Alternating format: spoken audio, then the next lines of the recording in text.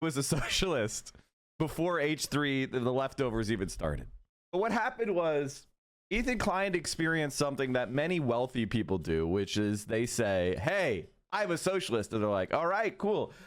But you're going to raise my taxes? I don't think so. Meanwhile, the stocks are in some of the wildest fluctuations I've ever seen. The stock market was crashing. But Claudia Scheinbaum came on her stream this morning, just as the opening credits were starting here, and said she's moving troops to the border of America, and that the Trump tariffs have been paused for a month. So apparently the tariffs are not going to happen because the stock market was crashing. And you can see where she announced that they spiked crazily. So do you see this chart? Like, this is this morning. The stock market was on a full free fall. Then Claudia Scheinbaum said, no, we're moving troops to the border and they ain't doing shit. And it was like, and it took off like a rocket ship. Somebody slammed, buy. So my reaction to this is, and that same thing with Bitcoin. Bitcoin was crashing massively, but then it had a massive skyrocket the moment Claudia came on. Like, it was down to 66. I'm sorry. It was down to like 90,000. And then Claudia came on. Somebody bought first. And somebody in the Mexican, some insider traders in Mexico bought first. And then it went poof, right with Claudia. Now it's up. It was down like 10%. Now it's up. We need a Claudia emote. You can't. Unfortunately, you can't put political figures as emotes. I don't know if you knew this, but it's against the rules on Twitch. Those are better TTV emotes. Those are not. Maybe I could do one for like that. I could upload one for better BTTV. But as far as like uploading to channels, you can't. This is the news conference. Yeah. Unfortunately, it's in Spanish. Yeah, two of you. I'd just like to ask you, President, what else can be done, particularly with regard to the migration problem, because the migrants have been very active in the last days and have been subject constantly to aggravation, and they've been promoting a boycott campaign on video and so on, and obviously they're very much against the criminalization of their stay in the States, and they are calling for demonstrations. Yesterday there was a big one in California, in Los Angeles, for example, where they blocked the freeways, and there were similar kind of demonstrations in many cities, in New York, Chicago, and so on. They were very intense, and I think that well, we ought to certainly address this whole question of migration to the States. I wonder whether you could, did you manage in your call to address these issues? And, you know, our brothers and sisters, we're going to have a working group, which will begin 2 months' time at 2 levels. A working group with the Secretary of State of the States and the Secretary of the Exchequer and Defense, working very closely with our brothers and sisters who are resident there. So new working groups are being set up, one on security and the other one on trade. This is very high-level work between the government of Mexico and the US, and obviously the migration working group will come after that. We are supporting them all the way, without doubt. It is the obligation of the presidency, after all, to defend Mexico in any part of the world, and that is what we will do with conviction. In this conversation, was there any possibility of your meeting the US president soon? We didn't actually talk about physical meeting, but certainly we talked about participation in the working groups on 2 subjects, including immigration. And what about the demonstrations in US firms which have investments in Mexico, in Arizona and another state, I don't remember which one, a demonstration against the tariffs, which would really shoot them in the foot, have a big impact on the American economy. There are some states, for example, which are saying no to these tariffs, so we're not going to accept them. And there's an inquiry, a poll which has been published the last couple of days about the states, or rather the whole question of tariffs on exports from Mexico, and there was 100% refusal. What do you think of this non-conformity of opinion in the States? I think that at the moment, or when it was announced, the tariffs, that is to say, on our exports to the US, there was a whole wave of media reports, and of course it was amazing. I agree. The quantity of people, firms, chambers of trade, and so on, communities which came out to defend Mexico and to defend the president. And, you know, we had to talk to the leader of another state. 31 states of Mexico were totally in favor of the president. And on the US side, many people, many organizations voiced their opposition to these tariffs. Politicians, senators, congressmen, and so on, but also many firms in the states saying that it didn't suit them at all. Apparently, the deal is that Mexico, according to, I'm looking at some of this is all breaking news, chat, so I've been looking on the other screen, sorry, but apparently Mexico is going to send 10,000 troops to the border with the United States, and the United States is going to crack down on guns, apparently, going into Mexico. This is the apparent deal that was made, and I can just say this right now.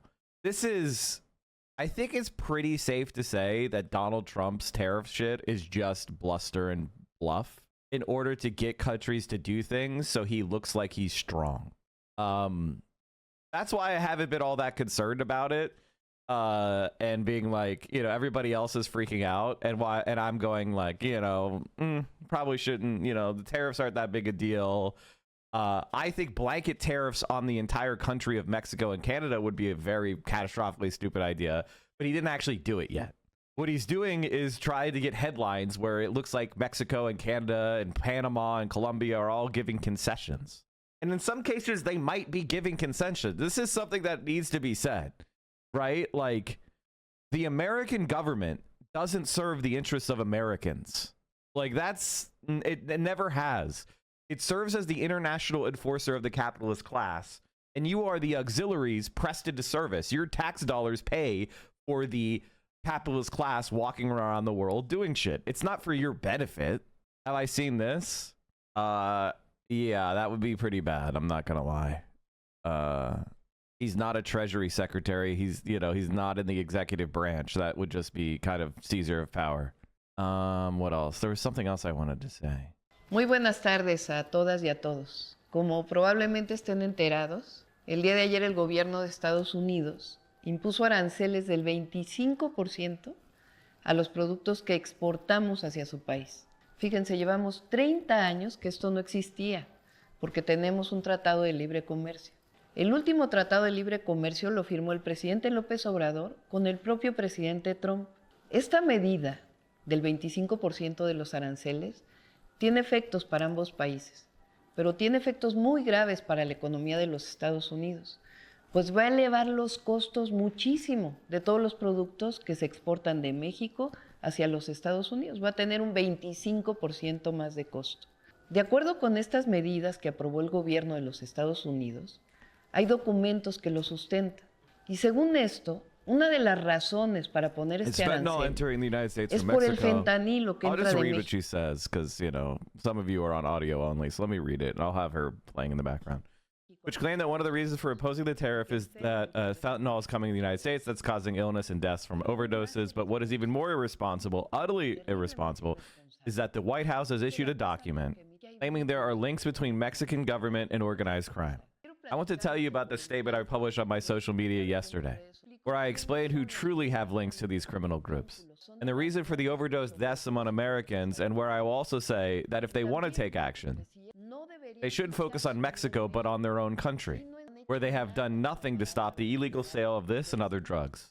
First of all, as I said yesterday, we categorically reject the defamatory claims made by the White House accusing the Mexican government of having alliances with criminal organizations, as well as any attempts to interfere in our territory.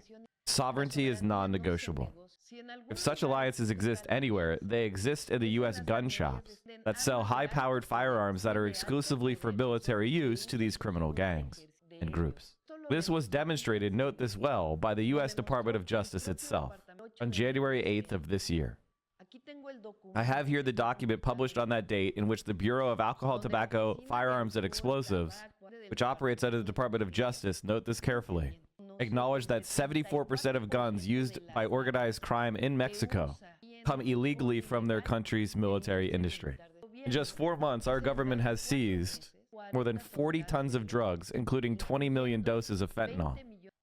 We have also arrested more than 10,000 people connected to those groups. We have a strategy, and we are addressing the root causes, and we are fighting impunity. We are working every day to ensure the country's security. Now, if the U.S. government and its agencies want to address severe fentanyl crisis in their country, why don't they start by cracking down on drug sales in the streets of their major cities? How is it that people with addictions can buy these drugs? Why have we never heard of address of U.S. criminal groups in the United States? How is it that money laundering by criminal groups there is not investigated? This is actually really an important point. This is the more important point, which is in the United States, major banks have been caught money laundering billions of dollars for the cartels. How many bankers went in prison for that? 0. You know what they do? They make them pay a tiny fine, and I'll show you. Bank pays fine for drug cartel money laundering. Like, look at this shit. TD, as part of the plea agreement, TD Bank has agreed to forfeit $452 million and pay a criminal fine of $1.4 billion for a total financial penalty of $1.8 billion. TD Bank has also agreed to retain an independent compliance monitor for 3 years and to remediate and enhance its AML compliance program. That's it. They had to pay a small fine. That's it. And they had to have an independent compliance monitor for 3 years. Slap on the wrist. And it's not the first time. This happens all the time. The chicken shit club of the American State Justice Department does this all the time. It happened on Deutsche Bank too. They did another slap on the wrist. Let me see if I could find it. This is all very recent shit. So Deutsche Bank. Which Deutsche Bank? There you go. The global laundromat scandal revealed Deutsche Bank's involvement in a vast money laundering operation over the period between 2010 and 2014. The operation may have involved as much as $80 billion. What happened? They gave them $186 million fine. That's it. Oh, that's not this one. Oh, fuck. This is a different one. This is a different time they got caught. I was thinking about the other time they got caught back in 2012. Let me see if I can find this. Maybe 2012 money laundering. Oh, that was HSBC. HSBC pays $1.9 billion fine. These are massive banks, and they just get a slap on the fucking wrist. If you want to actually stop the drug industry, you perhaps take the money out of it by going after the banks that are fucking doing money laundering. I mean, there's so many examples of them getting slaps on the wrist that I can't even find the specific ones I'm looking for because there's more I didn't even know about. This is the reality, which is the drug industry makes a lot of money in America for Americans, for Wall Street, for our intelligence services. Do you actually think it's Mexico that's responsible, or the billions of fucking dollars in demand that is allowed to percolate in the United States, and then the billions upon billions of dollars that is allowed to be laundered in the United States? Like, how do you think the Mexicans get the money back? The Mexican cartels, which, by the way, are connected to the American intelligence services. They don't put all their intelligence works to find the criminal groups that are selling fentanyl and other drugs in their territory. They could also launch a large-scale campaign to prevent drug use and protect their young people, as we do in Mexico. The drug use and distribution is taking place in their country. And by the way, here's the thing. Like, a lot of people were like, oh man, we already did this war on drugs thing. And it's like, no, we didn't. What we did is a war on black people and a war on poor people. We ignored the high-level distributors. We ignored the bankers. We ignored the people that actually make the money because they're connected to the United States government. That's why. And like, we use the illegal drug industry worldwide to give dark money for our intelligence services and our allies. This is stuff we've done. We did it in Southeast Asia. We have done it in Latin America. Like, this is just reality. And a lot of people are like, no, it's everyone else. And it's like, what, you think? So you think China just like ended the drug problem in their country because like they're super authoritarian and they know everything everybody's doing all the time? No. They actually went after the people that make, if you make a lot of money selling drugs in China, do you know what happens? You get the death penalty. They don't fuck around. And they do it for the billionaires and the bankers too. They don't just do it for like some random guy off the street. Why? Because China, you know what the biggest drug pusher in the history of the world is? The British. The British Empire was built as a narco empire. They had basically, they had slaves in India growing opium, and then they forcibly imported it into China. In fact, Britain declared 2 wars on China to force them to take in drugs. Drugs and empire have always gone hand in hand, and now it's our empire that's doing it. And if a few million Americans, poor Americans, are ground under, so much the better for this capitalist scum. They don't see you as human. They don't see you as an equal. Why don't they ask themselves about the root causes behind so much drug use for so long in the United States? Moreover, as I mentioned yesterday, the epidemic of synthetic opioids in the United States originates in the indiscriminate prescription of those medications, authorized by the Food and Drug Administration, the FDA, as showed by a legal case against a pharmaceutical company. She's talking about the Sacklers selling opioids and pushing them all over this country, and they got another slap on the motherfucking wrist. Again, the wealthy in America kill hundreds of thousands of Americans, and they get a slap on the wrist. It's because the American government serves the interests of the capitalist class, not even Americans. There's no nationalists in America. There isn't a single person. I have not met a single fucking person in my entire life who truly loves America and their fellow Americans. Not one person. Every single American conservative that I've met says, fuck you, why should I help X, Y, and Z person? They're talking about their people from their same nation. They treat them like a stranger. There is no American nationalism. There is this xenophobia. There is irredentist aggression, but there's no love of country. There's no belief in your fellow man. There's no connection. This is a country where people spend hundreds of thousands of dollars on cosmetic procedures and walk out of the fucking clinic enwrapped by bandages as they step over dozens of their fellow man on the street. They literally step over people strewn out on the fucking sidewalk. That is America now. It lacks any level of the bond of connection with each other. The bonds of fidelity and brotherhood and solidarity do not exist in the United States. It's not even a country, really. Canadian sports teams and owners are supporting their fans booing the U.S. anthem. Canadian sports fans have been booing the U.S. anthem in what appears to be a protest of recent political strife between the two countries. When reached for comment about the nature of the Senators' fans' response during the Star Spangled Banner, and Ottawa Senators provide the following statement. Our fans in Ottawa are passionate about their hockey team and their country. Show me a video. I don't want to read text about it. I just did, but in the future, like...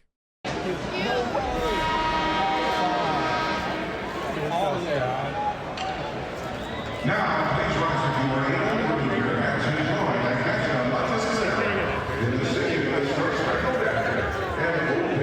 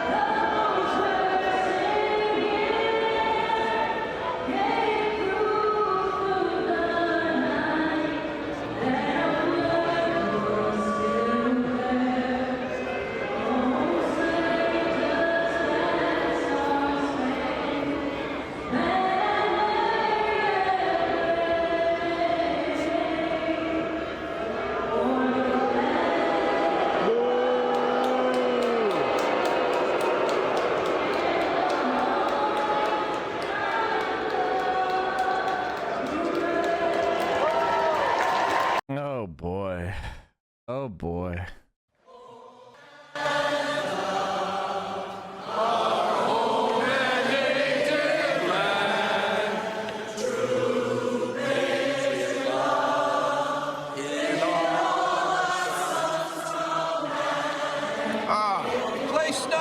I hate about coming here, you know? You gotta listen to that song all the time. Check out the flag. Now, what is that? Was that a weed on there or what? Come on, give me a break. Nice flag. Let's go! Let's go, drop the puck! Let's go! Who face off? No, face off!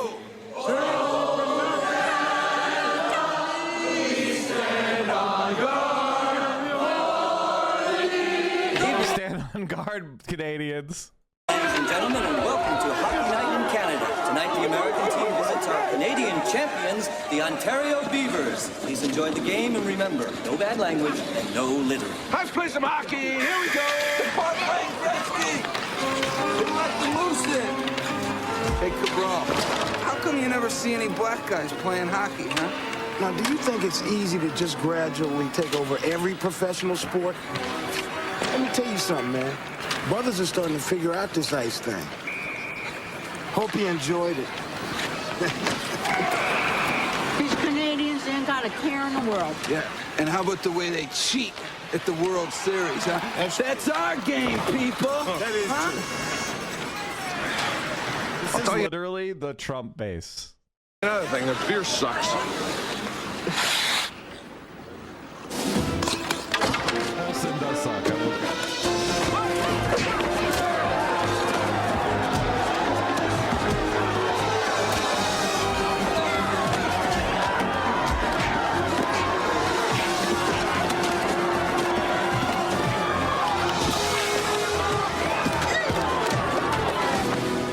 Oh, boy. Look at that. That's footage never seen on TV. Yowza! Amazing. All right, now how did you know that was a nuclear facility? Well, they tricked us on that one. That's a hospital. But it's a hell of a strike. We've got technology better than this we've never been able to use. A riot between Americans and Canadians broke out last night at a hockey arena in Niagara Falls, Ontario. Police estimate at least 60 people, including an American sheriff, were detained overnight by Canadian authorities. I want to call the American Embassy. All I said was Canadian beer sucks.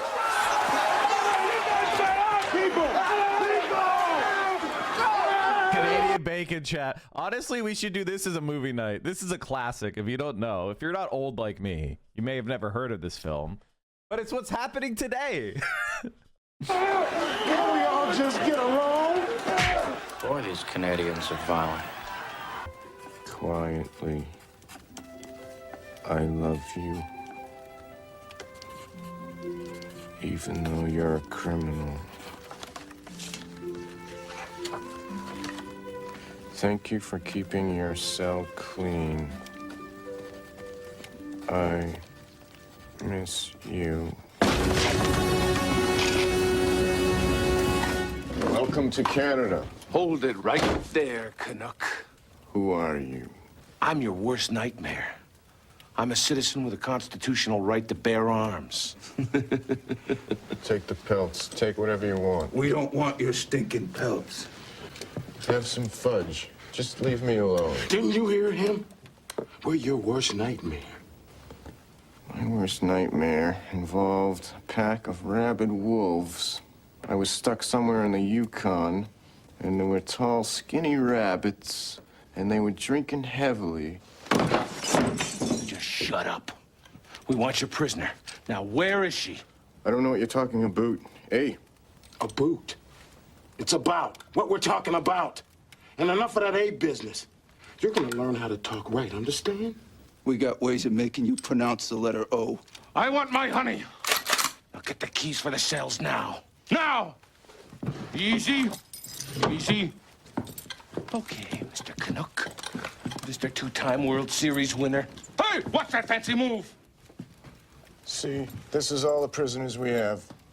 This man was arrested for putting regular gas into an unleaded tank. Where do you think you're going? Going over to... Do you guys remember leaded gas? I do. show you the next guy. All right, nice and easy. One step at a time, buddy. This man was arrested for being in too many bad moods.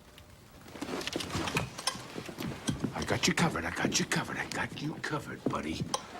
This man raided a company, merged it with his conglomerate, and then fired all the employees. Get away from the bar, you scum! Hold on, Jack. Now you tell us where Honey is. Let me paint a picture for you, buddy.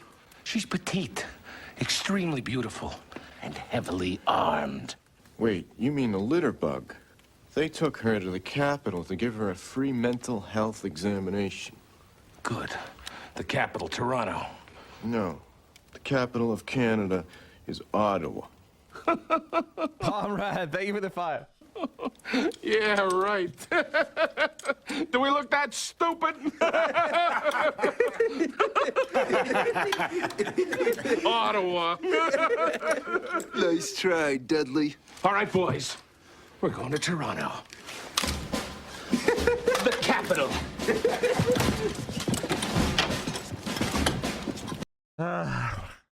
Like, honestly, you can't even do this kind of shit anymore. If you don't know, let's see what the. I don't know why I just watched that. Fuck all of you. That's why. I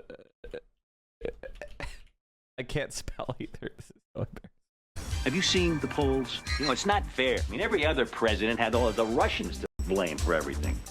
What have I got? For an unpopular president, The voters felt that your being alive or dead had no real bearing on their daily lives. it's time to give war a chance. Dad. What are we going to do for an enemy now? A riot between Americans and Canadians broke out last night. Now, with a little inspiration, All I said was Canadian beer sucked. Give me 1 week and I'll have Americans burning maple leaves. they'll create a cause worth fighting for. Is Canadian Prime Minister Clark MacDonald a member of a satanic cult? Oh, that is stunning. Canadians are always dreaming up ways to ruin our lives.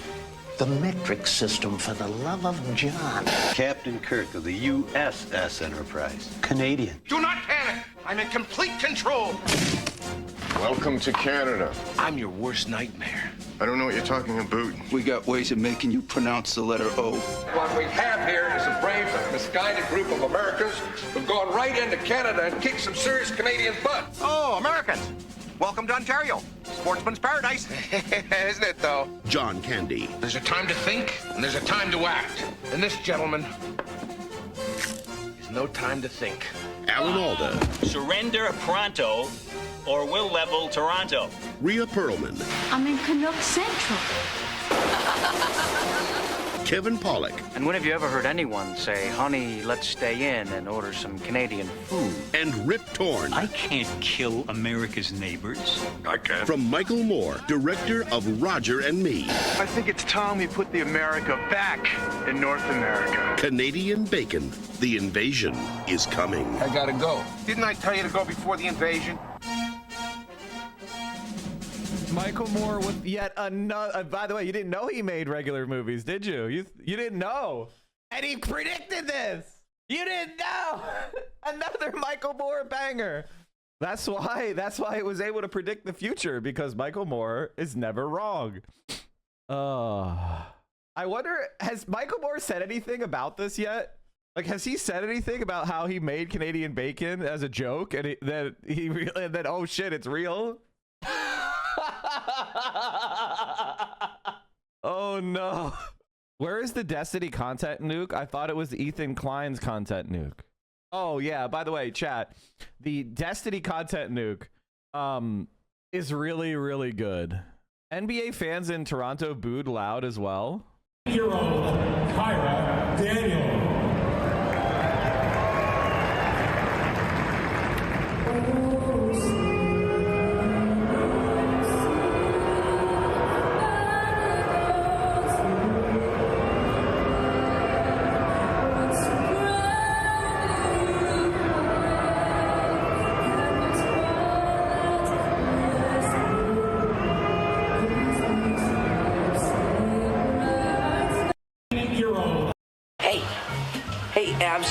I've seen this one. This is a classic. Here I come. Oh, here I come. Hey. U.S. to annex Canada. Uh-oh. Oh, no, no, no, no, no, no, no, no, no. This is the kind of American soft power. My conservative dad showed me Canadian Bacon years ago, and he loves the movie. I don't think he knows it's a joke or was made by Michael Moore. Guys. Oh, sorry. I have my titles all fucked up. Hold on. What do I want to title it? What did I title the stream? Oh, I said Hasan destroys Ethan Klein's content nuke. Okay, that's what I said. All right, that'll do. That'll be fine. By the way, like the idea, I don't really want to watch the content nuke. I'm being quite honest with you, chat. I don't want to watch it, but you guys want me to watch it. And the problem with it is it's so profoundly stupid. Like it needs to be refuted. And I with all due respect to the people that have watched it, I think a lot of like, you know, I think Denham's handled it pretty well and Frogan handled it pretty well, but they didn't debunk like stuff really in any kind of deep, because they were laughing at how ridiculous it was. But a lot of the stuff in there is really, really stupid. And like, for example, Ethan Klein claims that he can't find the article. If somebody could send me to that section, I just want to show you some of the stuff. Like he says he can't find the article of that Hasan was referencing with the AP about Xinjiang. It's a much shorter content nuke to summarize DGG. He mostly does political commentary now.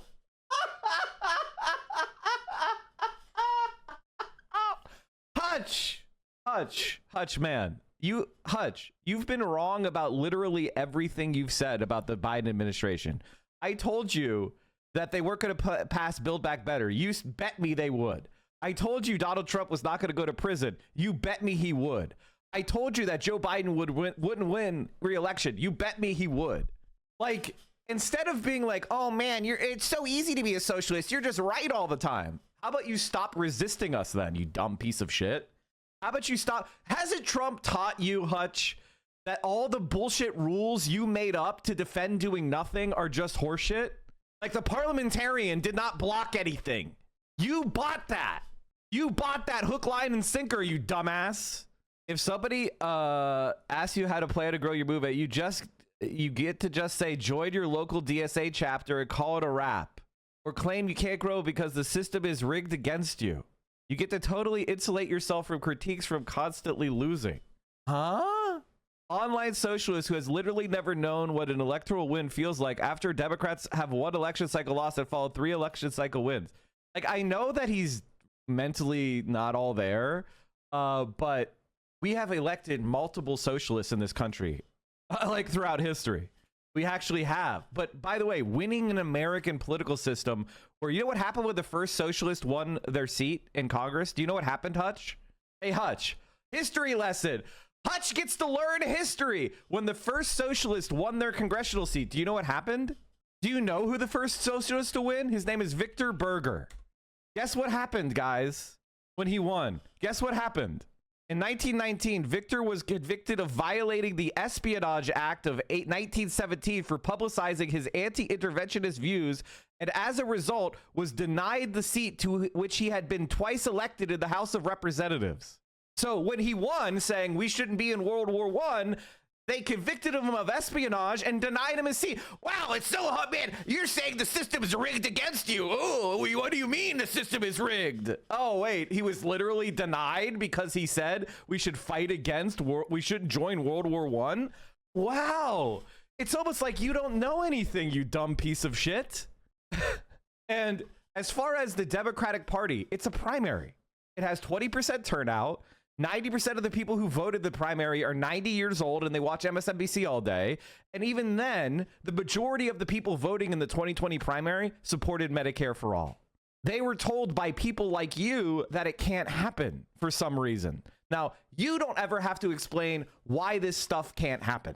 You just wave a magic wand about how this stuff can't happen, and then you super fucking lose, and then you go, oh, I can't believe you're criticizing us for being losers.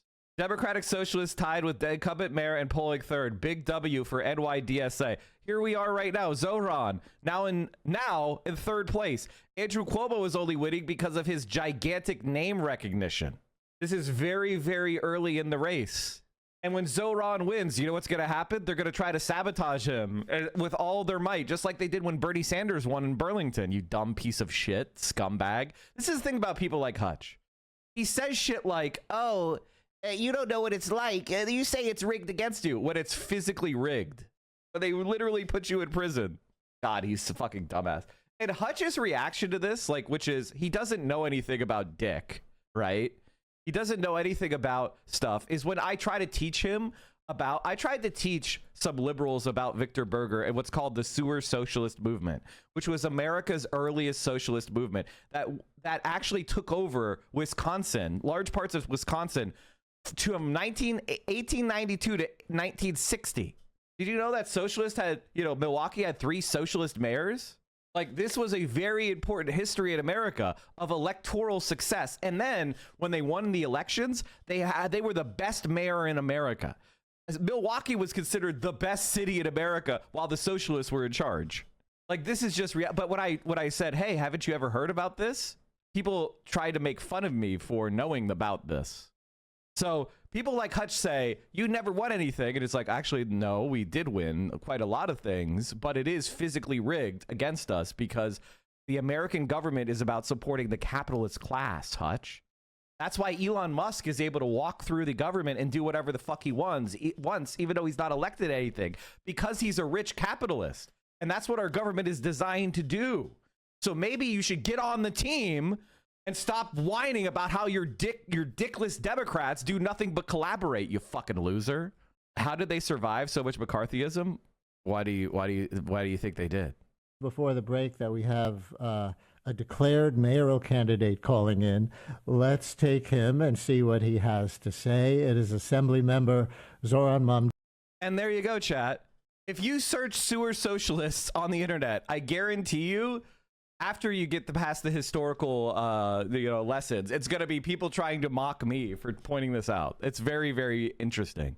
Since I teased before the break that we have a declared mayoral candidate calling in, let's take him and see what he has to say. It is Assembly Member Zoran Mamdani in Astoria, Queens.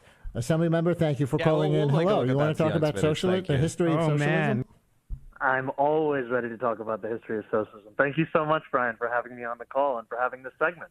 You know, I think when we're talking about this topic, one of the things that comes to mind for me is the concept of sewer socialism, which was a term that was coined by a delegate to the Milwaukee Convention of the Socialist Party of America to describe the project of municipal government that transformed that city, where you had socialist mayors who went on to build public health infrastructure, publicly owned power system, improving workplace conditions, expanding education, truly putting the needs of the working class at the center of city government.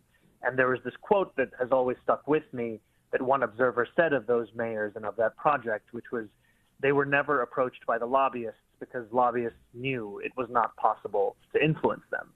And that ethos, that vision, it has been a real guiding force for so many of us legislators who are members and endorsed by the New York City chapter of the Democratic Socialists of America. Oh, by the way, chat, I just searched sewer socialism on Twitter, and Ben Shapiro's biceps, this is screenshotted me, and I said, the Jonah Hill situation reminds me that modern neoliberals have only 2 solutions to problems: education and therapy. As Jonah shows, they both function to uphold the status quo and enable powerful white abusers. Wish we had a politics and culture that cared about material results.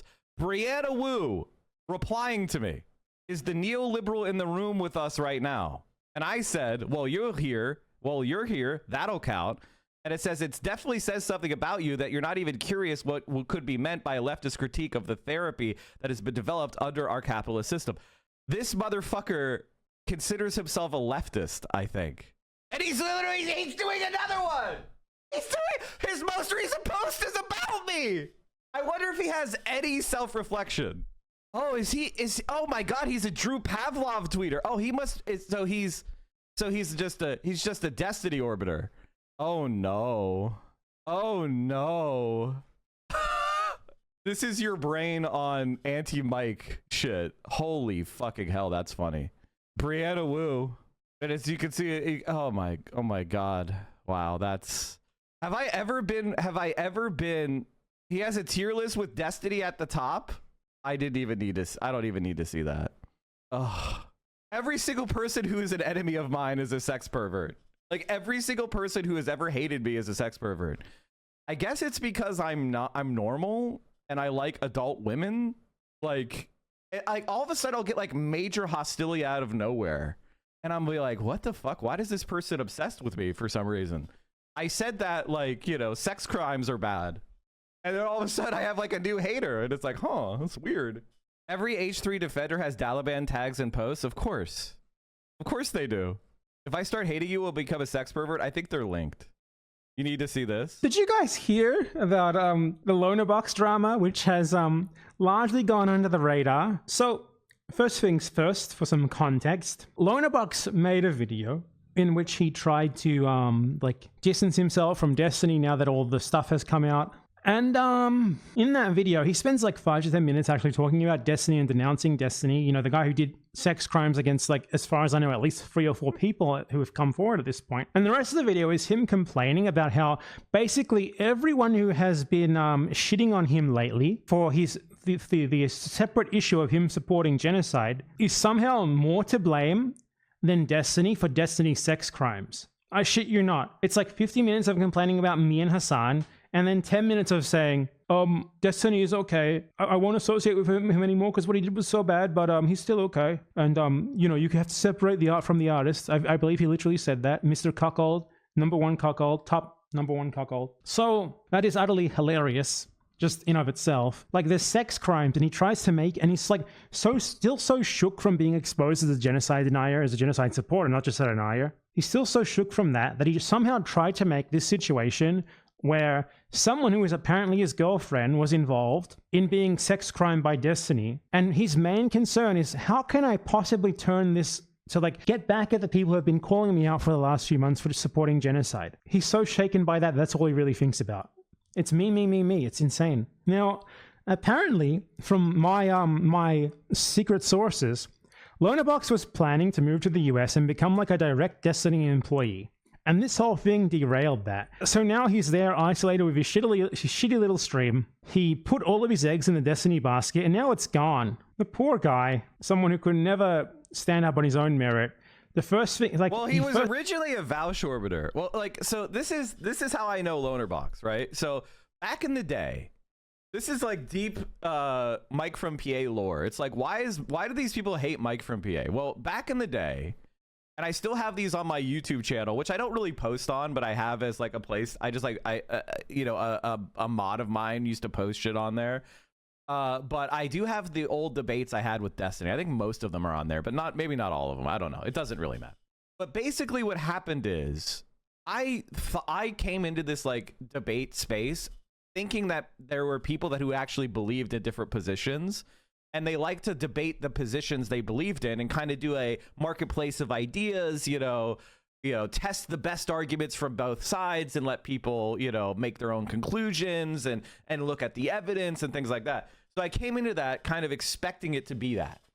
And I had a debate with Destiny on Biden versus Bernie electability and, you know, prospects for the next administration. Like, should we go with Biden or should we go with Bernie? Like, who is a better person? If we could pick someone to win the primary, why should it be Bernie over Biden? And we had a debate. And at the end of the debate, not only did I trounce Destiny to the point where he said, this is a direct quote from Destiny, "Wow, talking with Mike makes me really want to learn more about electoral politics. I am so sorry. I am so sorry. I apologize." I trounced him so thoroughly that he said that he wanted to learn more. Now, because I trounced him that hard, I went on Hasan's stream right after, and we were kind of chuckling about how Destiny doesn't know anything. And he was already kind of going nuclear against Hasan. The fact that I was also friends with Hasan, I guess he felt like an existential dread of being replaced. And so he's gone on the attack ever since. He tried to debate me like 5 more times and gave up. And you'll never, ever, ever, ever, ever hear DGG, when they attack me, cite any of the 6 debates we had. It was like 20 hours of debates. You'll never hear them cite a single thing from any of those factual debates. Why do you think that is, chat? Why do you think that it is? 6 years later, he's still obsessed. We had multiple hours of debate. Why aren't they citing these things? Can we watch one of the debates? I'd rather, honestly, no. We've done it before. It's very boring. And bro, I saw him literally screaming over not knowing a margin loan was a thing. I stopped watching it. Yeah, isn't that embarrassing? Like, isn't that crazy? Like, if you are a regular person and you open up a brokerage account, they tell you about margin loans. Your V debates were the literal fraud check that turned into a whimpering lolcow tiff pilled. Well, the thing is, like, my vouch debate is exactly the thing. Like, that's the one where I got pissed. I actually called him a fucking moron and said he doesn't know anything about politics. And I was like literally yelling at Vouch because he's a fucking idiot. He's legitimately a dumb piece of shit. And people are like, wow, you yelled at Vouch. And it's like, yeah, I would do it again. Go back and look at what I was saying there and see if anything I actually said was wrong. And this is one of the things that these debate perverts like to do. They like to do the thing where they understand that a lot of people aren't really listening. They're inside their own head thinking about their own shit. And they're just kind of like floating through life, half paying attention. But when somebody yells at you, it like jerks you out of whatever fucking daydream you were in and you have to pay attention. And a lot of our first impulses is like, oh, somebody's yelling. We need to calm them down. They're being unhinged. They're being irrational because only irrational people yell. You know, I call this like wasp pilled. Wasps are people who you could say whatever you want as long as you say it calmly. But if you say something loudly, well, then now you're a problem, right? Because it's not, it's outside of decorum. So their entire point is the strategy to get you to yell and go, are you having emotions? Caught you. We got you. We made you mad. But while not actually addressing the words that come out of people's mouths, right? Now, I come from a more Italian background, right? I come from an Italian-German background. Yelling was part of our normal conversations. People would be yelling and gesticulating all the time. We are used to it, okay? For me, yelling is just how you emphasize a point. So, Vouch unironically made Caleb Maupin look intelligent in a debate. I said, Caleb Maupin is really also a freak. And so the goal is to like have somebody else get emotional while they get to like make a smug face. And like legitimately with the Vouch debate, I could go back and watch it and like I won't disagree with a single point I was making. But people will be like, you don't even like at one point the reason why I'm bringing all this up is because Destiny and Vouch and Lonerbox are part of this like milieu of sex perverts. And they all have the same kind of orientation toward their audience, which is I'm going to use my audience members for sex. You know, like I'm going to, if people are a fan of me, I'm going to look for my fans that I find the most attractive and try to have sex with them. Like that's literally a process that they engage in. And I think that's weird. I think that's abusive. I think that's like problematic. I don't think you should do that to your fans. I'm not saying I would never ever date anybody who ever watched me ever. I mean, now it's never going to happen. But what I'm trying to say as a general rule, I don't consider that a general rule. I think it's possible that someone could meet you through your community, and over time you have a relationship that develops. I'm not going to blanket say that that's impossible. However, doing what they do, which is seeking out 19-year-olds with mental illnesses to fuck and then throw to the wolves for content is disgusting. Oh my God, Vouch is a sex pest too? What? He was the first one of them to be exposed as a sex pest. He was the first one. Oh, I think you're being sarcastic. Sorry. And so apparently they all like were attacking me behind the scenes, and I didn't know this because I wasn't a sex pest. So these people have been like dedicated to destroying me and Hasan because we're not sex pests. Like they only want people who are in their like, they have like a system of like abusing fans, and they don't like people that disapprove of it. You know, while we're on the subject of Christian Divine, like when I talk to bro, okay, now that I got your attention, can we talk about Destiny dying? Like, can we talk about Destiny getting canceled? I know he don't pop off. I mean, I know he's kind of on here. I'm not sure. I've been avoiding making content about this on my YouTube channels because I don't want to attract Destiny's. No. No, this is a mistake. This is a mistake. FD Signifier fans, mods, if any of you are here, tell him this is a mistake. He needs to make it on the YouTube video. He needs to blast this out. This needs to be the top result. I'm sorry. Like, yes, the fans are demotivated. His defenses are down. Shields are down. You need to go on the attack. If you know somebody who has beef with Destiny, tell them the shields are down. The line is faltering. Fire away. He's one shot. Int. This is the time to take the shots. Like, get in there. Int. Commit. Overcommit. Shields are fucking down. What's left of his fan base, because his fan base is fucking ridiculous. But I got to get it off my chest. Like, I've never been so locked into judging character that I have the last couple of years as becoming a content creator. I had some L's. I've had some L's. If you know, you know. I don't want to get into it. But every person I pointed at in the last 3-4 years on YouTube, on LeftTube of any capacity, and I was like, nah, it's been self-evident. And never has it been more satisfying than watching Steve Bunnell take the L. And what's frustrating, there's a couple things frustrating me about this. Number one is his former, I almost would feel better if everybody that rolled with Steve Bunnell, Nebraska Steve as I call him, when he was using the N-word on Twitter, and had a whole debate about why white people should use the N-word, and was all up in black people business around the manosphere, and said that protesters for BLM should be shot by rednecks or some shit, and had was having white supremacists after white supremacists on his channel to debate them and resurrecting their careers. Found out he was fucking both male and female white supremacists that he was bringing on his channel. I know I'm forgetting some shit. Shout out to Ryan Beard, who made the whole breakdown. But like, y'all stood through all of that.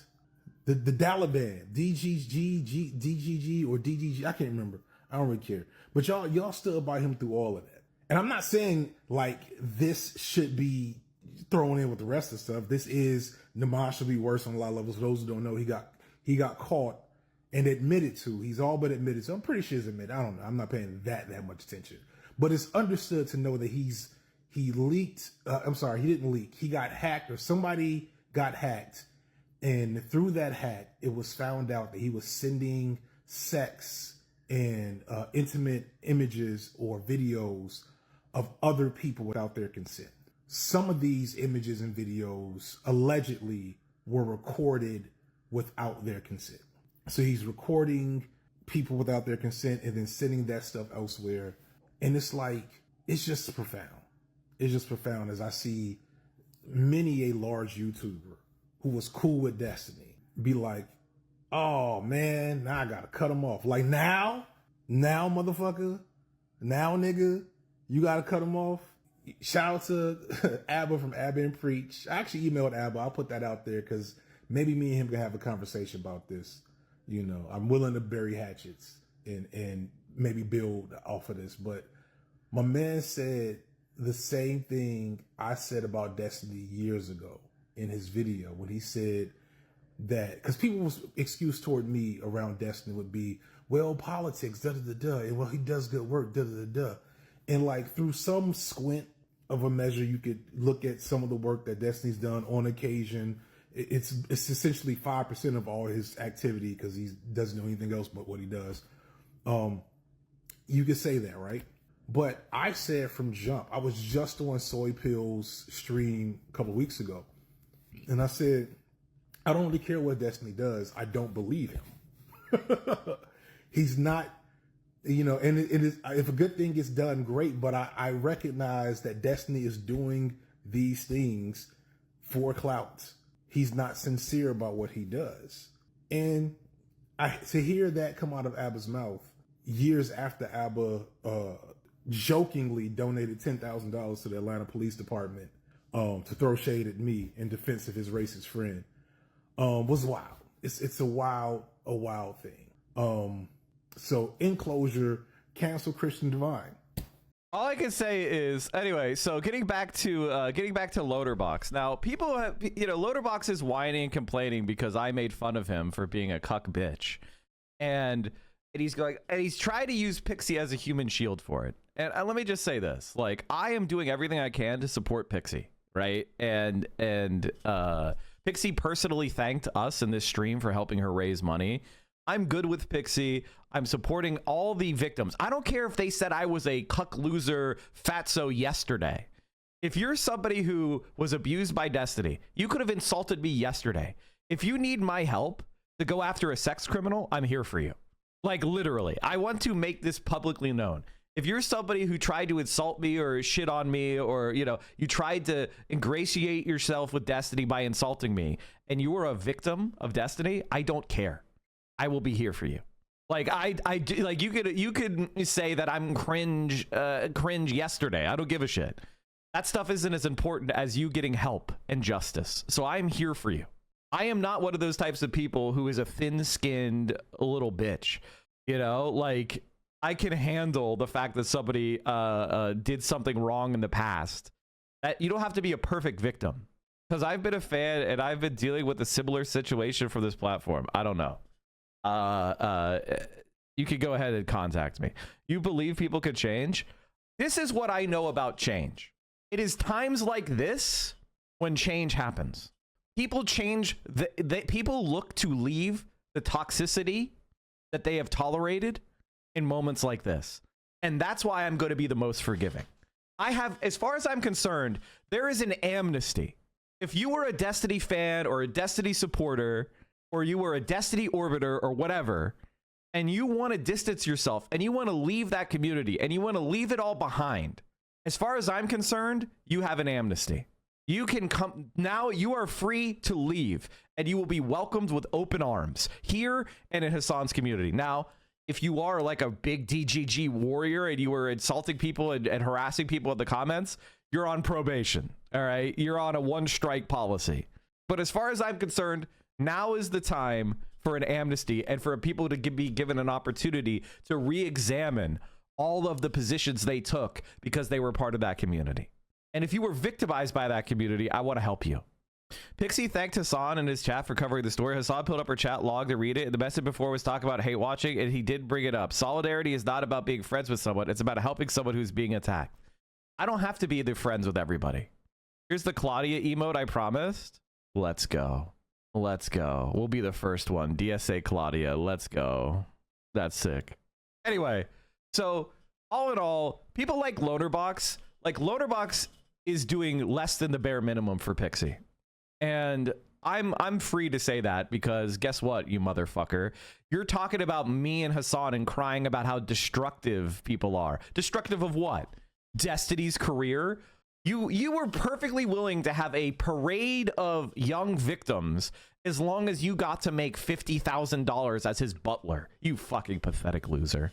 I mean, like, go work at McDonald's as an assistant manager and actually produce something of value for the world. A cheeseburger. First started out sucking up to Vorsh. His stream had like nothing but Vorsh notification, like Vorsh sound effects when someone subscribed or something, for example. Then he moved on from sucking up to Vorsh to sucking up to Destiny, and he had like the future all planned out. He was going to become like Destiny's like sidekick, official sidekick, and then it was just ruined. Destiny just had to go and like do sex crimes. Damn it. Now, I also made a video on my second channel recently called like these YouTubers prey on their fans, and it was about Can I just pause for a second and talk about the meme, put the fries in the bag? Let me just say this. A person who works at McDonald's and puts a single French fry into a single container to provide sustenance for another human being does more than the entire political history of Destiny. Like, they do more positivity by sustaining life at McDonald's in the very first shift. The very first burger flip they do are more valuable for humanity than every single thing Destiny has done his entire career as a content creator. Like, there is no doubt in my mind that if you followed a fast food worker for a week, they're doing more positive than Destiny has done in his entire life. I mean, even before Destiny was a streamer, he was in gambling. He was worked at a casino. He's just attracted to being a disgusting parasite who hurts people and takes advantage of them. In before people are going to tell me that working and gambling is not a problem.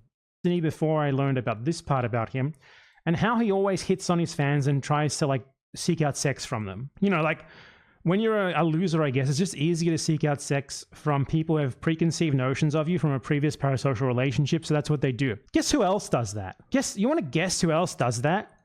It's a Destiny Orbiter. I'm giving you a hint. Who do you think, which Destiny Orbiter do you think does that also? Who do you think it might be? Would you believe it if I told you that it's Lonerbox? And that the person who he did this with released a bunch of screenshots of their cyber sex. By the way, I find it insane, totally crazy and insane that these people have cyber sex just on Discord, and like, not even just on Discord, but on their like the Discord account that they also have linked to their YouTube and everything. So this person posted these chat logs with Lonerbox on Reddit and then deleted her account. Her name was Kosher Katie, apparently a massive Zionist, and that's okay. Yeah, like this is just like, what can you even say? What can you even say? So Lonerbox apparently was in a relationship while doing this with a fan. That's why I'm covering this, because Lonerbox went on the attack against me and Hasan and Bad Empanada when we were standing up to Destiny's sex crimes. He tried to distract from Destiny's sex crimes by going after us and saying, they bullied me off the internet.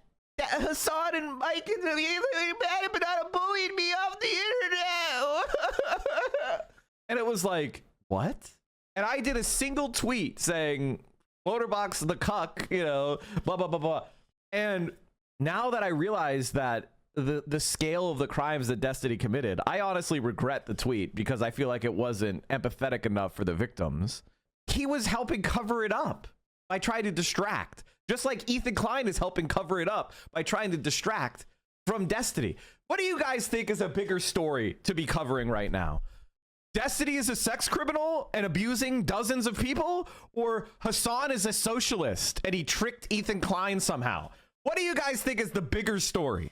Like, let's be honest. In the streaming space, what's a bigger story? One of the biggest streamers for the last 15 years is a sex criminal, or Hasan Piker is a socialist. Which one do you think is the bigger, more important story that we should all be paying attention to? Seriously. Like, are you fucking kidding me right now? Like, there's not even an ounce of relevance to anything Ethan said. Ethan said nothing of value. Hasan speaks live for 8 hours nearly every single day about his views. There's no secret. Go to his fucking stream once. Go to his stream one time and you'll realize, oh wow, he's skeptical of American imperialist power. He's anti-capitalist. He's a socialist. He believes in, you know, international solidarity, the labor movement. He wants to, you know, pass reforms that'll make American workers' lives better. Wow. Like, what a surprise. Terrifying. It's just like, even if you think that Hasan needs to be exposed or whatever, now is the timing for it. The same day that the Destiny nuke drops, the same day that a major video comes out from Mr. Beard, I want to, since all of you are here, I just want to make sure that you guys, none of you miss this video. The Destiny nuke, contact nuke Destiny. Ethan nukes Hasan. He's publishing videos.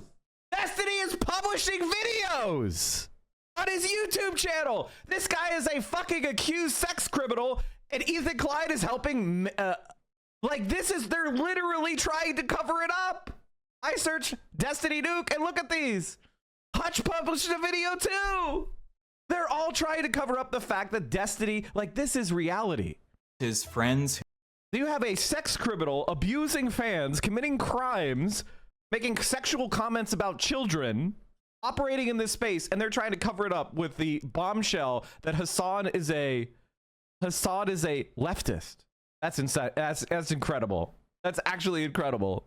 By the way, did Hutch actually make a video about Destiny? He didn't make a video about Destiny's situation. This is a guy you've collaborated with for years, Hutch, who you've said is intelligent, and you're not even going to make a video. You're going to make a video about Ethan Klein's video? That's actually like I think they're pathetic fucking losers. Like I think Hutch is a pathetic fucking loser, but sweeping sex crimes under the rug is actually insane. That's why she loved Lonabuck so much. I'm going to. Can we also point out the fact that Willie Mack Show has said he was going to make a Destiny video, but pulled it and hasn't made one since the whole SA announcement? What happened with Willie Mack Show's Destiny video? Read this out intentionally in the hopes that people will meme me reading this. Okay. Where will you come? In my fantasy, you fill my pussy with your cum and watch it drip. Lonabox is. Oh my god.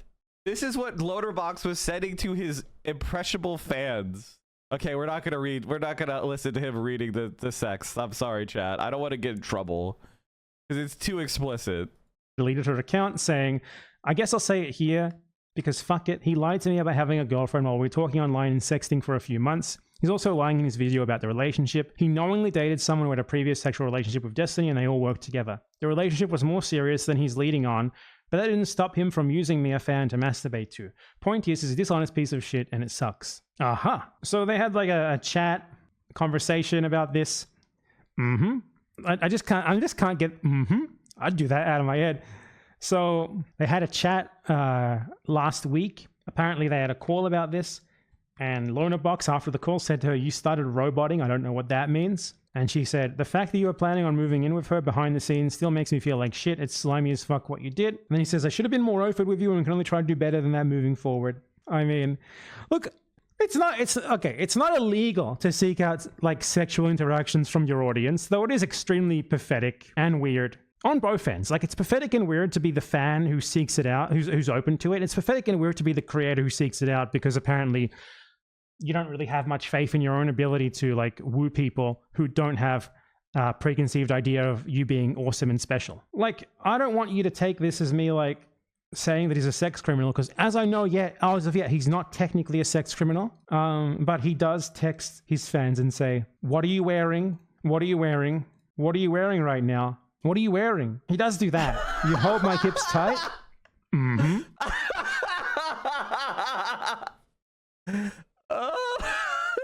I'm trying to imagine me like messaging Hackstock and being like, what are you wearing right now?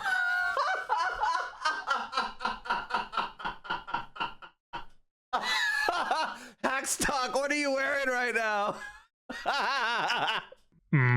I'd do that. I'd do that. I'd do that. I'd do that. Man, Loaderbox really knows how to lay down the sexting. Oh, this is incredible stuff.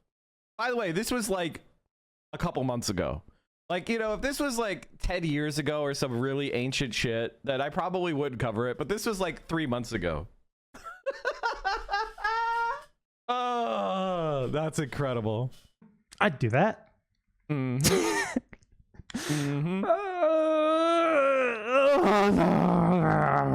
See, like, there's a lot of fucking people who do this with their fans, man. And like, as I said, it's not a crime until it does become a crime, like what Destiny did. But it's fucking weird and creepy. There has to be so much more of this. I wish I had it. Where will you come? So yeah, I mean, put another one in there on the list of people who prey on their fans. But the fact that Lonabox has fans is insane, though it does not surprise me that the fan in question is like a genocidal Zionist. That's on brand. Like, I mean, it's pretty clear that Lonabox was like a full-on part of like the Destiny Orbiter like sex cult. He just, as we know, he hasn't gone as far as literally doing sex crimes yet. I'd do that. I just don't understand. Like, talking to people on Discord. Dude, no one who I know even has Discord. Like, it's like the equivalent of like the CEO of Coca-Cola sexting someone like in the DMs of the Coca-Cola Twitter account. It's so weird. The only reason I even have Discord is because like you're expected to have it if you're a YouTuber. You're expected to have a server. And like these people use it like to like hunt fans to sexually roleplay with. Like there's just chat logs of Destiny on his main Discord account sexting people. There's chat logs of just Lonabox on his main Discord account sexting people. Every single time. Well, you have to like remember who Destiny is. Destiny is a creepy 5'7" Cuban man who is emotionally unstable. Like, he's not rolling to the club. You know what I mean? Like, In order for him to get access to these young girls, of course he's going to use every trick in his book of abusing the power of his position as a trusted member of the community to get access to these young girls. That's all. And there's one of these scandals. It's fucking Discord. Tom Like a Tom says, you know what? Come to think of it, you've never even asked me once what I'm wearing, and I'm starting to feel like you don't even care. I do care what you're wearing. I want you to be fully clothed while watching this stream the entire time. And I don't mean just sitting there wearing pajamas. I mean, get up like an adult, put on your fucking like attire for the day, you know, throw a load of dirty clothes in the laundry while you're up. And like, this is what I want you to do, chat. Everybody in the chat, I want you to do one work piece of maintenance or cleaning in your apartment or home today, minimum. And I want you to make that a new daily, before you go to bed at night or settle down to play video games or whatever you do to relax, I want you to do one piece of maintenance work or cleaning in your apartment or home. At least one. Maybe that means do your dishes. Maybe that means sweep the floor. Maybe that means change the sheets. Maybe that means throw a load of laundry in the washer or dryer. I want you to do at least one fucking thing every day. Minimum. No days off. That's every day, multiple times a day. Yeah, that's called being neurotypical. You're already on point. I'm trying to help the people that are not neurotypical. If you're already like, I do like 5 things every day. Well, yeah, good. You're normal. Continue doing 5. All right, let's keep going. Bored. Anyway, I wanted to cover that because it's very funny how Chill says there are weeks where no dishes are done and there are days where the dishwasher is run 2 or perhaps 3 times. Okay, first of all, at no time should your dishwasher be full and running and you have additional dishes to do unless you just hosted a dinner party. Like you should be like cleaning your dishes like daily or maybe every other day if you live alone. And eating from the same plate over and over again is dangerous and you're going to get food poisoning. You're going to get sick. Unless you do food. There are exceptions. If you're like highly organized doing meal prep or something, fine. But like, I'm talking about people just leaving shit to rot. Now, I'm not saying I don't do that from time to time. Do I use paper plates? I don't like using paper plates. Personally, I don't like using paper plates. I got 2 sets of dishes from Costco. That's what I do. Our 4-person household uses at least 2 dishwasher loads a day. Yeah, that sounds about right. If you have 3 kids, I'm 100% using paper plates to stay sane. Did Jordan Peterson possess you? No, these are just... Can I just say this about the left? There's 2 things about the left that really do bother me, and I'm going to get it off my chest. Number 1, the idea that living in filth is okay. Number 1, no, it's not. And number 2, the idea of like, oh, we need to bear witness to the oppressed. No, you need to be strong to overturn oppression. There's this like fetishization of victimhood, number 1. And number 2, there's this like self-justifying rotting as like being okay.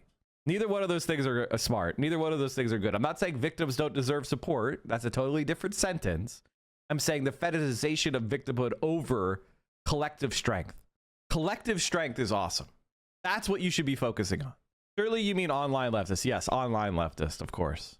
Will you stand up for those who don't have a dishwasher? Yes. You have a dishwasher. It's called your hand. he tried to make Destiny's sexual assault, like the guy who he chose to work with for months and months, like he desperately tried to turn it into something that he could weaponize against those of us who have shown him to be a genocidal maniac, because he doesn't actually know how to refute us in the facts of him being a genocidal maniac.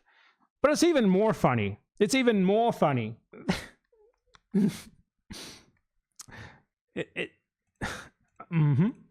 I'd do that.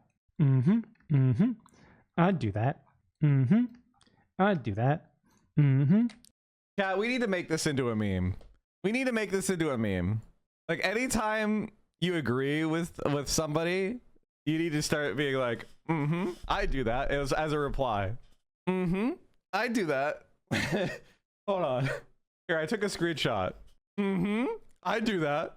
I do that. I do that.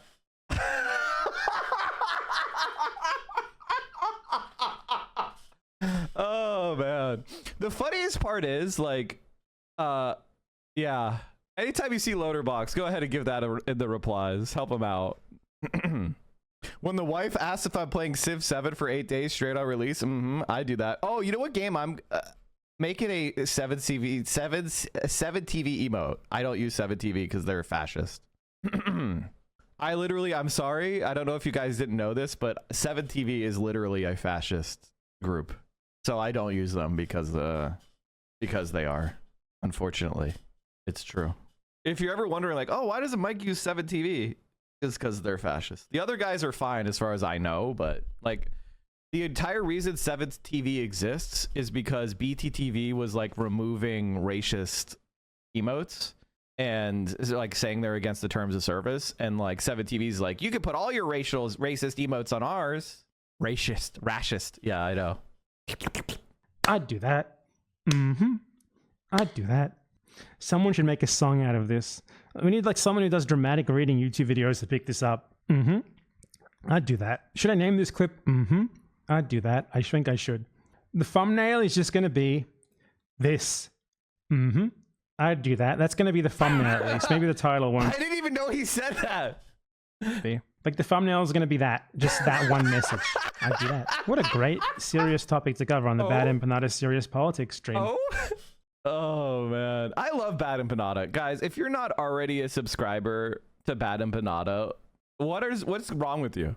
Like, I may not agree with every single one of his political takes, and we have our disagreements, but this is the thing about disagreeing with somebody. You can disagree with them and continue to support them.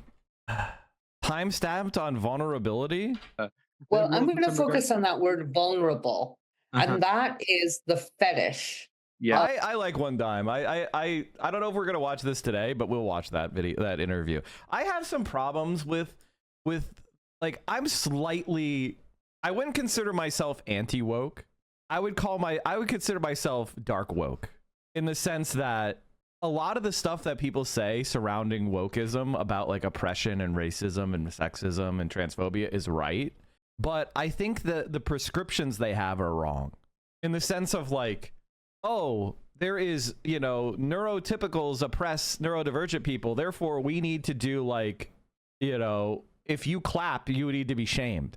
Like, I think that is where it falls off the rails. That's the type of shit that I just think and also the idea that class is just one of many things. It's like, yes, your class is important, but so is your race and your sex and your blah, blah, blah. No, class is the thing. Every other oppression models off of class oppression. All right, like class oppression is the heart of oppression. You have the exploited and the exploiter. Every other type of oppression models off of that.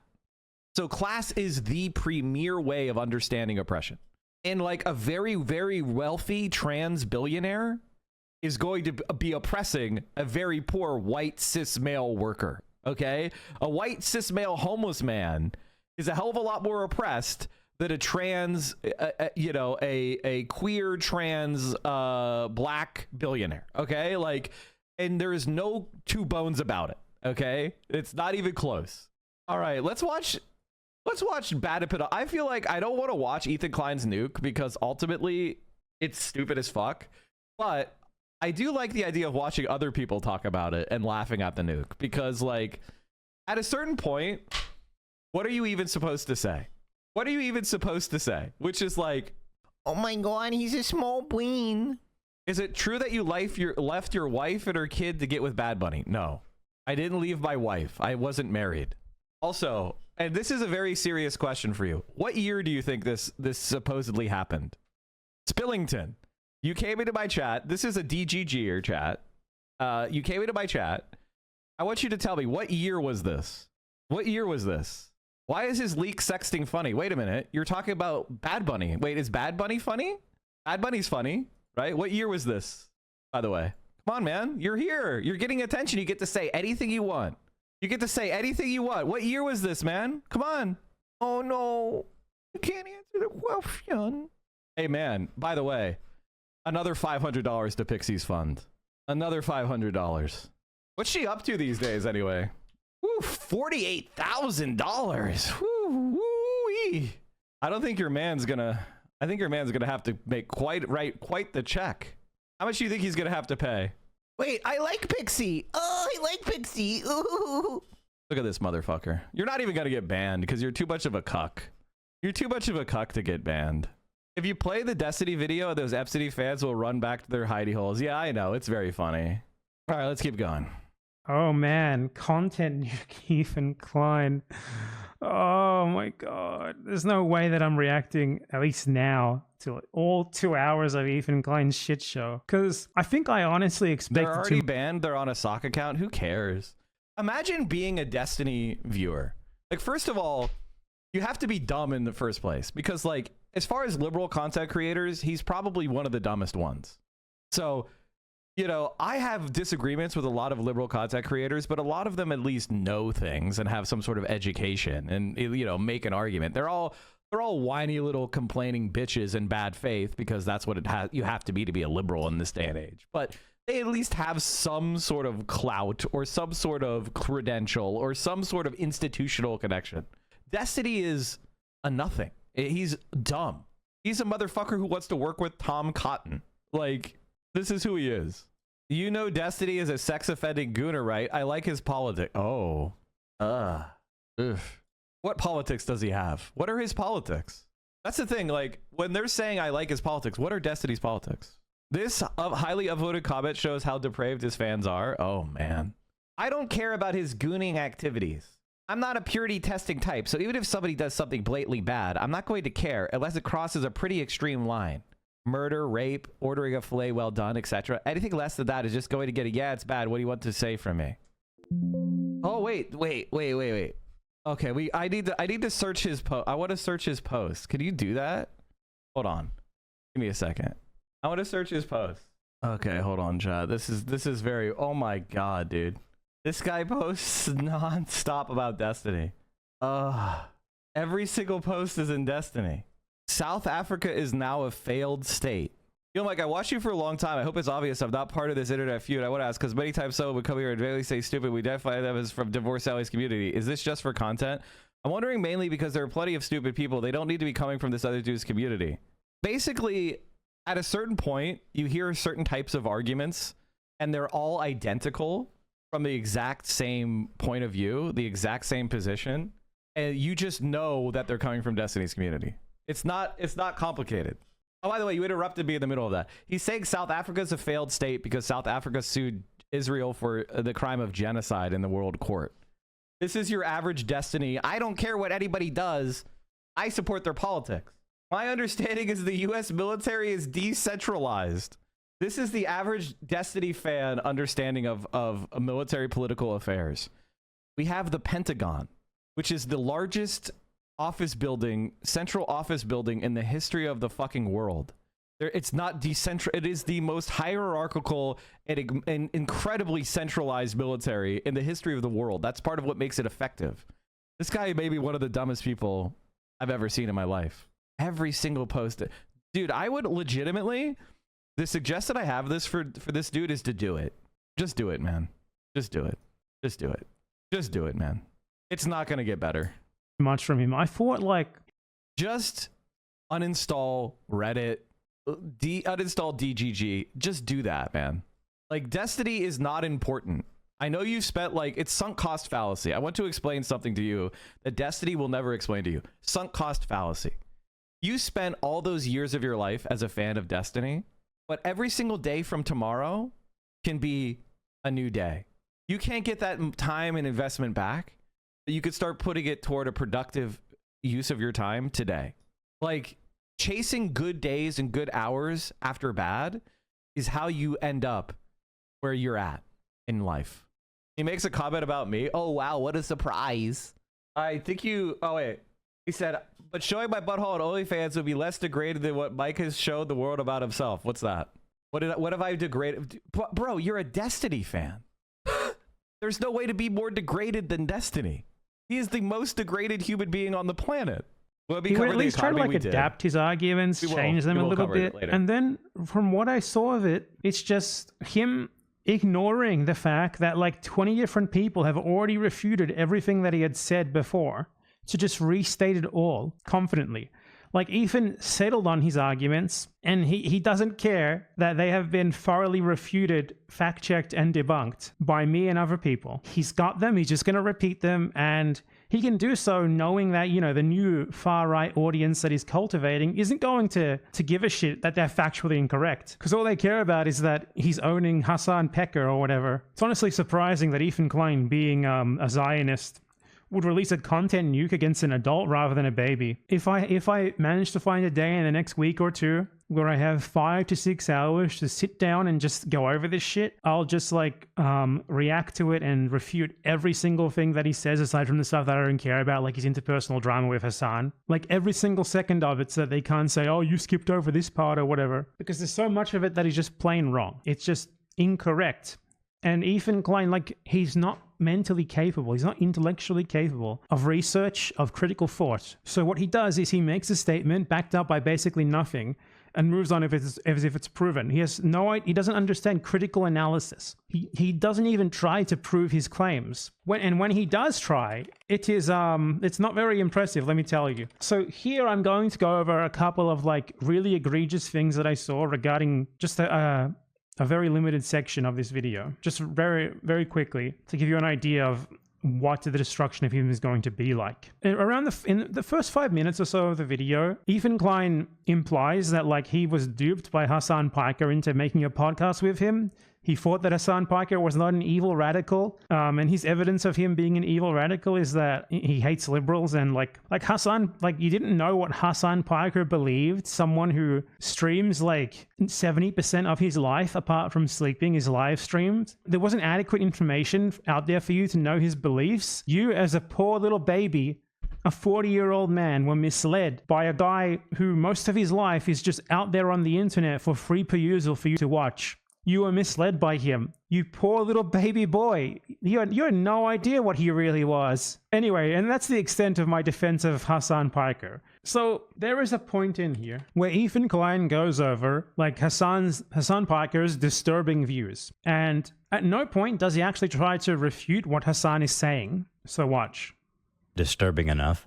I started to notice that Hasan was carrying a lot of water for communist states' war crimes and genocides. Like Ethan Klein, who said Yoav Gallant, who's been indicted by the International Criminal Court as a war criminal, and Ethan Klein and his wife said he was a good guy, is saying that Hasan carried water for war crimes? What war crimes? What war? What do you call Crimea? I call it a part of Russian territory, bitch. That's what I call Crimea. I call it Crimea River. That's a joke. A Russian river. By the way, like, Crimea was annexed by Russia in 2014. Okay? And the United States of America and Europe did not sanction Russia. They continued to buy their gas. They continued to buy pipelines.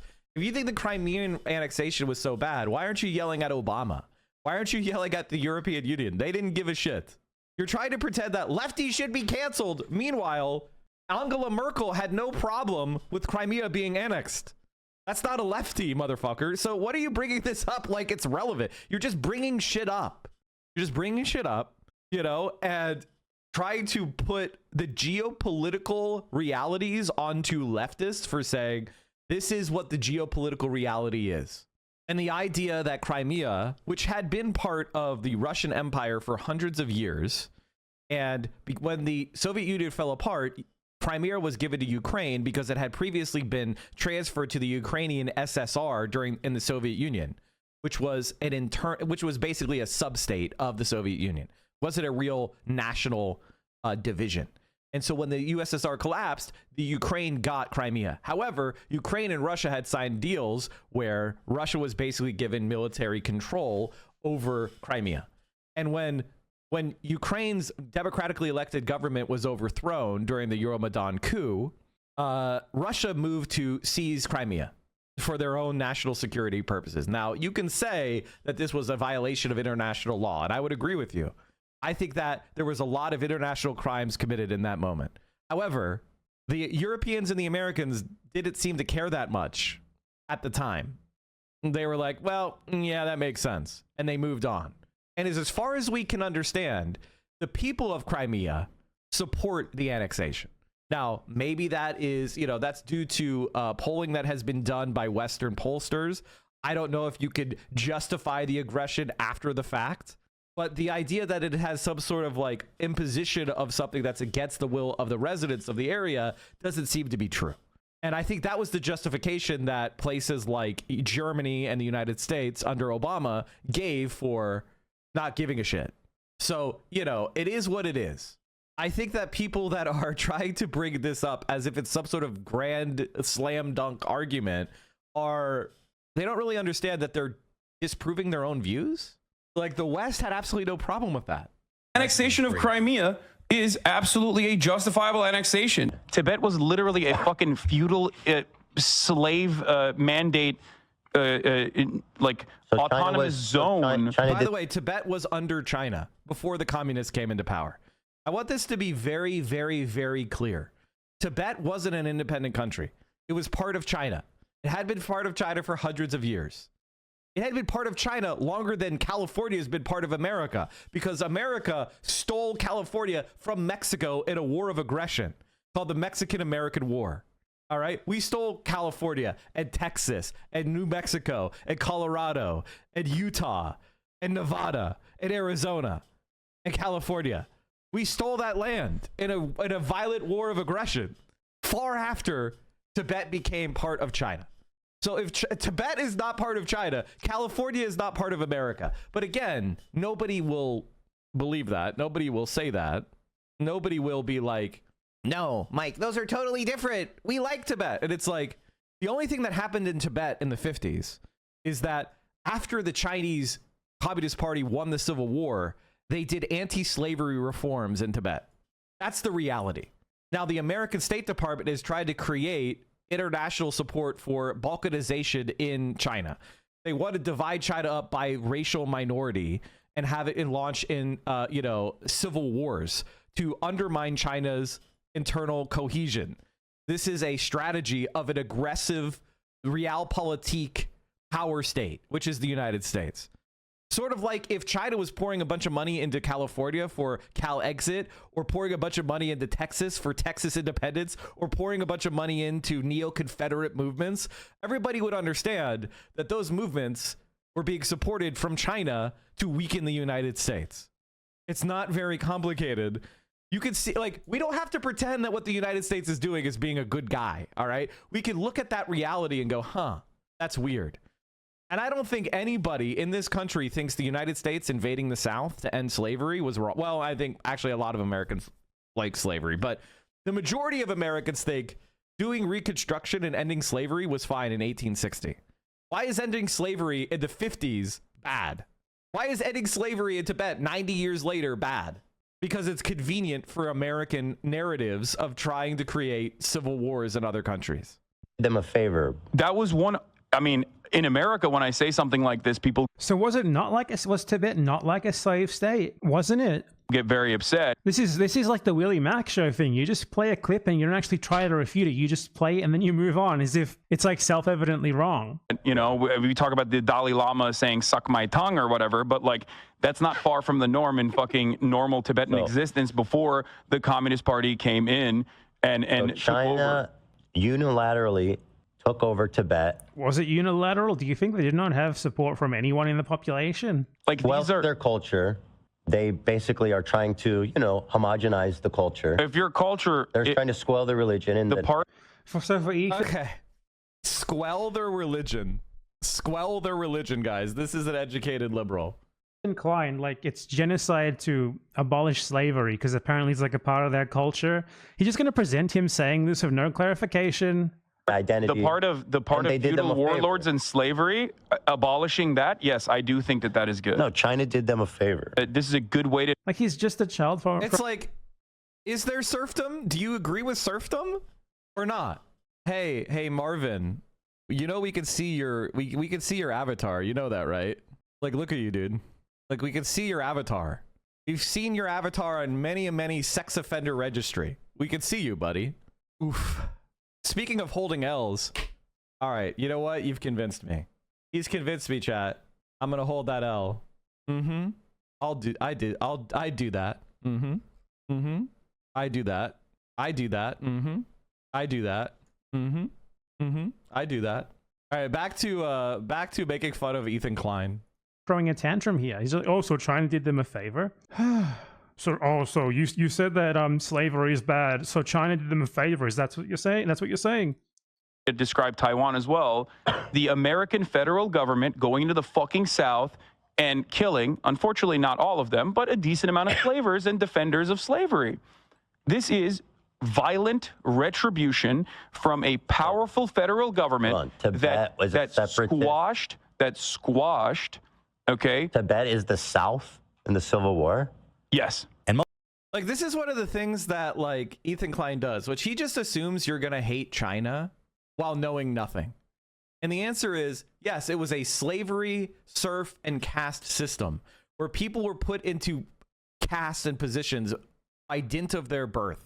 Now, liberalism has been against that. That's one of the things that liberalism was for. Liberalism, the thing that he says he supports, was about abolishing serfdom, was about abolishing slavery. Like, abolitionist liberalism, human universals, it's supposed to be the good thing about liberalism. Now, liberalism in practice did things like have chattel slavery in the United States, but that's supposed to be a basic position of being a liberal, is believing that people are not less than because of their birth. But because China is an official state enemy, we have to pretend that the ending of serfdom in Tibet, which was a moment of human liberation, we have to pretend that it's bad. It was a good thing when they ended serfdom in the Russian Empire. It was a good thing when they ended serfdom in Tibet. And if you disagree with that, I think you should have to live as a serf for the rest of your life. You should have to go and live in debt peonage, have no rights. Any person who defends slavery or serfdom should immediately be confined to that position for life. What makes you any better? The only time I've seen my Islamophobic lib friends speak favorably of Muslims is when it's anti-China. They don't. And by the way, let's talk about the Xinjiang thing for a second. There were massive terrorist attacks by a separatist group that killed thousands of Chinese people, or killed or wounded, excuse me, thousands of Chinese people in multiple terrorist bombings on the scale of January 6th. Now, did China go in there and level Xinjiang? Or excuse me, did China go in there and attack the Uyghurs and exterminate 100,000 of them in violent carpet bombings? No. Like, that is... But Ethan Klein defends what Israel is doing to Gaza. The CIA calls Xinjiang East Turkestan, yeah, because they're funding a separatist movement of radical Islamists. And the United States of America has a long history of supporting radical Islamist movements like ISIS, Al-Qaeda, the Mujahideen, East Turkestan, the Turkestan Liberation, whatever the fuck organization it's called. And I think that what China did was oppression and was wrong and was crimes and was criminal. I'm not defending it. I'm not saying that it was justified. But what I'm saying is Ethan Klein is perfectly fine with justifying the mass murder of children in response to October 6th. But he thinks that China having any kind of anti-terrorism against terrorist attacks is some sort of like evidence that we're tankies. Like, let's like look into some of these attacks. These are exactly like this is exactly the type of stuff that happened in Israel that Ethan Klein justifies sanctioning and bombing Gaza. You have buses exploding. On February 1992, 2 buses exploded, resulting in 3 deaths and 23 injured. 2 gunmen shot into a crowd after attempting to rob shopkeepers, killing 7 people and hospitalizing 11. Bombs detonated, leaving 9 dead and 68 seriously wounded. The Uyghur Liberation Party claims responsibility for the bombings. United Revolutionary Front of East Turkestan claims to have killed 20 Chinese border guards. A bus is bombed by Uyghur separatists, killing 1 and injuring 50. 108 civilians. ETIM militants reportedly drove a truck into a group of approximately 70 jogging policemen, according to official Chinese media accounts. They then got out of the truck wielding machetes and lobbed grenades at the officers, killing 16 people. Like, look at all these terrorist attacks constantly happening. Now, I'm not justifying the oppression. I'm just pointing out that for Ethan Klein, constant terrorist attacks is justification for killing 100,000 Gazan civilians. Did China do that? Absolutely not. So I don't understand how Ethan Klein can try to like say, oh, it's okay to kill 100,000, carpet bomb and kill 100,000 civilians in Gaza, but China is doing war crimes. That makes us bad if you say, hey, this is the context of that. It's not genocide. The East Turkestan Islamic Movement, ETIM, the Muslim separatist group based in the Xinjiang province in northwest China, presents a heightening security challenge for Beijing. The U.S. Treasury Department listed ETIM as a terrorist organization in 2002 during a period of increased U.S.-Chinese cooperation on anti-terrorism in the wake of the September 11, 2001 attacks. The group and its ties to Muslim fundamentalism have compounded Chinese concerns about the rising threat of terrorism within the country as its restive western regions faced a spate of terrorist attacks in 2014. The group took credit for a series of attacks in several Chinese cities in 2008, including deadly bus explosions. So the group is also listed by the UN Security Council's Al-Qaeda Taliban Sanctions Committee, although it's not in the U.S. State Department's main list of foreign terrorist organizations. Wow, I wonder why.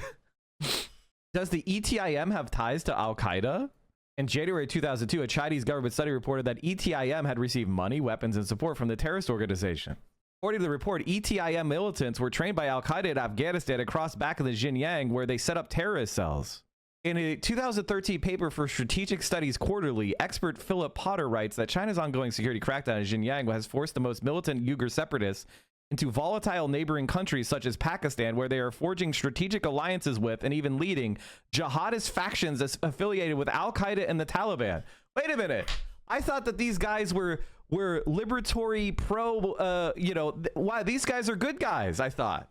Ethan Klein told me these guys are good guys. Now, this is from the Council on Foreign Relations, a very famous tanky organization. Now, if you're a dumb fuck, that's called sarcasm. This is the American foreign policy blob. Okay? Like, this is the reality. As a result, militant Uyghur groups will likely deepen their collaboration with a dense web of international terrorist organizations.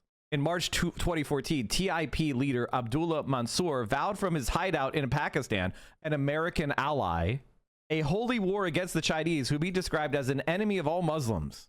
The United States also believes there is a link between ETIM and Al-Qaeda. So, like, basically, I thought Ethan Klein was anti-Al-Qaeda. Is Ethan Klein pro Al-Qaeda? Hey, Ethan, are you pro in Al-Qaeda? So here's the thing, chat. What I'm doing here is called looking at evidence, right? I'm looking at evidence. I'm not just saying China bad and they're oppressing Muslims and then closing my eyes and ears and not looking at the context or reality. I'm saying, oh, it seems that the United States of America has acknowledged that these groups are directly connected to Al-Qaeda and terrorism, which Ethan Klein says we're supporters of. Which is it? Are we against terrorism or are we for terrorism? I find China's ethnic-Han supremacist policies of erasing language problematic. If they stop that, they'll be a much more defensible example of successful communism. I'm not an American, so I don't see it as an us versus them thing. I can't believe the United States is doing white supremacist language erasure with their forcible ESL programs. Did you know, chat, that when a child goes to a public school in America, they're forced to learn English? And the federal government forces children to take ESL languages? This is an erasure. Do you know how many indigenous languages there are in the United States? Do you know how many people speak Spanish as their primary language? And they're in areas where Spanish has been the primary language for before the United States was even formed. And yet the United States of America is erasing their language. See, this is how you sound. Like, because I'm not saying that they should erase languages or ban people from speaking languages. That only happens in countries like Ukraine, okay? And everybody understands that the Ukrainian anti-democratic, Russophobic laws that make it illegal to print government documents in Russian or have a media company in Russian is extreme. We understand that as oppression. Everybody agrees with that, right? Everybody agrees that what Ukraine did of like banning people from speaking Russian, that's insane. So nobody would support that. Similarly, I understand something. If you want to be a person who operates in America, knowing English is necessary. And I think it's a good thing that the United States provides funding for people to learn English. Similarly, in China, I think it's a good thing that China is funding programs so that people can speak a common language. There's nothing wrong with that. And in fact, that's what they did in France. That's what they did in Germany. That's what they did in Italy. Do you know there was a lot of different dialects of Russian and English and German and French and Spanish, and they were all kind of consolidated from a top-down system into a form of French that was mutually intelligible and unified. They set up a French language committee that operates to this day to help control the French language. Like, do you understand this is what nations do? This is basic shit. This is like you're trying to say that things that every single country does when done by China make China really evil.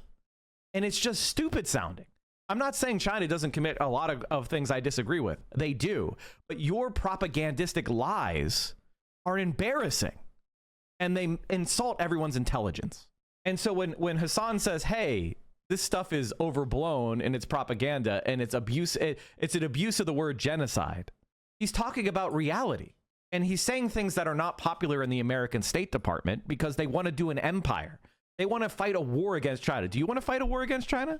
In People's Republic of China, bilingual signs are mandated by the government in the autonomous regions where a minority language shares official status with the Chinese.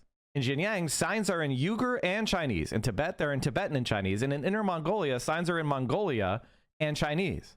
In Jiangxi, the majority of signs are in Chinese, even though the Zhuang language is official in the region. Smaller autonomous areas also have similar policies. So in other words, in Hong Kong and Macau, government signs are normally bilingual with traditional Chinese and English or Portuguese, respectively. This is because in addition to Chinese, English and Portuguese are the official languages of Hong Kong and Macau. Hey guys, how did that happen? Hey guys, how did that happen? How did Portuguese become an official language in a city in China? How did English become an official language in a city in China? Come on, let's be a little bit better than this. Most disturbingly, a complete whitewashing of the Chinese genocide. So he didn't actually refute what was being said there. Does he genuinely believe that his like childish responses here were sufficient on their own? Against their Muslim. So now he's on to the Chinese genocide. Minority group, the Uyghurs. Against their Muslim minority group, the Uyghurs. I can't wait to see his justification. Don't they have Uyghur death camps? Is that... Uyghur death camps? Oh... He just says there's Uyghur death camps. Like, that's insane. That's insane. No one thinks that, but even Klein thinks it, and he seems to think this is such a fantastic talking point that, like, I guess Hasan saying there's no Uyghur death camps is like supposed to be damning. It's not a death camp. They were re-education camps, and they are no longer in operation. Is that according true? to the Associated Press? Okay, I saw this crazy documentary, and I don't know. I don't know the surrounding narrative or anything about it, but it was about there was doctors in the area. They would be able to procure organs. Oh, no, that's... Even Klein just watches like fucking Falun Gong documentaries and believes them uncritically. I saw a video and it said that they kill them in the death camps and they steal their organs. Do you deny that? And Hasan's like laughing at him, like trying to be nice, like, no, that's not true, Ethan. And he presents this as if it paints him in a favorable light, which, to be fair, with the audience of fucking morons like himself that he's trying to appeal to, perhaps it does. No, I'm telling you, they were in China with. Oh, that one is like Shen Yun, like, Falun we can Gong. Get you an organ. From a Uyghur. But why is that? Is that really that crazy? The Associated Press quietly fucking wrote an article that didn't get a lot of coverage in mainstream media about how, like, okay, well, you know, all the concentration camps have been closed now. Like, all the re-education camps are closed now in fucking Xinjiang, and it's like very different vibes in Xinjiang. And now, you know, it's the tourism hour. Let's see what the Associated Press actually had to say. Okay, this is a really important point, and we need to like stop this for a second.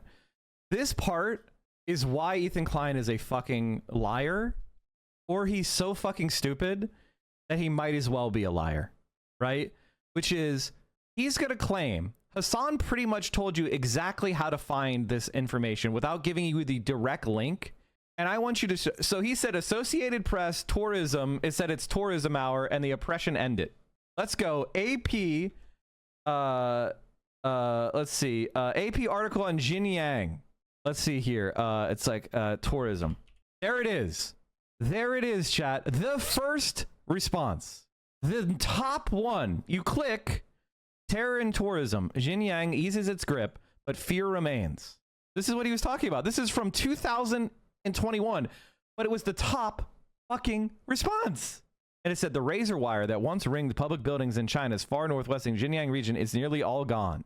Gone too are middle school uniforms and military camouflage and armored personnel carriers rumbling around the homeland of the Uyghurs.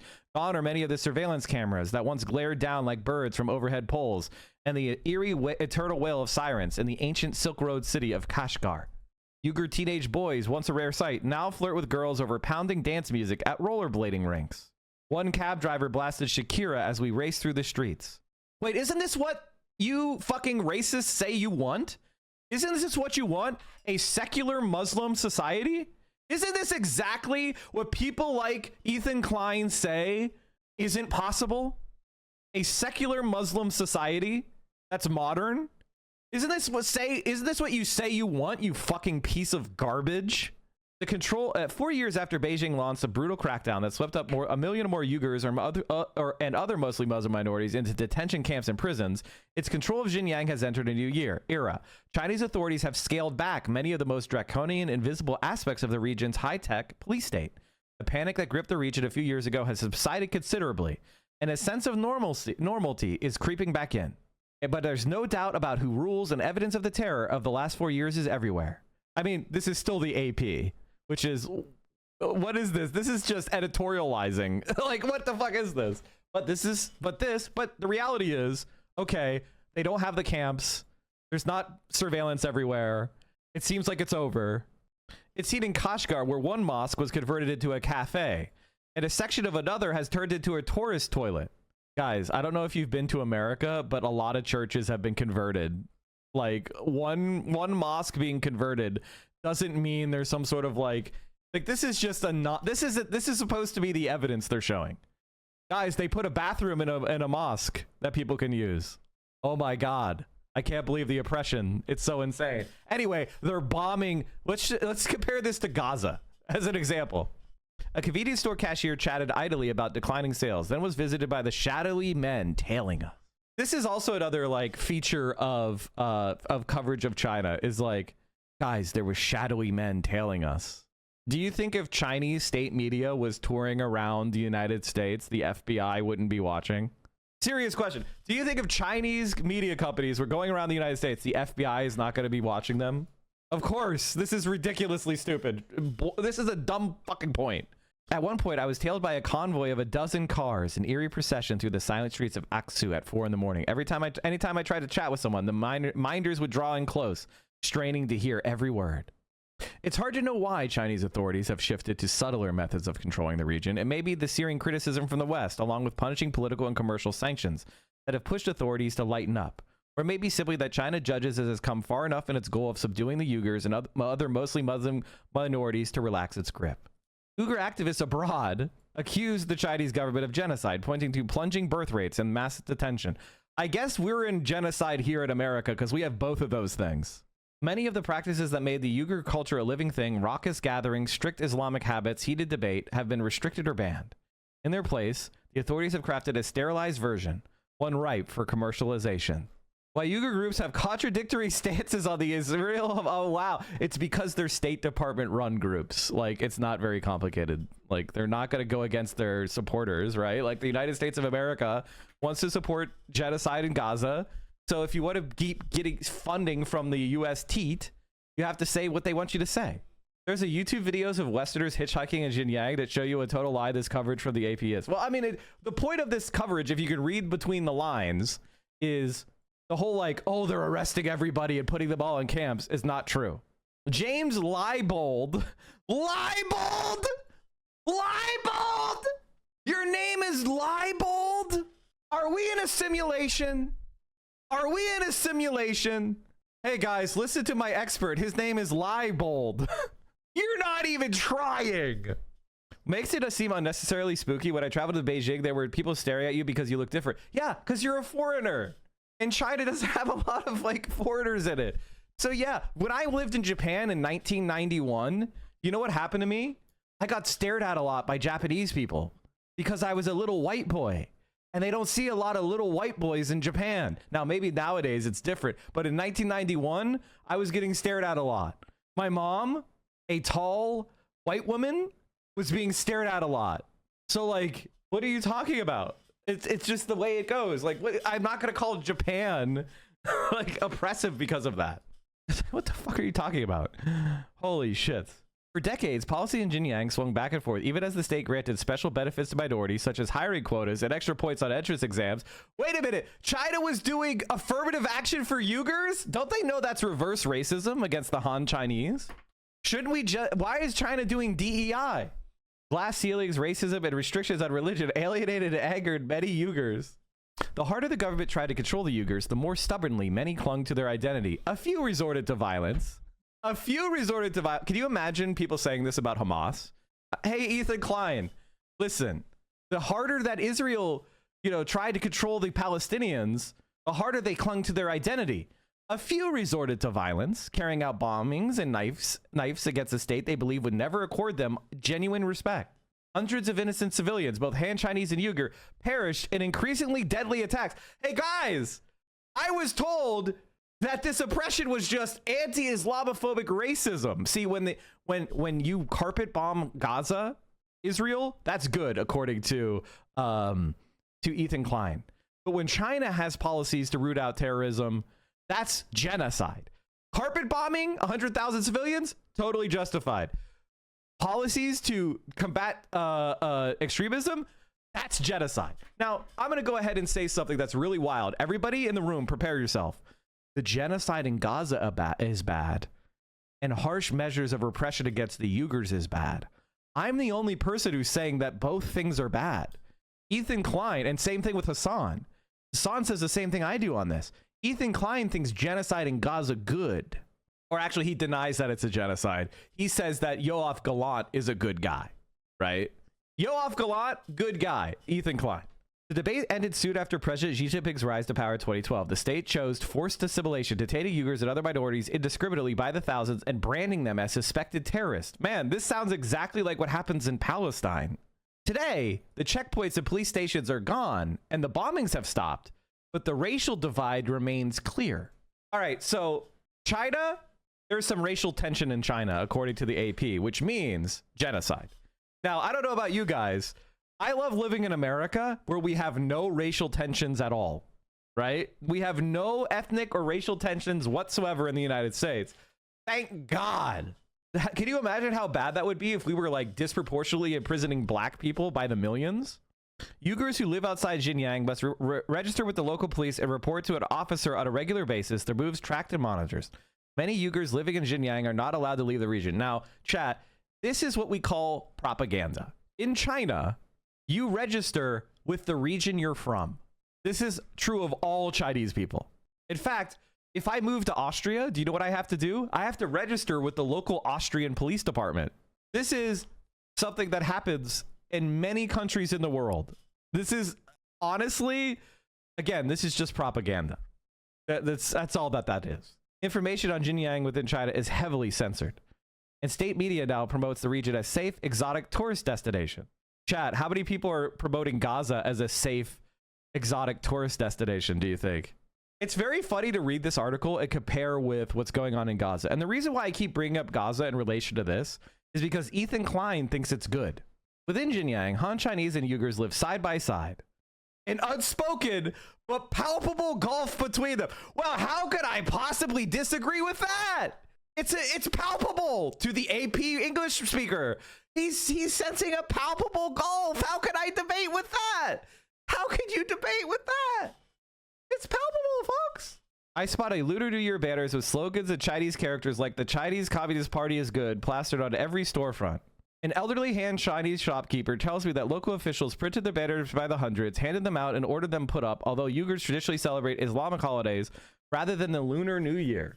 I for one, have never seen an American flag put up on every storefront. I don't know about you, but as an American, I've never seen it. Again, the reason why I'm going through this, and we're pretty much done. We're pretty much done. Because this desire to call what China is the Chinese policies in Xinjiang a genocide is a policy that is intended to justify violence and aggression against China. That's why they're doing it, right? Nobody believes this is a genocide, really. Okay? Was there oppression, and are we opposed to it? And do we think there was violation of human rights? Yes. And we oppose that 100%. I want to make that very clear. But nobody thinks that this is a real genocide. What they're doing here is they're trying to justify aggression against China. You know what's really popular in Xinjiang? Solar panel production. So the American government is cooking up this policy so they can put sanctions and tariffs on solar panels coming from China and claim, oh, it was made by slave labor. Meanwhile, America has slave labor in our country. Dozens of American corporations use prison labor and slave labor to make their products in America. And like the fact that Ethan Klein is bringing this up when he supports what's going on in Gaza is unbelievable. Say about this. These are all AP articles from the last 2 years. UK independent body reports China committed genocide in Xinjiang. Okay, let's look at this article. UK independent body. What is the UK independent body? It's a fake court made by a US-backed supposed Uyghur advocacy group that they made their own court, and then the court that they made decided there is genocide. That's what this article is about. This is not the AP's opinion or an original piece of AP journalism. It's just them reporting on what other people said. In this case, a made-up fake court. And Ethan Klein's like, look at this, guys. You see? They made a court specifically, like a pretend court, specifically to say that there's genocide. And the court said there's genocide. Ooh, gotcha. There's genocide now. In Xinjiang, China sanctioned a U.S. research firm and 2 individuals over a report about the human rights violations in Xinjiang. Well, I mean, if a U.S. research firm and 2 individuals said in the report that there's human rights violations in a U.S. enemy nation, I guess that's true, right? Is that the argument here? Like, you notice there's no analysis of the facts. It's just presenting headlines and reading them as if they're self-evidently true, as if there's nothing to doubt here. It's the tourism out. Like, Ethan Klein's research, like level of research ability, is to Google thing I already believe and click on the first link and then present that to you as if it's like epigonage. To China's fury, UN accuses Beijing of Uyghur rights abuses. Tourism hour. Uyghur. The UN report was the only one of these things that is actually presenting here that it was actually at least somewhat grounded in truth. And the UN report did not accuse them of genocide, nothing close. It accused them of human rights violations in terms of limited amounts of arbitrary imprisonments and stuff like that. But he doesn't actually show the report. He just shows the headline. Like, human rights abuse can be a lot of things. Human rights abuse can be like one prisoner being kept in solitary for too long, all the way up to like genociding 5 million people, okay? That's a huge spectrum. Okay. Well, that's the point. UN report. That's the entire reason they do that. Bad Panada. They like that. They like that. They like that. They like the fact that they can confuse the issue. They like that they can say human rights violation and equate 100,000 slain civilians in Gaza with, somebody being wrongfully detained in China, right? And it's like they like the fact that they get to do that, so that when somebody hears human rights violation, their imagination can go wild. That there are human rights violations in China. Imagine having to defend China in order to defend Hasan and still doing it. Wow, Mike is disgusting. Could you make an argument? Can you make a fucking argument other than China bad, you worthless sack of shit? Why are you all so fucking stupid? It's just pathetic. Brain dead. UN also reports that there's human rights violations in like most countries in the world. Like, you're supposed to be the debate perverts. Could you? We're literally making them right now. We literally just showed that the United States of America called these separatist groups Al-Qaeda-linked terrorists. We just showed that the AP admitted that the system of oppression has been ended. Like, at what point, what more do you want? Those are called factual points.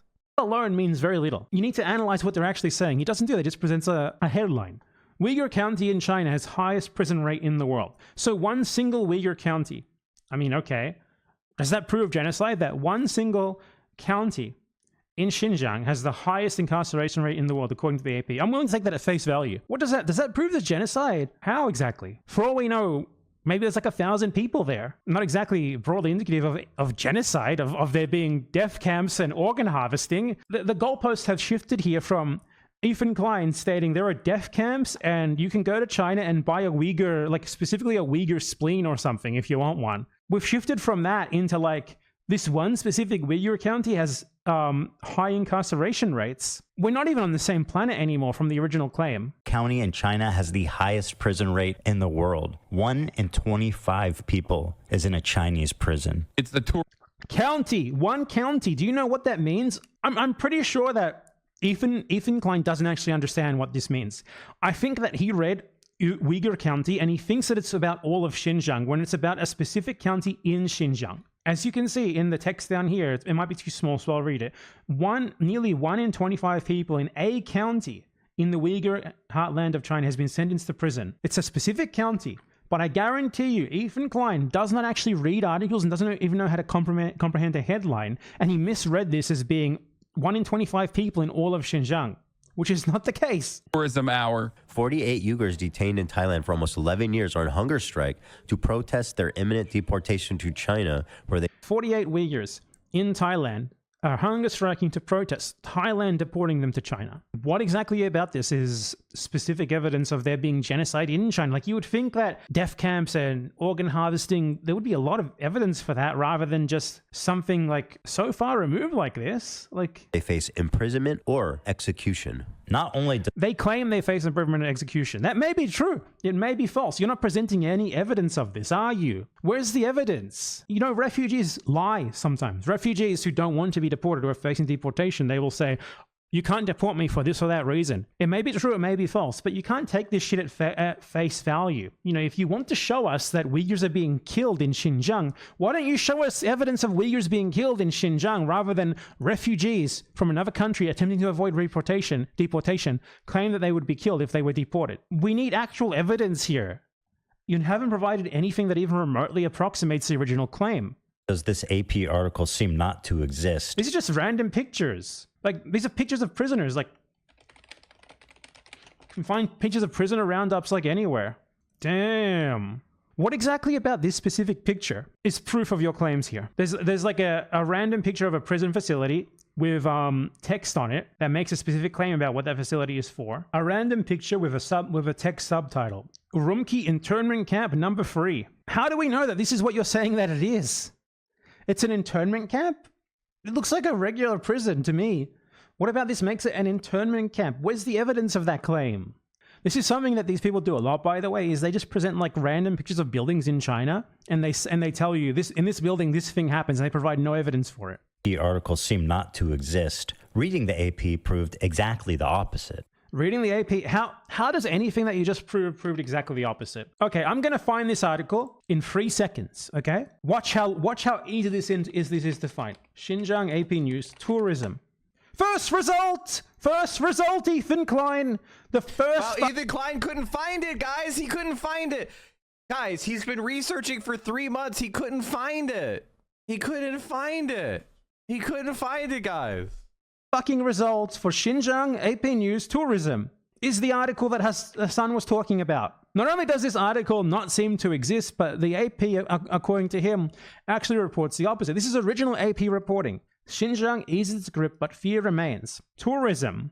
That's why Hasan uses the word tourism. It's in the fucking title, because tourism has returned there. It says here, the razor wire that once ringed the public buildings in China's far northwestern Xinjiang region is nearly all gone. Basically, it's an article about how the repression in Xinjiang has largely ceased.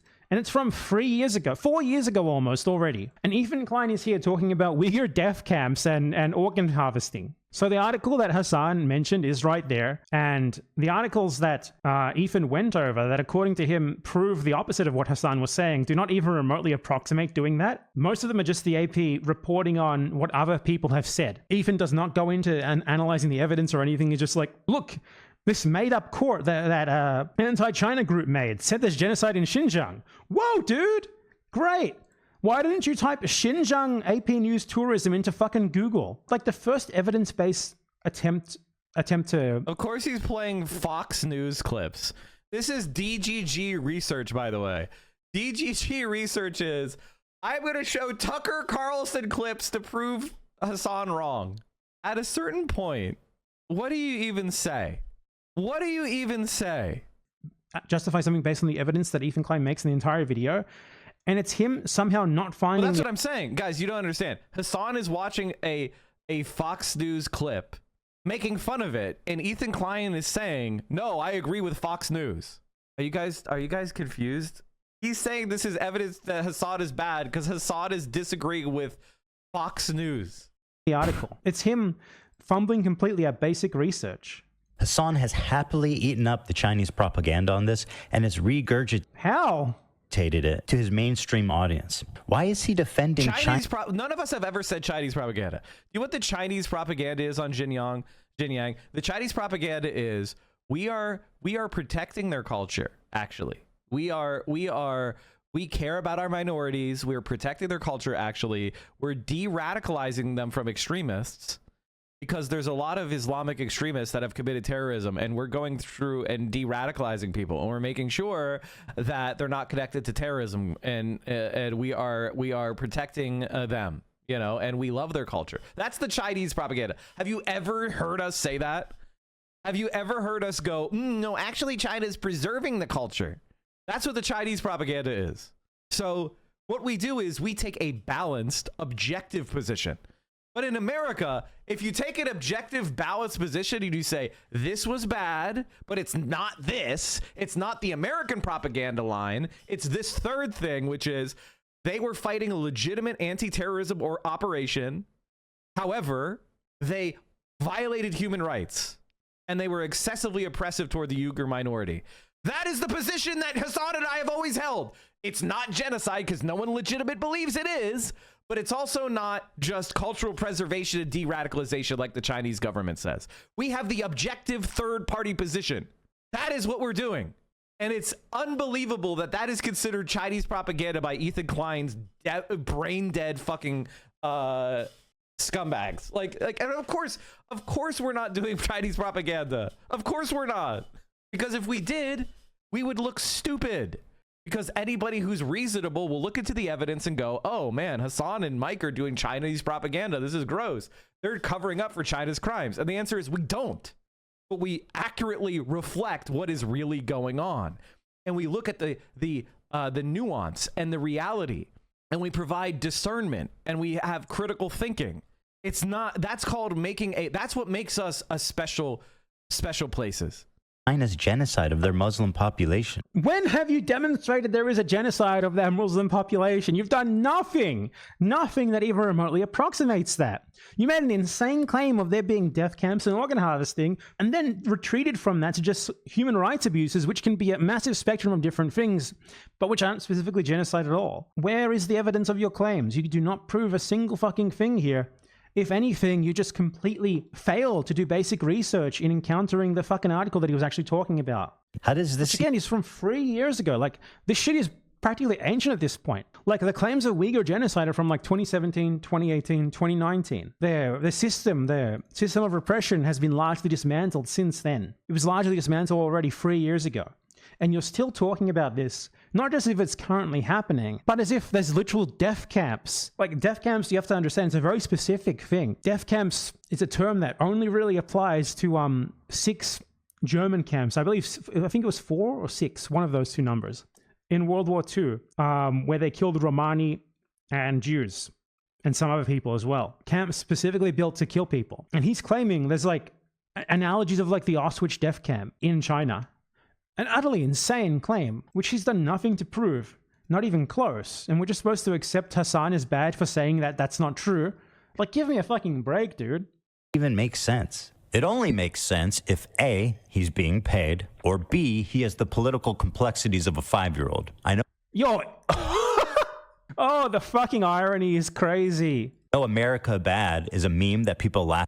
At no point, like, by the way, the reason why they say America bad is because they want you to reject any evidence that America is doing bad shit. Like, that's the counter meme. They're trying to create a thought-terminating cliche. Because as soon as somebody starts criticizing America, they want you to say, America bad, Reddit, low Reddit, narwhal bacon, America bad. That's what they want you to say. They want you to think like a Redditor, which is you have some thought-terminating cliche you say when somebody criticizes American foreign policy or American actions. And it's like, I don't just say, I sometimes will say like America is objectively the bad person. Bad, you know, is the global hegemon. America is behind X, Y, Z thing. America's bad. and foreign policy is bad. But that's a conclusion after I provide extensive evidence supporting that conclusion, which is the United States is supporting dictatorships. The United States is doing aggressive wars. The United States is supporting a genocide in Gaza. The United States supported a genocide in Yemen. The United States of America is supporting fascist governments all around the world and theocratic dictatorships and military coups. Like, that is the reality. And if you don't like that, it's not because I hate America and Americans. I love my country.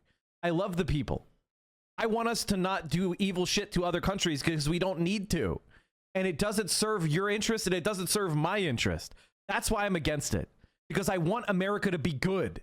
And his fucking conclusion is, well, if America does it, it makes it good. And that's nationalism. Just like he thinks if Israel does it, it's good. That's what he thinks. He also thinks if America does it, that's good. That's nationalism. Which is, you don't judge somebody based on what they do. You judge it based on who they are. And I don't agree with that. I think you should be judged by the content of your character, not the color of your flag or whatever the fuck. You have literally done nothing to prove the evidence, to show any evidence of your claims. You've got to be fucking kidding me. Your claims here are, there is a genocide in Xinjiang. I'm not going to provide any evidence of that. There's death camps there. I'm not going to provide any evidence of that. This guy said there's not. I'm going to appeal to the preconceived beliefs of my dumb fucking audience who will automatically believe that this is true, even though not me nor them can provide any evidence of it. And you are the dumbest fucker in the world. That online. But with Hasan, this does actually seem to be the beginning and the end of his analysis. Two principles. I think the analysis is based on the facts in this case, because there's no facts to support what you're claiming. Let me explain to you two principles that you should keep with you, coming from a person who's Turkish, okay? When you look at a situation in the Middle East, you look at what the local government is and who the Western forces are. Never align with the Western forces. So when I look at other... What situation? By the way, this is almost certainly after a long and extensive multi-hour long discussion of like the genocide the United States is supporting through Saudi Arabia and Yemen, the United States supporting Israel committing a genocide in Gaza, or illegal occupations, annexations, and invasions of the West Bank. This is almost certainly a discussion of the American support for the military coup government in Egypt that overturned a democratically elected government and is getting billions of dollars of American aid every year. This is probably a discussion of the Americans supporting a military coup in Pakistan, another military government we give billions of dollars a year to, right? So this is probably a rant, a polemic rant that came after 8 hours of discussion. And Ethan Klein pulls it out where Hasan is frustrated look at this. Statement from President Joe Biden, coalition strikes in Houthi-controlled areas in Yemen. So in other words, the United States was leading a multi-nation alliance to fight the Houthis because the Houthis said, we're not going to allow any Israeli ships through the Red Sea while Israel's doing a genocide in Gaza. And so the United States said, we're going to grab all our allies and do bombings on Yemen instead of, hey, maybe we should stop the genocide in Gaza. That's the context. So if you think the genocide in Gaza is good, you're going to hate Hasan. But you also understand that a lot of people, the majority of people, don't like what Israel is doing in Gaza. So you want to distract from what Israel is doing in Gaza, which is where our tax dollars go, by the way. We've spent over $300 billion to Israel. $300 billion. You want to distract from that, because if you look at that, nobody's going to agree with it. And you want to go, well, he supports a terrorist group that's doing bad things. The Houthis are terrorists, guys. The Houthis are terrorists. Why are they terrorists? Because Saudi Arabia says so? Would this be incorrect? Countries, I look at the regional actor, whoever the regional power player is, and then I look at who is backed by the Western superpowers. That's a principle that you could take home with you. If you want to actually be moral, or if you want to be smart about the way you analyze other countries. So you would expect like this clip, like he plays this clip, and then you would expect there to be some sort of refutation of it afterwards. Like, okay, here's one or two examples where this doesn't apply to illustrate why Hasan is wrong here. I guarantee you what's actually going to happen is he's just going to play this and then move on to something completely different without actually refuting it. That's one basic principle that you can take home with you. All of a sudden, magically, you are above on your foreign policy analysis. You're going to be better off than 90% of people that look at the situation. After seeing all of this, he was saying that in the Middle East, if you just think America bad, you're probably going to be on the right track. And is that wrong? Is supporting the dictatorship of Saudi Arabia under a monarchical crime family good? Is supporting Erdogan and his right-wing Islamist fucking fascist government in Turkey, is that good? Is supporting a monarchy in Jordan good? Is supporting the Egyptian torture military dictatorship good? Is supporting Benjamin Netanyahu's fascist genocide government good? Those are our allies. What is America good in the Middle East? What good are we doing in the Middle East? Our invasions of Iraq? Our interventions in Syria, supporting an Al-Qaeda affiliate? Our interventions in Libya, taking it from the most developed country in Africa to slave markets under Al-Qaeda and ISIS? Where is America good in the Middle East? There isn't one thing we're doing in the Middle East that's good. So yeah, looking at the Middle East and saying America bad will put you better than 90% of people on those issues. And it's not because I'm just saying America bad because I hate America. I'm saying America bad because I'm examining our role in the world and realizing, oh, we're doing harm to these people. And the thing is, I consider Arabs to be human beings. I consider Muslims to be human beings, worthy of the same rights and consideration that I have. That is my worldview. If you don't agree with that worldview, then you're my enemy. Can we not do stupid bullshit? Can you just say you think Muslims and Arabs are inferior and I'll say they're not inferior and we'll move on? Can you stop hiding through 8 fucking lies and layers of lying? Just be like Destiny. Destiny says he supports the genocide. Destiny says he's Islamophobic. Just say that out loud. Say it first so we don't have to waste our time. Because if you think that and you support that, then you're over there with a minority of people who think you're a scumbag. Already getting uncomfortable with our partnership. I started to wonder if I had any idea who this guy actually is. And then this happened. We have break. What a fucking Redditor, dude. This is like out of 20, like, what a fucking Redditor, dude. And then this happened. Actually. News out of Israel this morning where Hamas. This happened.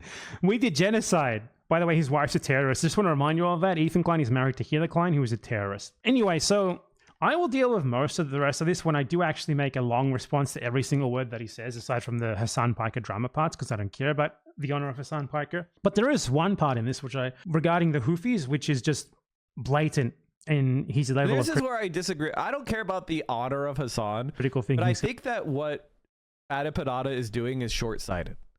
I think Baden Panada thinks like, who cares about any of us content creators? We get our names thrown through the mud. Who gives a shit?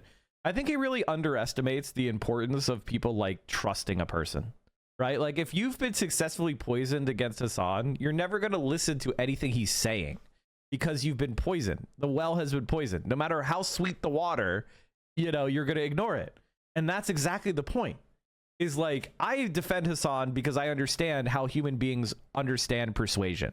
I understand how human beings think, and credibility has to be established first. You know, think about pathos, ethos, logos. Think about the ancient Greek formulations of rhetoric. If you don't have ethos, if you don't have credibility, then no one's going to listen to you. And so by attacking your credibility, then you don't have to deal with the logos. You don't have to deal with the arguments. That's the point. That's why they do it. That's why they go after Hasan and say he's this, he's that, he's lying, he's a terrorist sympathizer, he's a champagne socialist, because he's a hypocrite. They don't want you to hear the arguments. They don't want you to go toward the arguments. And that's why they hate Hasan so much. Because he's an attractive, likable guy with a lot of friends and a funny personality and a gentle soul, they realize he's really attractive to people. Right? They'll just normal people will see his videos and click and watch, and they'll be brought in. That's why they hate Hasan so much. Now, I understand my role is different. My role is not to be the wide end of the funnel.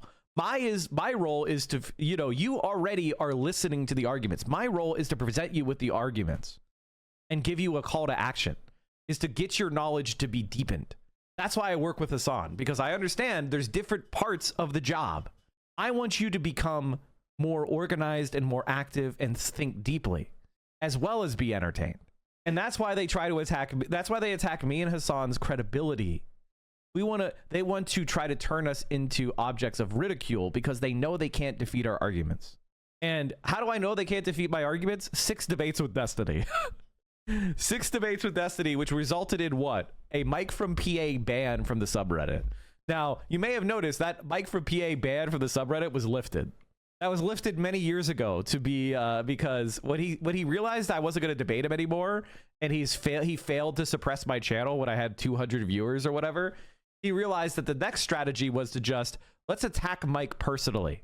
Let's make him an object of ridicule. Let's try to make him into a lolcow. Let's harass him in his community because he can't debate. And every Destiny viewer knows it. Every Destiny viewer that comes into here, you'll never, ever, ever, never, 6 years later, have them provide a clip of a debate I had with Destiny and go, Mike, Destiny owed you at this point. Can you prove why you were wrong and he was wrong and you were right? That has never happened in 6 years. Did you see Trump pulled us out of the UN Human Rights Council? This is good. Accelerationists in.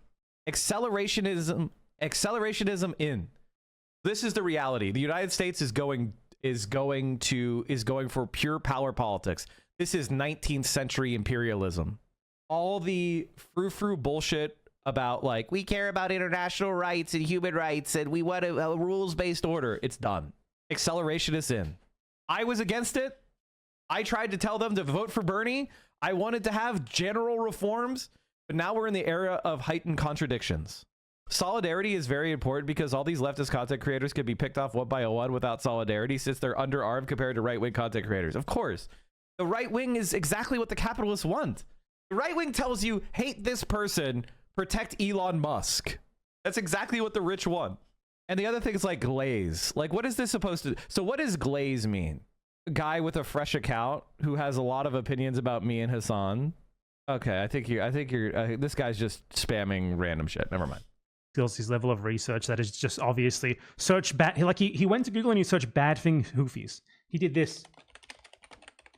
Ethan Klein tried to justify him being against an anti-genocide blockade being carried out by the Yemeni government on the basis that the ships that they are attacking are unlinked to the genocide. Now, we all know that every single Western country supports genocide in Gaza. Hence, what the Houthis did was they blockaded the shipping of all Western countries and Israel, obviously, in order to put pressure on them to make them stop Israel doing the genocide. And this is Ethan's like debunking of that. He picks out one ship and tells us that this ship was not linked to Israel nor to any Western country. Let's check it out.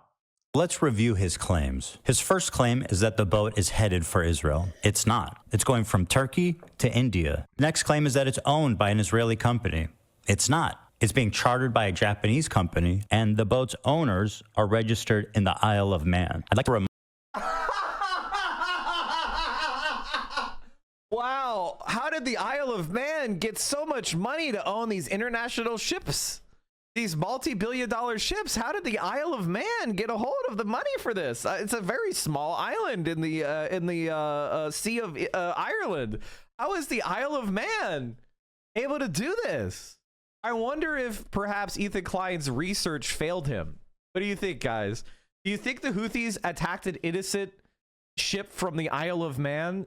An innocent Japanese ship? Were the Houthis just maniac terrorists that were attacking a Japanese ship that had nothing to do with Israel? Do you guys think that's true? How many of you think that's true? Raise your hand if that's true. Raise your hand if that's true. That these are innocent, non-Israeli ships. The owners are registered in the Isle of Man. The ship. Oh my God, he's one of those guys who thinks that like a ship's flag is indicative of where it's from, rather than like for taxation purposes and shit like that. So let's go back over what he just said. Let's look at the Wikipedia. Genocide in Gaza. So let's review his claims. His first claim is that the boat is headed for Israel. It's not. It's going from Turkey to India. Next claim is that it's... So the ship is owned by Galaxy Maritime Limited. The owners are Abraham Ungar and Yael Ungar. Who is Abraham Ungar? Abraham Ungar is an Israeli businessman. Who is Yael Ungar? Yael Ungar is the wife of Abraham Ungar, okay? They're both Israeli. So, like, he genuinely shows something on the screen that debunks his own claim. This ship is owned by Israelis. Like, do you think the Houthis don't know this stuff? They are looking this shit up as they go. They know precisely who owns. Galaxy Leader is a roll-on, roll-off vehicle carrier. It was operated by a Japanese shipping company and owned by Galaxy Maritime Limited. which is co-owned by Israeli businessman Abraham Ungar. So in other words, the Houthis were telling the truth. They're targeting Israeli businesses. These ships, they know precisely where they're going, everything, obviously. Oh, does that make them terrorists? It seems like they're enforcing a blockade. You know who else enforces blockades? Israel. Blockade of Gaza and the flotilla incident. Israel blockade of Gaza and the flotilla incident. The flotilla incident has been the object of a decision of 6 November 2014 by the prosecutor of the ICC. On 31 May 2010, Israeli soldiers boarded a flotilla of 6 ships manned by 700 pro-Palestinian militants from over 50 countries. The so-called Gaza flotilla, this is from the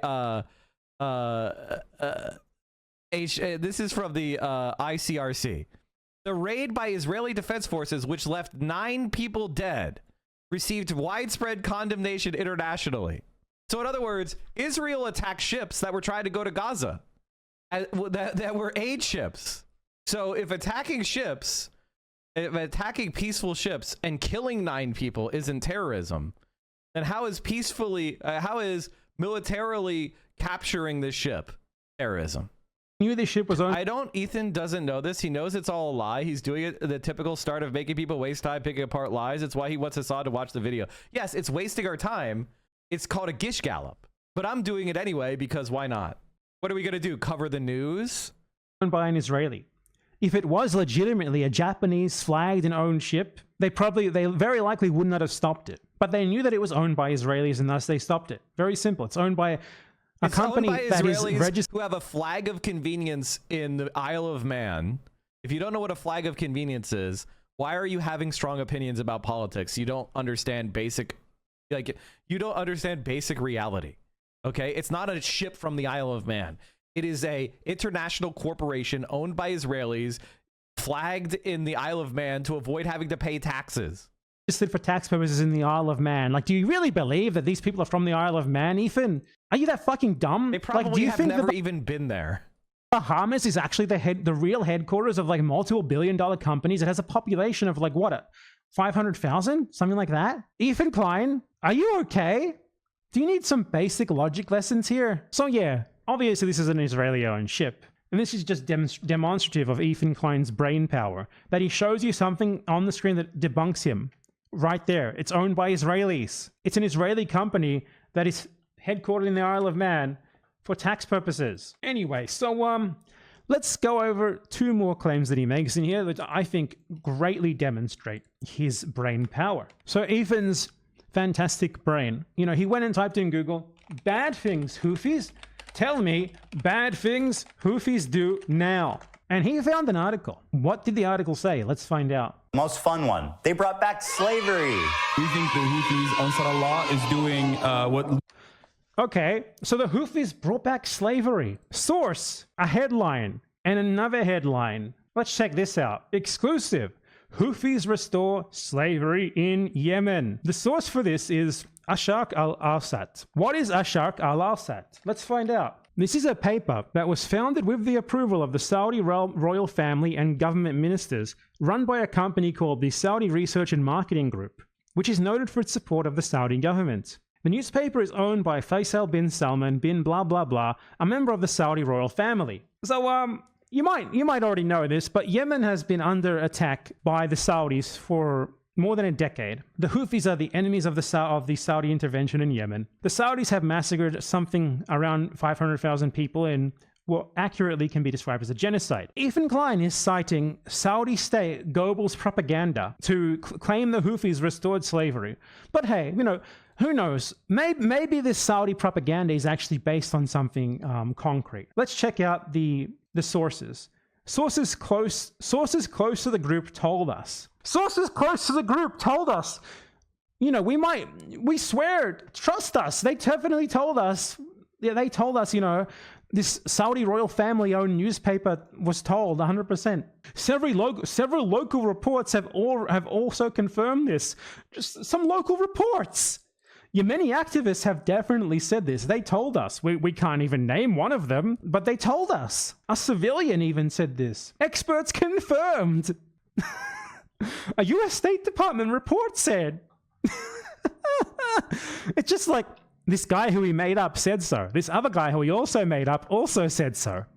This is Ethan Klein's source for the restoration of slavery in Yemen. And the other one is an Al Jazeera report based on this fucking report. Al Jazeera, an agency of the Qatari government, which is generally good if it's within the Qatari government's interest to be good, which, you know, the Qatari government is another Gulf monarchy that participated in the genocide of Yemen and that is very much against the Houthis. An incredible source analysis, Ethan Klein. An incredible brain. What else did he say about them? Okay, I'll tell you. Let's check this incredible epic source analysis from Ethan Klein. Well, according to this, there's been 1,181 violations committed by Houthi rebels against women. According to this, according to what? A headline and a random picture with zero context whatsoever. Let's find this headline. So, what is this?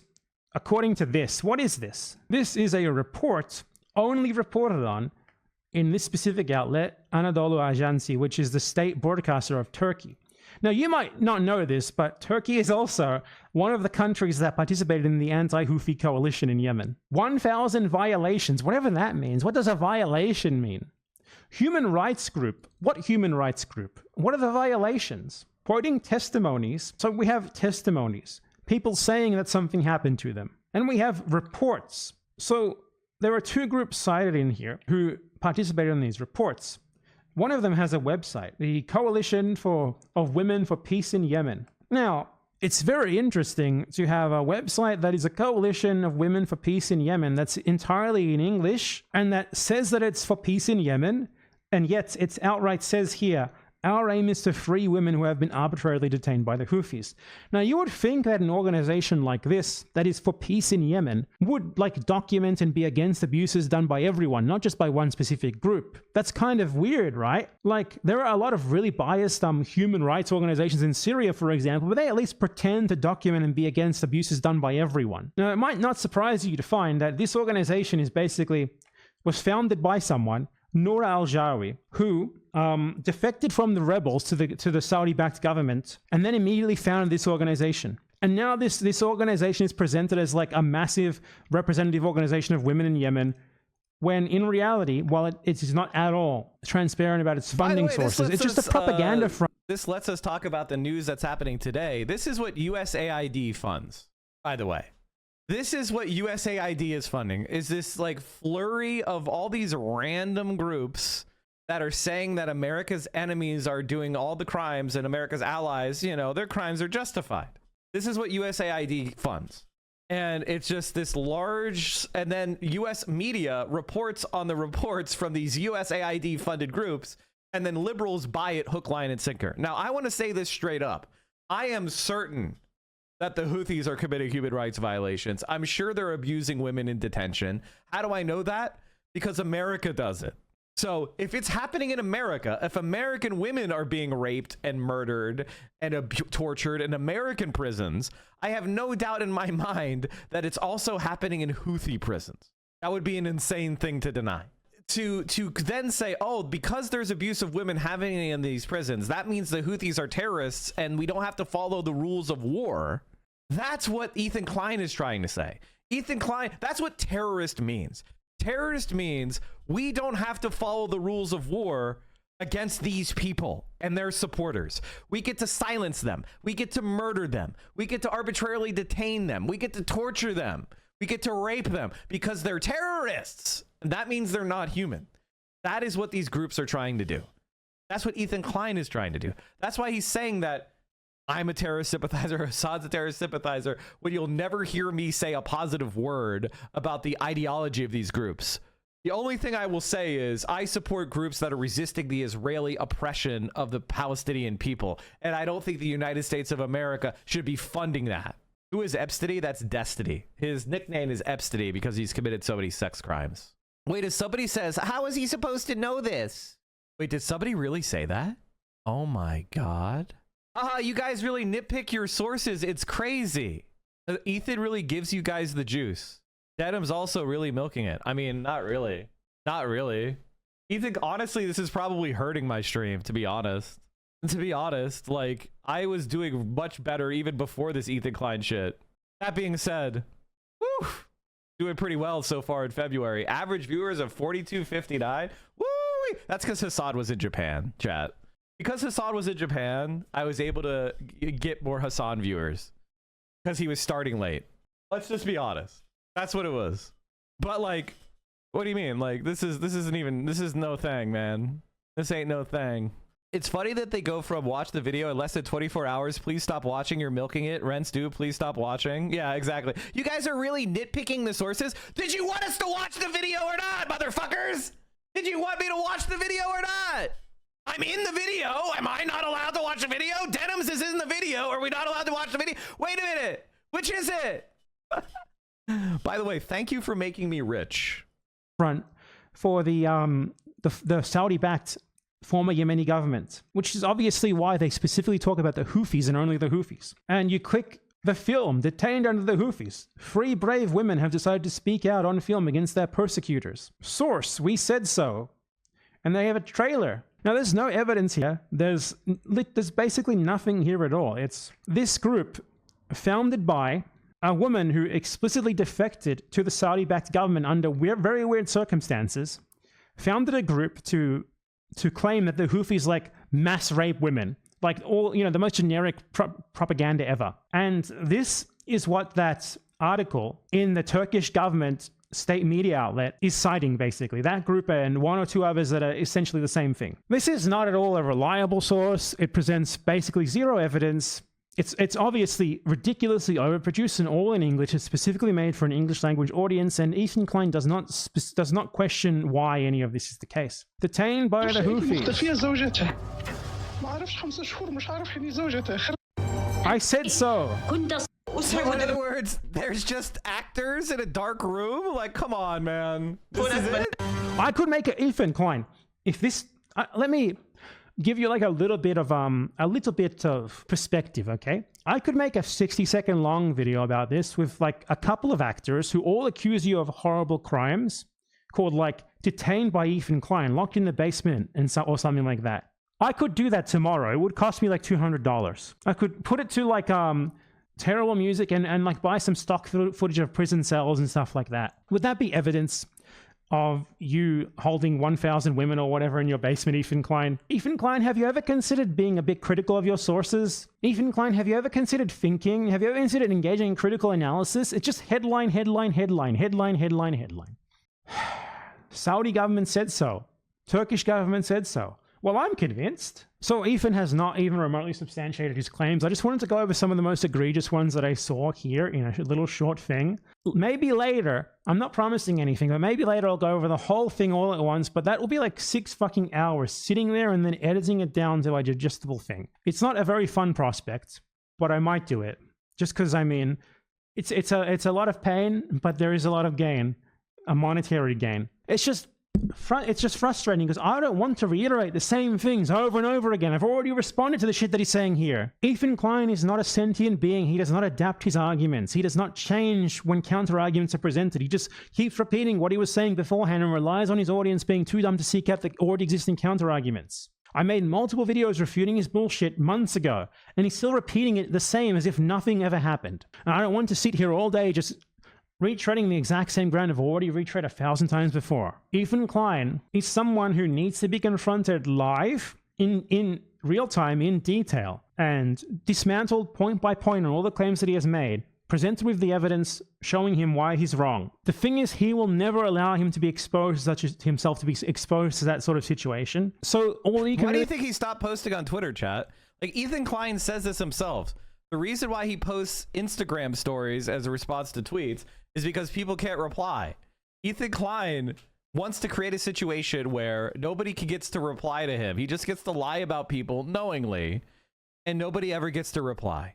What they do is to make videos refuting him, but he'll just keep ignoring them, and his audience is too, like, the kind of person who's now trying to appeal to is obviously far too dumb to seek that stuff out. And even if they did find it by accident, they'd be too dumb to digest it, to understand why he's wrong. So it doesn't really matter anyway. So I just wanted to highlight like some of the more egregious examples of Ethan Klein being a 40-year-old with no idea how to do basic research, no idea how to do basic critical analysis, no idea how to do anything except search Google for search terms and then present whatever shows up uncritically. Maybe later I'll deal with the rest of it. Maybe it's going to take, I'm going to have to sit down with like, I don't know, a little bit of cocaine or something to get myself in the mood, just like Ethan Klein does with the Ozempic.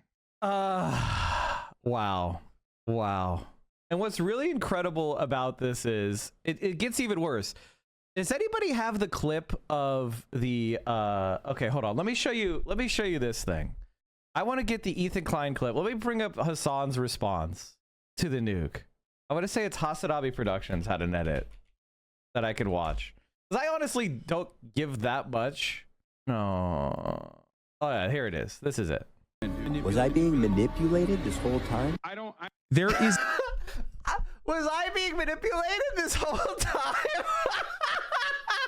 Guys, he's just a small bean. He's just. By the way, chat. Oh fuck, we have a hype train. Fuck!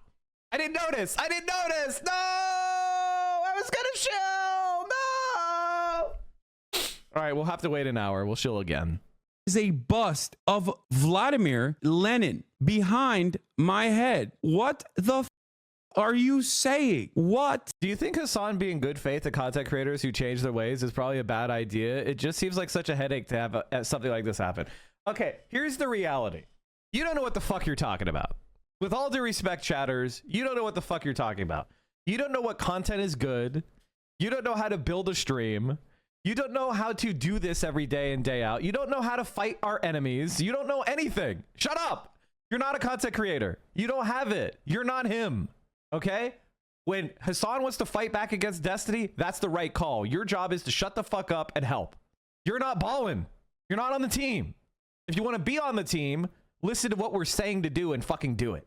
Like, there's so many, like, mods and chatters who are like, oh, I can't believe you guys are talking about this drama. Why don't you just ignore it? See, that works for you because people, with all due respect, are not paying attention to you all the time. Okay? If people are trying to fuck you up and you ignore it, eventually they're going to live in your fucking bedroom. So we're doing what is normal, which is we say, hey, this person's kind of unhealthy. We're going to distance ourselves. But unfortunately, these unhealthy people have large audiences that they whip up into a fury to keep going. Like, that's the reality. And so I am going to respond. And Hasan and I are going to respond about this because their goal, if left unchecked, is to deplatform us. Do you like Hasan's stream? Do you like my stream? Do you like the fact that we're allowed to talk about politics in a left-wing perspective? Do you like having millions of other people in these common communities where we could organize together and help fight for justice? We could support good electoral campaigns. We could support good protest movements. We could provide help to people who in need. Do you like that? If you like that, then you've got to be with us and be a warrior. And you need to go to war. If you're going to sit back and just consume content like a fucking worthless maw of infinite neoliberal consumption and subjectivity, then you're not going to get the better world we're trying to fight for. I'm not saying you don't get to have fun. I'm saying strap in. The absolute are you saying? I used to think you were cool, consistent, and friendly. I looked past the house because I figured it made sense. Then I found out you're a commie. Now I realize you're undeniably a baller, based, and live true to your word. You also have good eyebrows. Thank you. Why is the Tim Pool beanie on stream? I'm wearing this so that people will... Oh no! He's Tim Pool beaning it after the haircut? He did a Tim Pool beanie after the haircut. Oh, he's feeling self-conscious. The poor guy. His hair looks fine. I think the eyebrow, I don't like... Can I say that? Okay, I'm going to say the most controversial take. I don't like the eyebrows thing. I don't like the way people get their eyebrows done. I don't like it. I think it looks terrible. I would rather see natural eyebrows. I don't like this. I think it looks terrible. And when people get their eyebrows, like, what's it called? Bladed or whatever the fuck? I don't like it. That's just my own personal aesthetic take. You could disagree with me. That's fine. I just don't like, how do I put this? The culture of bimbofication that we have created, where everybody has like the most, it looks like a poorly CGI'd version, a fan version of Tomb Raider. You know what I mean? It's like people are legitimately trying to turn themselves into like Gooner Lara Crofts. Bad mods of Lara Croft. I don't get it. I don't like it. This is my own boomer take. Everyone is handsome Squidward. Yeah, I don't want people to turn into handsome Squidward. I like original Squidward. People think that I am Tim Pool, and therefore apolitical, and therefore not radical, therefore not playing a formative role in what is actually ruining the United States of America and perhaps the entire planet, which is the rising tide of fascist mobilization, but instead the much scarier thing, which is communism. Everybody knows that's a significantly scarier thing. Thing is, there's something kind of scary brewing in America. Communism. So, yeah, I want communism. He's literally doing it. He's doing the ultimate meme. Do you guys think do you think he understands he's doing like one of the oldest memes? Do you think Ethan Klein is not smart enough to know this, but this is one of the oldest memes, literally. It's called The Specter of Communism. It's in the Communist Manifesto. Now, he's never read the Communist Manifesto, but it's literally one of the oldest socialist memes that we're like scary, haunting, and you know, we're secret, and we're, you know, we're hanging over Europe. The Specter of Communism. He's doing it. It's incredible. Like, he's the same as a liberal from 1835. I want people to think I'm Tim Pool instead, which is the furthest you can be from communism, because that's significantly scarier than Donald Trump. I want everybody to understand, make no mistake, I'm a serious person who definitely understands things. Very smart, very intelligent, definitely not a hack-ass comedian in air quotes, still doing 2014 memes on the timeline. Well, I'm not on the timeline anymore. I'm actually too scared to be on the timeline, so I just constantly whine about it from behind my Instagram stories, even though I'm a 50-year-old dude with like 3 children, and I spend most of my time online just like the dog thing. The dog tweet is legitimately like, if I were Hasan, I think the dog tweet, I'd get a restraining order at this point. Like, Hasan donated $10,000 to a dog adoption charity. He did a whole stream about the importance of adopting animals, and he adopted Kaya, who is a mutt. Kaya is a mutt, and Ethan Klein called her a $10,000 designer dog. So he just committed that's knowing defamation at this point. Like, and yeah, it's a small defamation, but it's ridiculous. It's like, it's just defamatory lies, and like, he just likes lying about people. And this is kind of the problem, is like, whenever Hasan and I engage, or any leftists like Denims, we engage with our enemies, and that's what they are. They're lying about us, and we tell the truth about them. But it sounds like mudslinging, like, oh, you said this bad thing about this guy, and he said this bad thing about you, and the thing they said was a lie, or a total half truth, and what we said was God's honest truth about them. And it's like, oh, I just don't like them. They're always fighting with other people. And it's like, no, we have stalkers who are freaks, and we have tried ignoring them and hoping they find another dog toy to fixate on, but they won't. And at a certain point, you have to push back. Meanwhile, Ethan literally bought designer animals. And I want to say this. This is my most right-wing take. I don't care if you buy a dog from a breeder. This is my most right-wing take. I adopt dogs. My most recent dog is an adopted dog, Romeo. But if somebody gets a dog from a breeder and they make sure that breeder is doing it ethically, I don't have a problem with that. That's my most right-wing take. I personally adopt my animals, but I don't think it's the end of the world if someone buys a pet from a reputable breeder. And the reality is that, like, some people are going to disagree with me. That's because you just don't use animals in the same way. Like, you use an animal purely as a companion animal, and that's fine. But sometimes people have these animals for working purposes or mixed working and companionship. So I think that that is totally valid, you know? And I think that as long as, you know, there's always going to be problems with the pet industry, but I don't think that the solution is to just be like trying to shame every individual person who has a pet. That's fucking weird behavior. That's bad behavior. Advocate for positive, like, change by highlighting the goodness of adoption and the plight of animals that are in pounds. But I don't try to go out of my way to go, oh my God, I can't believe you got a fucking golden retriever. How dare you? I had a golden retriever growing up, and I'm glad I did. Like, I don't think it's wrong to have a pet. A reminder that Ethan poisoned his dog? What? Apparently, like, sodium is really fucking bad for their kidney. And I never heard that. And I was giving Shredder, like, cheese. He loves cheese. And I was always sprinkling cheese on his fucking food. And I just wish to fuck. And I'm so pissed at the stupid fucking... Apparently, like, sodium... Okay, he didn't poison his dog. He gave them bad diet, and the dog got sick. That's not poisoning. That's called being a bad dog owner. It's not the same not quite the same thing as poisoning. See how good faith I am? And here's the thing. Here's the thing. He didn't take responsibility for it, which makes him a bastard. He should have said, I fucked up. What I did was wrong. I hurt the dog. I've learned my lesson. And I'll go to my grave regretting that I did that. Like, that's what you should say. It's not that hard. Admit you were wrong once and then say you're going to be better. Why is this so hard for people to do?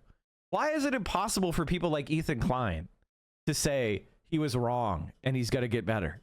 It's crazy. Everybody say it. Everybody in chat say, I was wrong about something once and I feel bad about it and I'll do better. Everyone get it off your chest. Try it out. Put it on for size. I was once wrong about something and I've changed my mind. Like, god damn, what is so hard about that? It's like apologizing. You see someone was hurt by your actions, whether you intended it or not. I'm sorry I harmed you. How can I help you recover? And if you'd like, we could talk about what we could do going forward to prevent further injury. What's so hard about that? I see your pain. I feel your pain. I am contrite and I want to help you heal. What's so wrong? What's so hard about this? What's so hard about this? When I'm wrong, I say I'm wrong. When I'm wrong, I say I'm wrong. Why is this so? Just listen to the classic American film Footloose. Maybe they didn't have that in Israel. I don't know. But in America, when we're wrong, we say we're wrong. Crying, most of it. What is this? Is it Dirty Dancing? Oh shit, bro! I have not. It's the same thing. I think I have not seen a single one of. See, I was wrong, and when I'm wrong, I say I'm wrong. When I'm wrong, I'm say I'm wrong. Was it Roadhouse? Oh fuck, which one is it? I don't remember. Honestly, those were a little bit before my time. To be honest, those both are a little bit before my time. And I'm gonna say something even more challenging. I didn't really like Dirty Dancing. It's a boomer movie. Ghost? Now that's a banger. Ghost is a banger. That's my Swayze pick. Okay, if you want a Swayze pick, Ghost is my Swayze pick. All right, let's keep going. Instagram stories. I didn't know he was posting about me this much. Oh my God. This might genuinely be one of the funniest things I've ever seen from him. How is this not satire? I'm really stupid. Can you educate me a little on Marxism? I don't know what it is for real. Part 3. Oh my God. Every day? Every single day? Anyway, if I was one of those things, then obviously that would be really scary. You know, I'd be really scared of the rising tide of socialism and communism in the United States of America. Oh, terror. Big terror is what I would say. So that's why I'm looking like Tim Pool today, who surprisingly and completely unrelated to what I was saying. Oh my God, it's 5 a.m. out here, dude. I'm literally oblivious. I'm probably not even making sense right now. What did Tim Pool say recently? Oh, that's interesting. He said, come to the right side. Join the good side, Ethan, he said. Perhaps what I said was completely unrelated. Perhaps it was completely unrelated, or perhaps, I don't know. Maybe it's not. That's not at all what Ethan said. Why are you molding them out? How do I have 12 month subscribers who are this stupid, dude? Actually, all right, I'm done. I'm not going to do this. It's for the weak-hearted. It's for the weak-hearted. It's for the weak-minded. I guess I groomed this 35-year-old adult as well into radical politics and being pro-terrorism. Platform of terrorists, by the way. Dog, I never interviewed. Well, I interviewed one IDF member, but he's a former IDF member who actually was a conscientious objector and actually went to prison for it. But I wouldn't consider him a terrorist. He's actually a great dude. His name is Dr. Ofer Kasov. If you're the type of person who thinks that like politics can only be consumed from the lens of slop tuber drama, cultivated by people who have no political understanding, no political reading whatsoever, no interest, no ideological leanings whatsoever, and are just like dumbasses who are stupid enough to regurgitate Reddit posts that have no research backing them whatsoever, oftentimes coming from a sex pest very own community, then you are a deeply and pathetically unserious person, and therefore you probably should go. Destiny used to have a gun behind his monitor, a gun in his background. What happened to the gun? Destiny used to have a gun in the background. What happened? Are sex offenders not allowed to have guns in Florida? And I don't know, watch the sunset or something. This is not a crash out. They're going to clip this and misrepresent the tiredness and depressed in the content Chernobyl disaster. Yeah, well, good luck to them. It's 5 a.m. out here. As always, I'm live and alive. Let's take a look at this video. Like, surely it'll be only a matter of time until Destiny is arrested and he has mugshots all over the internet. How will you celebrate that day? I mean, listen, I'm not going to do any kind of premature celebrations. You know, until it actually comes, I'm not going to allow you to have the dopamine response of it actually happening. Dirty Dancing being explicitly pro-choice in the 80s is dope as fuck. Oh yeah, that is pretty dope. But it's before my time. The big dogs. Wow, thank you. Shout out to Wine About It. Oh, you like Wine About It? Yeah, shout out to Comrade Hasan. Okay, wow. Damn, dude, another young boy radicalized in his prime. Yeah. This boy in China said, Comrade Hasan. Much to consider, folks. Who is this Hasan guy? What kind of scary stuff is he talking about? Really, really scary stuff. Everybody watch out, okay? No, I radicalized him into vote blue no matter who, Democratic Party loyalty. That's obviously what it is. Oh, thank you. Wait, let me do the pushing. Yes, let me know about if there's like fun things. In China too, yeah.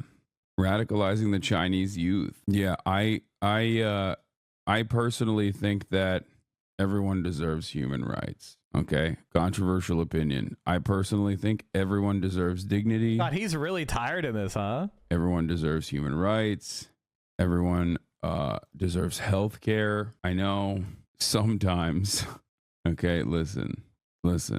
Sometimes you really like a apartheid state, okay? Sometimes you really feel some type of way about an apartheid state, and in defense of said apartheid state, you crash out extensively, so much so that you lose a significant percentage of your own audience because they're all like, what are you saying, dude? There are children being mutilated every day with American tax dollars for 15 months, 16 months. And at the end of that extended crash out, as you've become mentally unwell, you put together the shittiest video of all time. People will be like, oh, dude, what do you mean? You can have political disagreements. You can have political disagreements with your friends. It's fine. It's like, it's crazy. Political disagreements aside, like an extended year-long slow burn crash out. Spectacular. Ta-Nehisi Coates was one of the biggest confirmations for me that you are right. Yeah, I mean, but I have Ta-Nehisi Coates and Bernie Sanders, you know, AOC. And then but Ethan has Caffino. Just watch the video and take some accountability. Don't be a pirate software dude. Dude, it's an hour and 40-minute video. Okay, can I just say something? This is genuinely, this might come across a little ableist, but you literally have an intellectual disability if you think that, like, I am fearful of watching an hour and 40-minute video made by a dude who literally thought Roe v. Wade was the gay one last week. Okay? I've even heard they want to repeal Roe versus what? Is that the gay one? No, that's Roe versus Wade has been overturned. Yeah, you're talking about gay rights? Yeah, they want to overturn the Oberfell?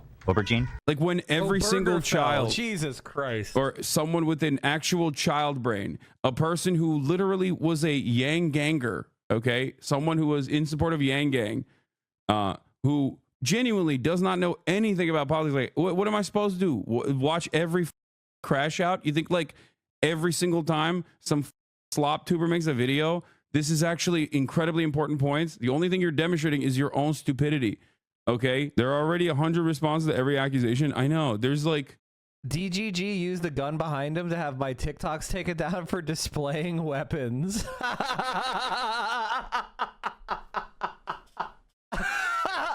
You should keep making those TikToks, man. Make sure you have them backed up. He's such a dumb rat, dude. You could just go, if you truly are invested in the truth. And I'm sure there are some people there are others who are just going to come in here and be like, well, I'm going to keep it real, man. You're just like avoiding accountability.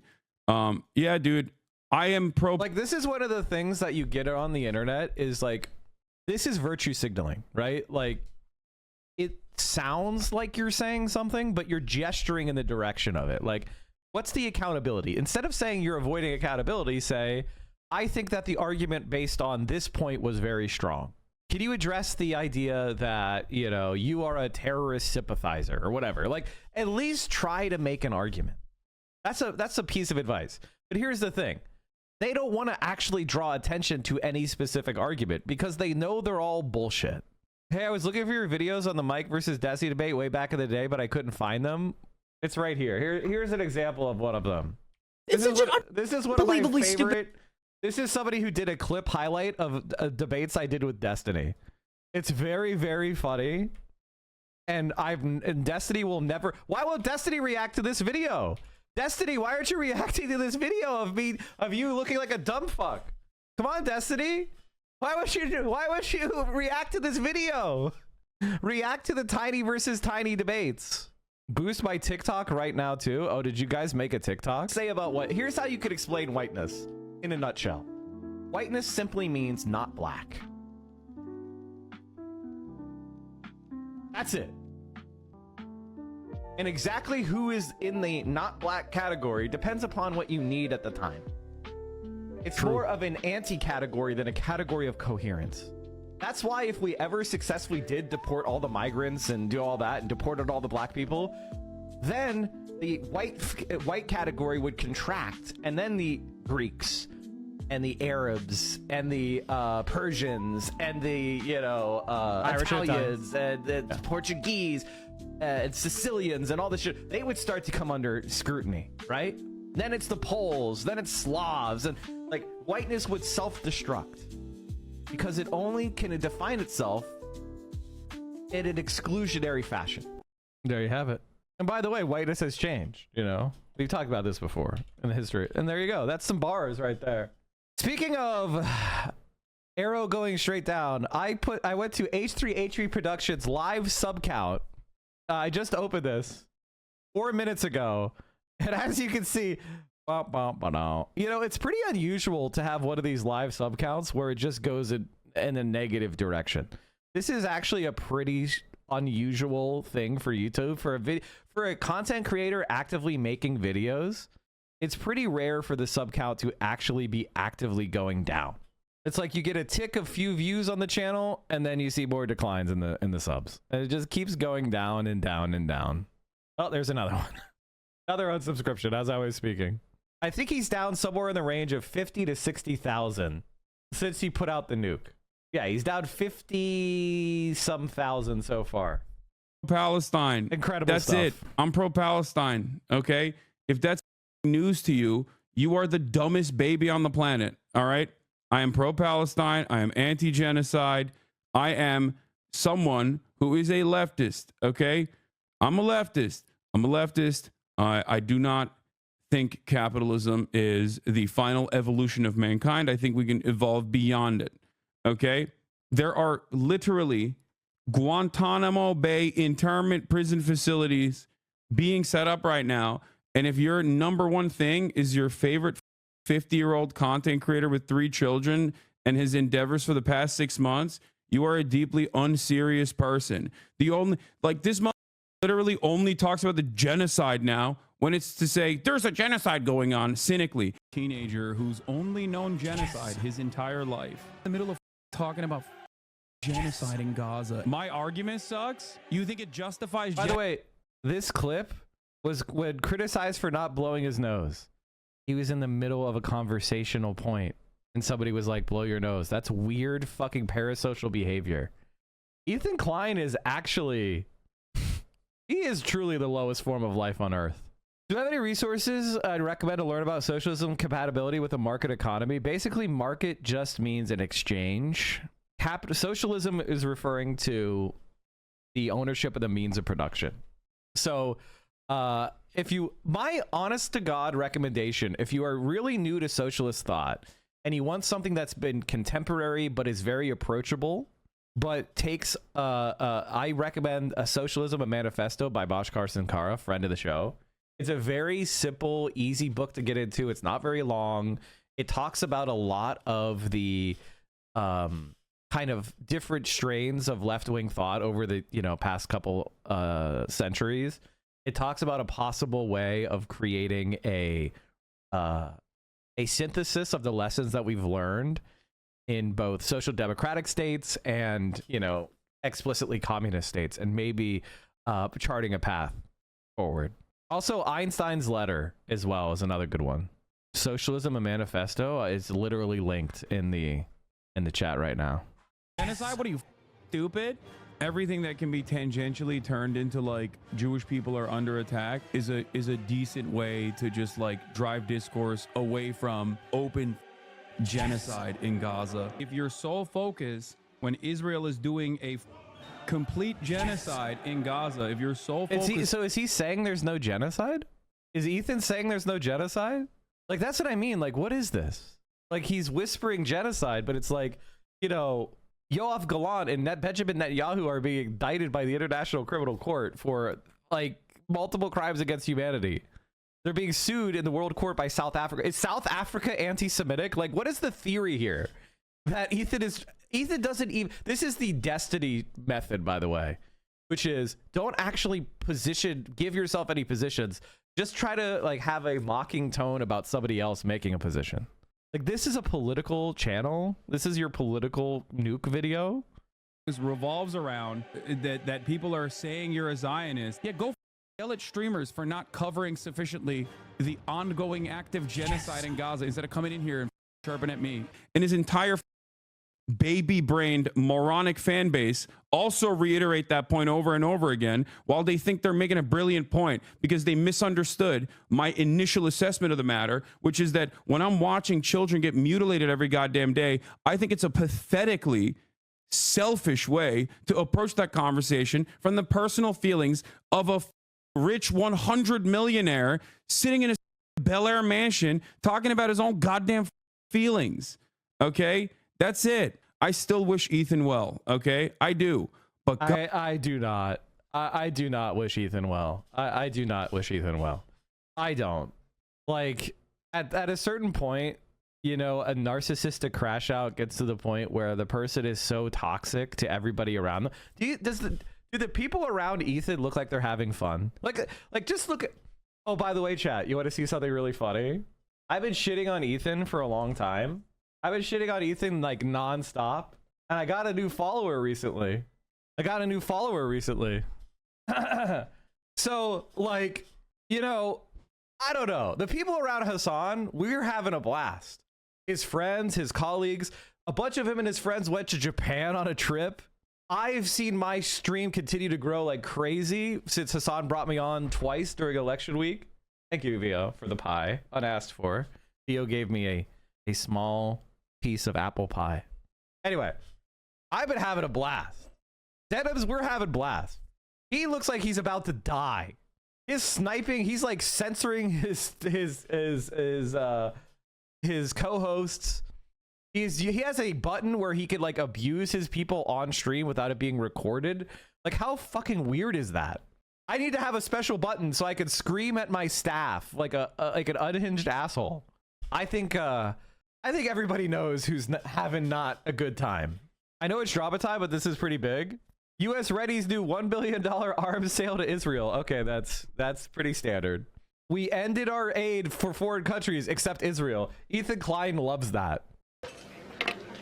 Well, look at this. I told them medium rare. It's medium. It happens. I bet that cook is an anti-Semite. He can't even see you. He has no idea who you are. They don't just overcook a hamburger, Jerry. My Uncle Leo, I had lunch with him the other day. He's one of these guys that anything goes wrong in life, he blames it on anti-Semitism. You know what I mean? The spaghetti, not al dente, cooked, anti-Semite. They're right there, yeah. You know, loses a bet on a horse, Secretariat, anti-Semitic. You know what I mean? Even the animal. The high holidays in the temple, rabbi, anti-Semite. If there's a woman that can take your presence for more than 10 consecutive seconds, you should hang on to her like grim death, which is not far off, by the way. She's an anti-Semite. Can you blame her? Oh, Jesus Christ. Now, I don't think Jerry Seinfeld is an anti-Semite, but, you know, you never know. God damn, how selfish, how delusional, how stupid to just like think that anyone outside of your marginal cult that you have whittled away over and over again is going to look at the situation and go, yeah, you know what, dude, you are actually right. You've totally convinced me that baby murder, unlimited baby murder is all right now, actually. That like people who call that sort of behavior out are all seemingly radical Islamist extremist terrorists who I will assume are being funded. You know what's really crazy about the all Islamist thing? Can I have a serious question for all the Ethan Klein viewers. Where do you think Islamism comes from? Like, honestly and truly, if you're a Destiny viewer or an Ethan Klein viewer and you're hate watching because you do, because you're pathetic fucking frauds, where do you think this stuff comes from? Like, legitimately, where do you think it comes from? Do you think that like radical political Islam grew organically in the Middle East and that's just what's politically popular? Do you think that's the reality of it? Or is it the fact that Taliban textbooks written in Nebraska? This is from the Washington Post. From US, the ABCs of jihad. Violent Soviet-era textbooks complicate Afghan education efforts. In the twilight of the Cold War, the United States spent millions of dollars to supply Afghan school children with textbooks filled with violent images and militant Islamic teachings, part of covert attempts to spur resistance to the Soviet occupation. Wait, you didn't know that the United States supported Al-Qaeda and Osama bin Laden and Islamic extremism? Why did they support Islamic extremism? I'm going to explain it to you very quickly.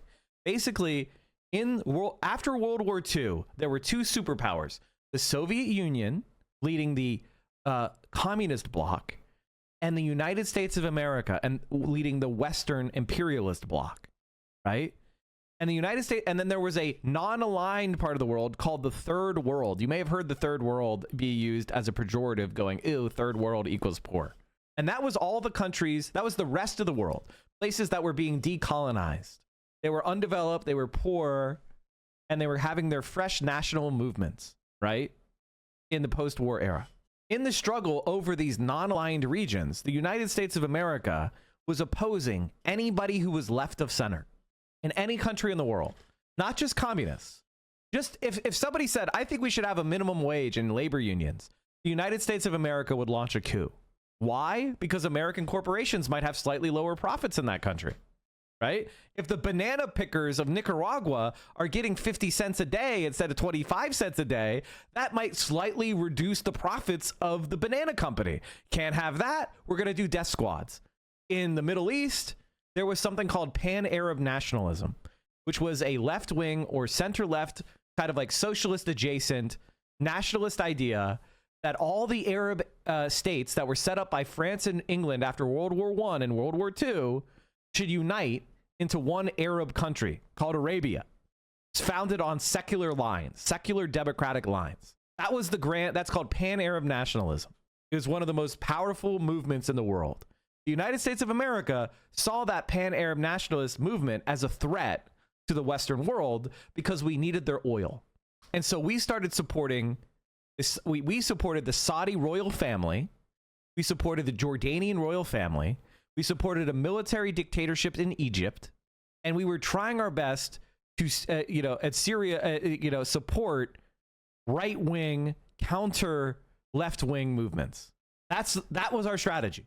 And then in Afghanistan, there was a secular socialist government that we started to undermine, and we supported the Taliban and far-right Islamist organizations in Pakistan to undermine it. And then when Soviet Union invaded to back up the socialist-aligned government in Afghanistan, that's when we started supporting people like Osama bin Laden, and we sent them as mujahideen to create basically the Soviet Union's Vietnam. But instead of supporting like indigenous populations, we were supporting these far-right Islamist organizations. So Islamism is something that we created as an alternative to left-leaning social democrats throughout the world. And we have done it in Brazil. We did it in Nicaragua. We did it in Chile. We did it in Iran. Iran had a democratically elected pro-American government led by a guy named Mohammad Mossadegh. And one of the things Mohammad Mossadegh wanted to do is BP, British Petroleum, had taken all of Iran's oil with a dirty deal, basically with the former non-democratic government. They had signed concessions with BP, where basically BP was able to just steal all of Iran's oil. And so Mohammad Mossadegh was elected on the idea that he would renegotiate the deal that BP had with Iran, so it would be more similar to the deal that Saudi Arabia had with Exxon, basically where Iran would get a lot more of the profits. And the United States of America supported a military coup in something called Operation Ajax to implement the Shah of Iran, which was a dictatorial monarchy, just like on the model of Saudi Arabia. And so that's what we did. We ruined this secular left-wing Islamist Iran because they wanted to control more profits and have better investment in their own country. We did that and we destroyed it. And what ended up happening is eventually the Shah of Iran was so hated there was a revolution. And in the revolution, guess what? Surprise, surprise, the Islamist forces were the strongest and they were able to seize the country. This is American, and this is American foreign policy. If you hate Islamism, then you hate America. If you think that this radical Islamic terrorism is a serious threat in the world, whether it's it's Xinjiang, the EITM that we're supporting to try to do terrorist attacks in China, or whether it was the Mujahideen in Afghanistan, or whether it was, Saudi Arabia's Wahhabism, like, we are behind ISIS. We are behind all that shit. We are supportive of it. Why? Because the alternative is nationalist, secular, center-left people that are taxing businesses, that are having control of their own resources so they can invest in their own country and end corruption. America is the font of corruption in the world. This is a fact. Now that you face these facts, you have two choices. You could say, America shouldn't do that. We should treat other people the way we want to be treated. We should trade with them as equals. We should support their self-determination, and we should focus our efforts on improving the lives of Americans in America. Or you could say, might makes right, and we're going to take what we can take until we're stopped. That's the Donald Trump path. That's the Ethan Klein path. I'm on the side of world peace, trade, and I want America not to spend $1 trillion+ a year on our military, but $1 trillion+ a year school for all. That's $80 billion a year. Free college for all is $80 billion a year. That's it. I want us to have free college for all. I want us to have high quality health care. I want us to have high quality child care. I want us to have paid family and medical leave. I want us to have labor unions. I want us to invest in renewable energy and high speed rail and high quality public housing. That's what we believe in. And peace. We don't need to be fucking invading Afghanistan. We don't need to be dealing with fucking giving Israel $300 billion to do a genocide. We have these gigantic oceans called the Atlantic and Pacific Ocean, and we should say, peace and friendship, we're going to be a good neighbor to the world. We don't need to do this evil shit for the profits of a few people on Wall Street. That's the political struggle. And people like Ethan Klein want you to believe that I somehow support terrorism because I don't support what we're doing in the Middle East and creating all the enemies that ended up blowing back on us on September 11th. September 11th was a direct creation of our covert foreign policy, and it's going to keep happening until we stop it. Ethan thinks bin Laden did 9/11 because he hated freedom, literally. That's incredible. His brain is incredible. Now, here's the thing. Osama bin Laden is a far-right Islamist conservative freak. That's true. He has a bunch of views that I find abhorrent. But the only reason he exists is because the United States literally was writing the textbooks of jihad, was supporting the Wahhabi government and dictatorship in Saudi Arabia, which funds a lot of the most conservative Islam around the world with the oil money we give them. If we stopped propping stuff like the Saudi government up, we wouldn't have these problems. And that's, some people will say, but Mike, that's simplistic. That's not true. We need to interfere in the rest of the world. And that's their counter argument. We it's better that we steal and benefit from it over treating people with respect and dignity and freedom. And the reality is that what they do abroad comes home. When we fund a bunch of stuff with the IDF, that's who they spend on Black Lives Matter protesters in America. When they send drones to kill children in Gaza, they're going to start sending drones over here to monitor you. Everything that we do abroad, that empire boomerangs back. By Qatar. That was good. How much we get for that? Yo, you got 10 million from Qatar for that? That's what I'm talking. My white coworker thinks Shine Bob is a dictator. What are some easy W's I could point for her? She has an 80% approval rating in Mexico. How is that a dictator? She just won 60% of the popular vote. What the fuck are you talking about? Your coworker should be arrested. He thinks I'm paid? What? Yeah, I wish. 10 million? Shit, man. I take 10 million for that. Or Iran or Saudi Arabia or whatever other Arab nation, because I don't have any understanding of geopolitics anyway. And they're all the same to me. Okay? Go spend time with your kids, man. Holy shit. You look crazy. You look like you're literally losing your mind. And virtually everyone can see it. Do you not have any friends? Listen to your producers. I'm sure they have pulled you aside on the background and been like, hey. By the way, since I started the H3 production sub count when this video started. How do you think it's doing? Oh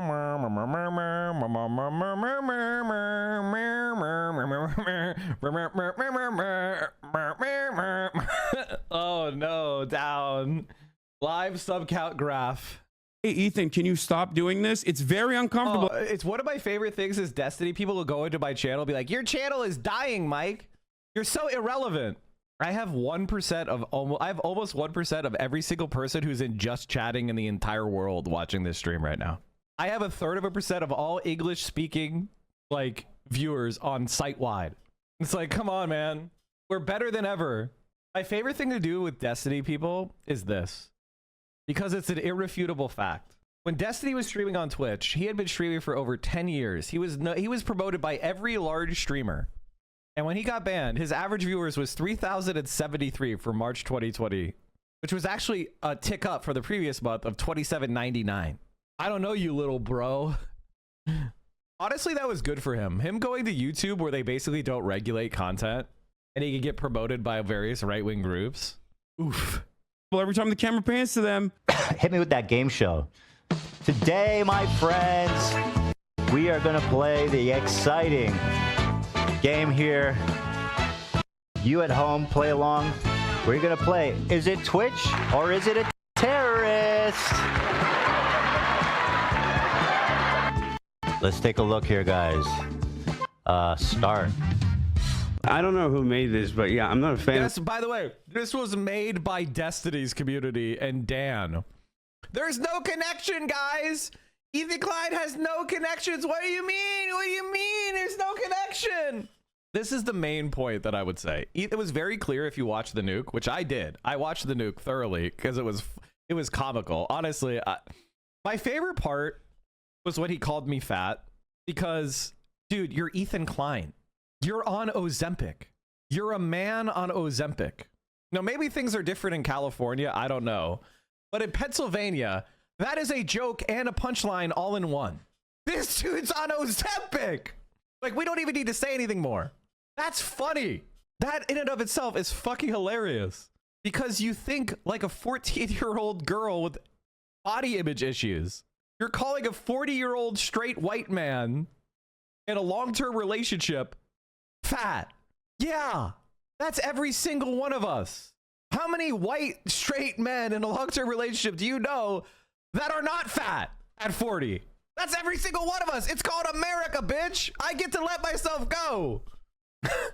But in all seriousness, I think being in shape is good.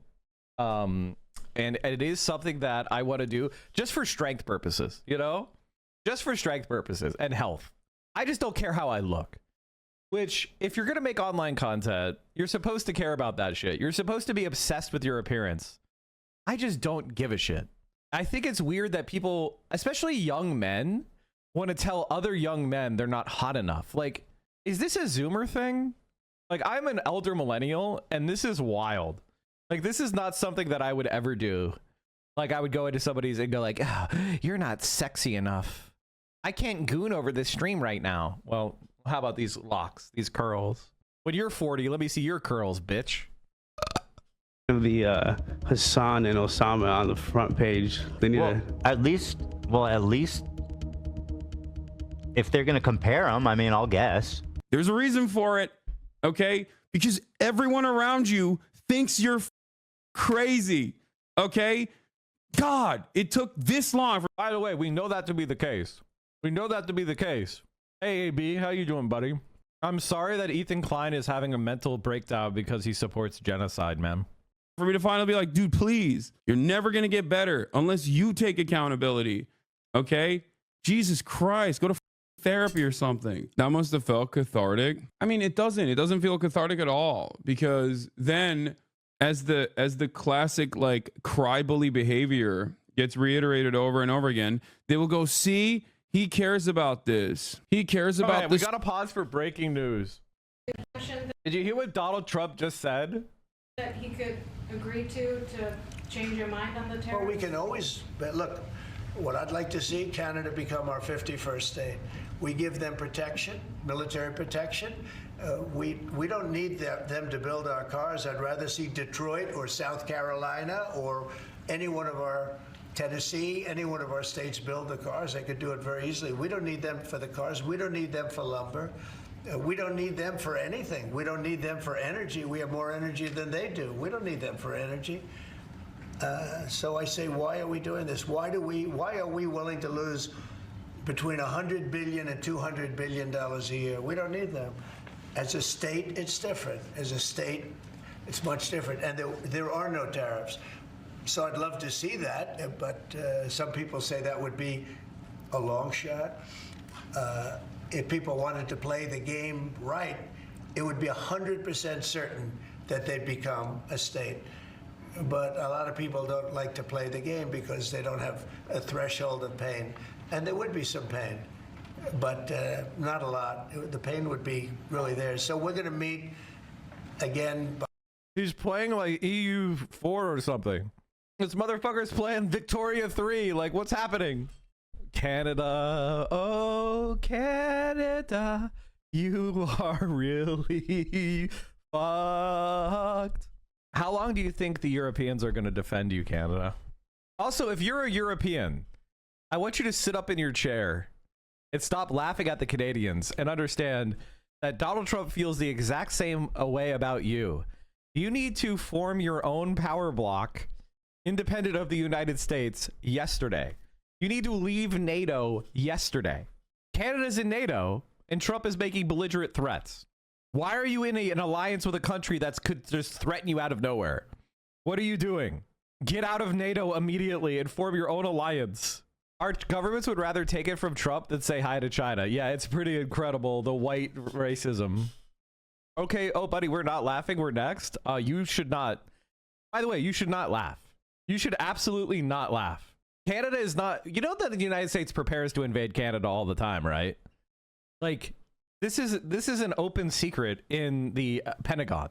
I think they call it like, it's like Plan Green or something. Invasion of Canada Plan. War Plan Red. Sorry, this was the original one. It's called War Plan Red. That's for fighting the British Empire. There's another one. Defense Scheme 1. Like, and you don't think we have a million more of these plans? What the fuck are you supposed to do about it? Leave NATO, form a new defensive alliance with countries in Europe, and start working with China to contain the United States. Not to make China the most powerful country in the world, but to rather contain the United States, which is not a legitimate world power anymore. You need to contain the United States. It's gone insane. There is, like, if you don't start forming defensive alliances against Nazi America, we're going to Anschluss your ass. You shouldn't laugh about this. This is serious. You should take this fucking seriously, man. So much. And it's like, it doesn't bother me, man. It doesn't. You're not new to this game. Okay. It's just deeply embarrassing and everyone can see it. Okay. Straight up. I'm not laughing. America is fucked too. They're ripping apart America at the seams. They're going to try to privatize Social Security. They're going to try to privatize Medicare. By the way, I'm so honestly, and like, I'm going to say something like, I don't have any despair at all. Like, I don't have any despair at all because I understand how profoundly dumb this is, how damaging this is, and how unpopular it will be. And this is going to open up the opportunity for the left, because we're going to be the only people that are standing up to Donald Trump. And the American people are going to suffer, and they're going to really hate the Republican. And we can't accept people like Chuck Schumer anymore as leaders. We need people with a real fucking plan. That's where I get my strength from, is realizing that, do you know how good it would be if there was a leftist America in the world? Do you understand that's like Star Trek future? There's a reason why Star Trek has the capital in San Francisco. Like in the Star Trek future, they have the capital in San Francisco for a reason, because that was considered to be the gayest city at the time when they wrote it. It was supposed to be, where the left in America was. You can't get Star Trek future. Now, that's not true anymore because the tech bros ruined it. But you get my point, is America is the primary impediment to a better world. Like, America is the country that has to be overturned. It doesn't mean that we're the only place where oppression is happening, but we are the font of it. We are the source of it. And it doesn't mean that if the America finally becomes left-leaning, suddenly everything's going to instantly be fixed. But we are the source of so much damage and the infrastructure of oppression throughout the world. There are other infrastructures, there are other threats, but we are the primary threat. My conservative dad, who believes Biden stole the election, was already cursing Trump this morning. Oh no. The left is obsessed with the annual New York City DSA Valentine's mixer and how it's problematic and not sufficiently anti-Zionist. Who gives a shit at the whiners online, honestly? Like my take on the Valentine's mixer is this. I can't believe they called us trots. How dare you? New York DSA did a Valentine's Day mixer called Trots and Thoughts because it was a joke. It's called haha. That's called a joke. And people were like, I can't believe you're doing it. They're like having freakouts about them having a dating thing. Who gives a shit? If they want to do a mixer, let them do a mixer. Who gives a fuck? Who cares? I can't make myself care about it one way or the other. I literally can't make myself care about it, like to try to pick it apart and say why it's bad versus also, criticizing the slightly tone deaf things in it. It's just a waste of time. Who gives a fuck? Who cares? It's calling women thoughts that's the issue. Yes. Honestly, I agree with you, but I think being a trot is a bigger issue. Anyway, let's keep going. You went from writing a Keemstar drama nuke to being hyped up by Keemstar. Like, how Join the good side, Ethan. You're getting Tim Pool retweets. This is the Destiny strategy. Ally with Tim Pool, the Russian propagandist, and Tom Cotton to try to overturn Hasan. You understand how pathetic that is? I said a while ago that after Biden, that Destiny would be a Republican by 2028, and everything is going exactly as I suspected. I bet you Destiny is a Republican by 2028. I've said this before. This is like one of my boldest predictions. I've been saying it for years. And now with him being canceled for sex crimes, the Republican pivot is the only way. And don't worry, he's going to do it. And his audience is going to go along with it. Don't worry, because they don't care about politics. Basically, if you want to understand Destiny, he's Moon. Except instead of playing, Only Fang's World of Warcraft Classic Hardcore, he is talking about politics.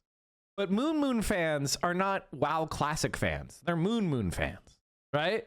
And Destiny fans are not really political. They're Destiny cultists. Now, the difference between Moon and Destiny is Destiny also likes to sexually harass his fans. Moon is funny. Moon fucks wives. Oh, no.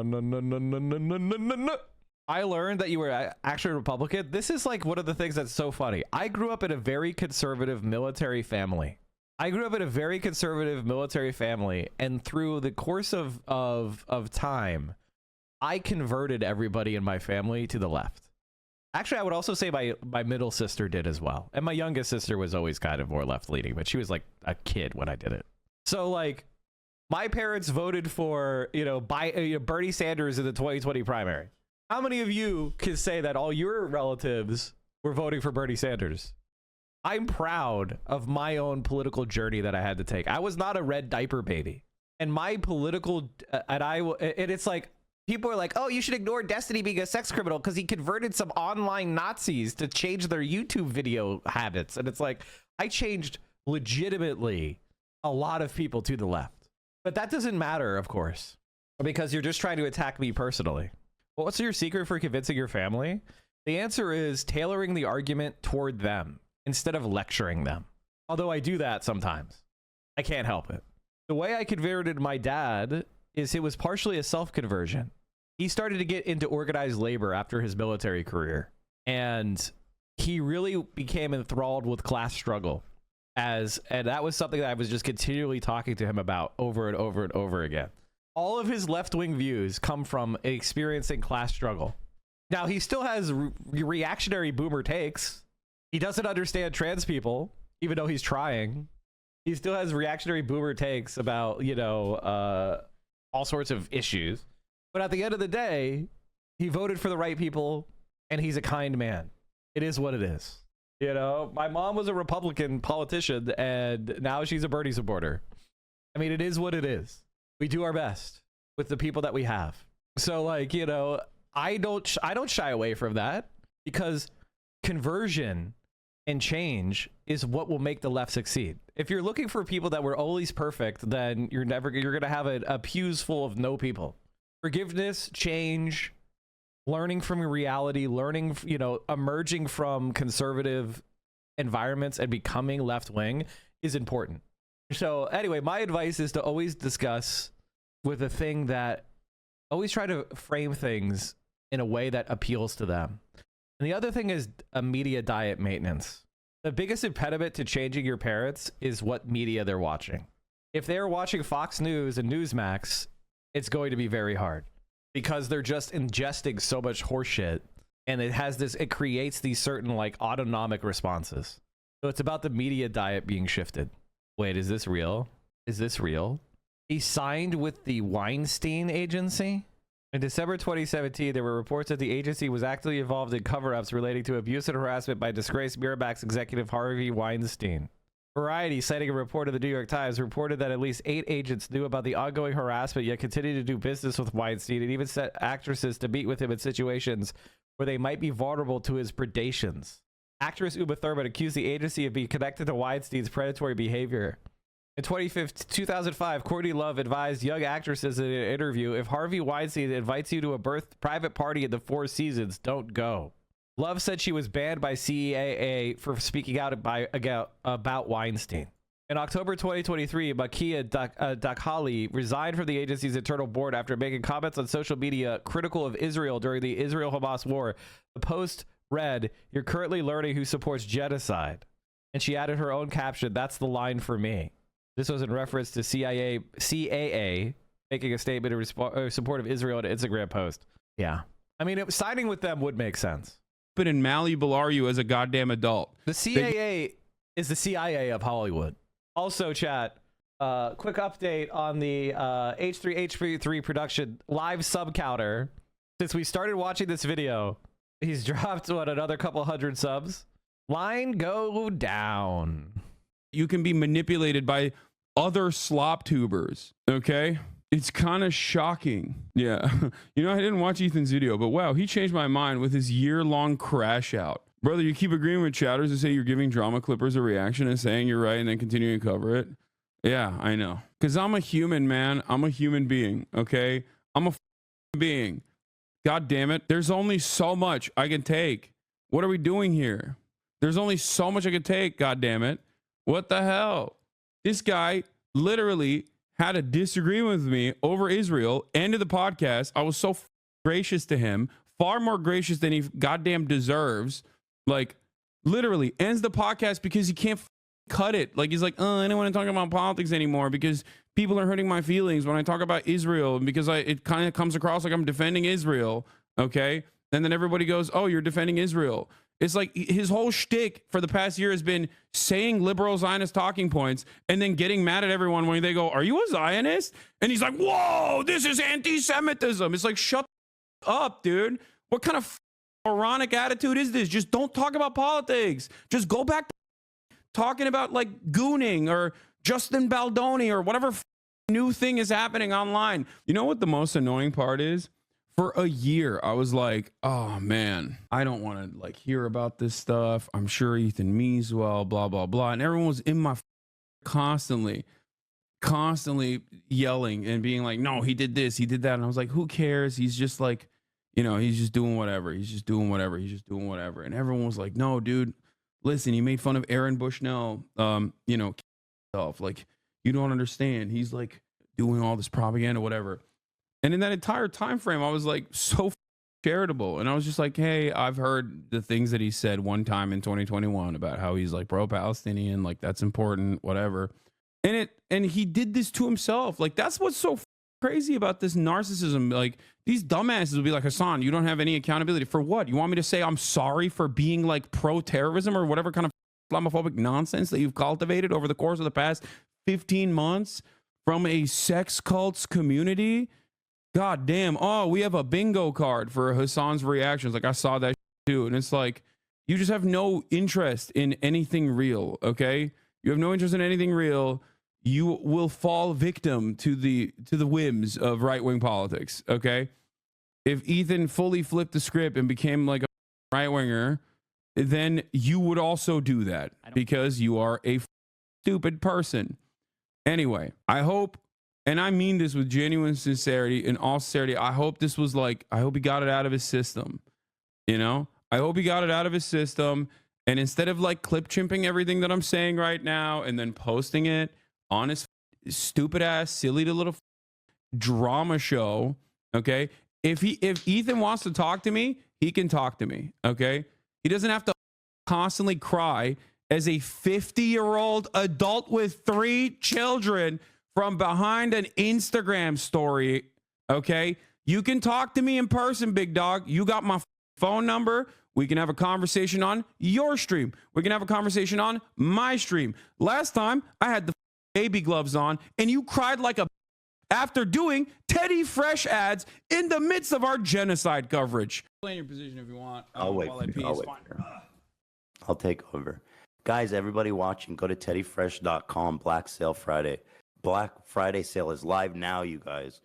Up to 60%. Guys, he doesn't have enough money. He needs more money. Ethan Klein needs more money, guys. He doesn't have enough au pairs. He doesn't have enough maids. How is it even possible that he got fat? Like he has a maid, right? And a live-in nanny and like chefs and shit. Like, just hire a personal trainer. They'll move your arms for you practically. Like, how did you even get fat in the first place? Like, I got fat because, you know, long-term relationship, 40-year-old man, let myself go, like Korean barbecue a little bit too much. How the fuck did you get fat? Do you leave your house? Off. Okay, that's right. And I'm not talking about the leftovers episode. Better. Honestly, I think he might be having like Ozempic side effects. Like, I know you're not supposed to say stuff like this, but this is what makes the Central Committee stream a little bit different, is I'm going to say what needs to be said. I think he's having Ozempic side effects. I think that he's having glucose like shortages inside his brain. And so he's like got perma-hangriness, and like his neurons aren't getting enough ATP. If you guys understand how energy is consumed in the cells, it's called ATP, adrenotriphosphate, which is, you know, processed in the electron transport chain in the mitochondrial DNA, or mitochondrial organelle, not the DNA, the organelle. So I think he's legitimately in a permanent state of like lactic acid formation inside his brain. You know, he's just not getting enough food. The food, you know, his body was so used to having lots of fat cells stored. So now he's like permanently hangry. He looks also like he's dying. Like, it looks like you know what I mean? Like, he looks like he's on chemo. Where he actually cried. If he's on chemo, I'm not trying to make fun of him for being on chemo. It just looks like he's on chemo. Is he on chemo? Like, he looks uncomfortable. Mike, that was a good explanation. How do I know cell biology like that? I'm a Renaissance man. I got a full ride to undergrad. Anyway, let's keep going. That was a beautiful moment. And I borrowed hundreds of thousands of dollars from to go to law school. Whoops. So now I'm broke. Actually very wrong for thinking that actually meant something. It turned out it didn't mean for you at all. Okay? Constantly pointing the finger at other people. Oh my God. It can't be me. It can't be the broad reception of my worldview. It cannot be the way that people understand where I'm coming from. Okay, the way people have also went to a public school for my entire. This is something else to understand. I went to public schools my entire life. I never went to private schools like Ethan or Destiny, and yet I'm smarter than them. My LSAT was a 165 or something. I didn't do that well. I kind of I didn't study for it, and I fucked up the last logic test, like the last logic game. I didn't have enough time because I hadn't practiced. I took an L on that one. You need to practice the logic games if you want to do well on that. Same talking. Pitt is private? No, it's not. Pitt is a public school. So is Penn State. Why do people think I never went to any private schools ever? Points over and over again from people who are genuinely deeply pro-Israel. Maybe that was the reason why people were saying that. No, it must be because of anti-Semitism. And it's like, it's not as though anti-Semitism isn't increasing. It is, okay? And it's something that I understand. It's something that many of these people that Ethan has falsely smeared as anti-Semitic understand. So especially at a time when there's motherfuckers like Nick Fuentes, Jake Shields, or numerous other like actually anti-Semitic monsters out there who are running rampant, hyper focusing on people who are anti-Zionist and expressly and openly not anti-Semitic is certainly a choice. But Ethan Klein apologizes for platforming Hasan Piker. Is a very funny take. Yeah, I'll debate you anytime, anywhere. All right, Ethan, if you want. All right, Ethan, the assumption that I'm afraid of you is so idiotic, okay? Tell your goddamn, be honest with your fan base, okay? I'll talk to you anytime, any place. I'm done. I'm done with this nonsense. Like, these morons literally think I'm afraid of a dude who does not know anything about politics and basically just rehashed Willie Mac show and Destiny clips, dude. Like, these guys just literally go to Reddit. That's it. And they just repeat Reddit talking points over and over and over again. Yeah, I saw Roman also popped off. Because, dude, if you are even remotely interested in politics, you're going to look at this and go, what the fuck are you saying? Incredible video to drop in the current political climate. Fascist takeover. Chat, I heard Vio bawling out so hard I had to get out and hear it. She was making 3 eggs. 3 fried fucking eggs. I was like, what the hell? Does this look like a mansion? In this economy? Who could afford 3 fried eggs? That's fucking wild. Happening in the US and tons of other places. And he drops a 2-hour video on the biggest threat to America is Hasan and communism. Lol, LMFAO even. I fully expect Ethan Klein to become an anti-woke grifter within the next 5 years. So H3H's video on Hasan is deadass just Red Scare and McCarthyism. I actually haven't even seen anything more pathetic in my life. Bro's trying to pander the last remnants of his right-wing fan base by going after lefty boogeyman streamer right after Trump went as well, and he's doing it also that people forget his controversial Israel takes. Incredible. That's what's so crazy. But like, if you look at our world today and you say the left is the problem at all, you're fucking stupid. And the other thing is, if you're one of those people going like, well, Mike, don't you think that the rad libs have gone too far, and the people that are like whiny bitches about like, you know, the annoying woke people, don't you guys think those are the problem? Yeah, we're the people that are fighting them. We were the people on the left saying, don't be annoying. Don't be a piece of shit. Don't say this shit. We're the ones. We're the ones telling people, don't freak out. Somebody played the fucking Harry Potter game. That doesn't mean they're a transphobe. We're the ones who were there every step of the way saying, be normal, be kind. We're the ones. We were the good leftists the whole fucking time. And yet, we're the ones getting the most attacks. It's almost like you don't want the left to win. It's almost like you like the status quo.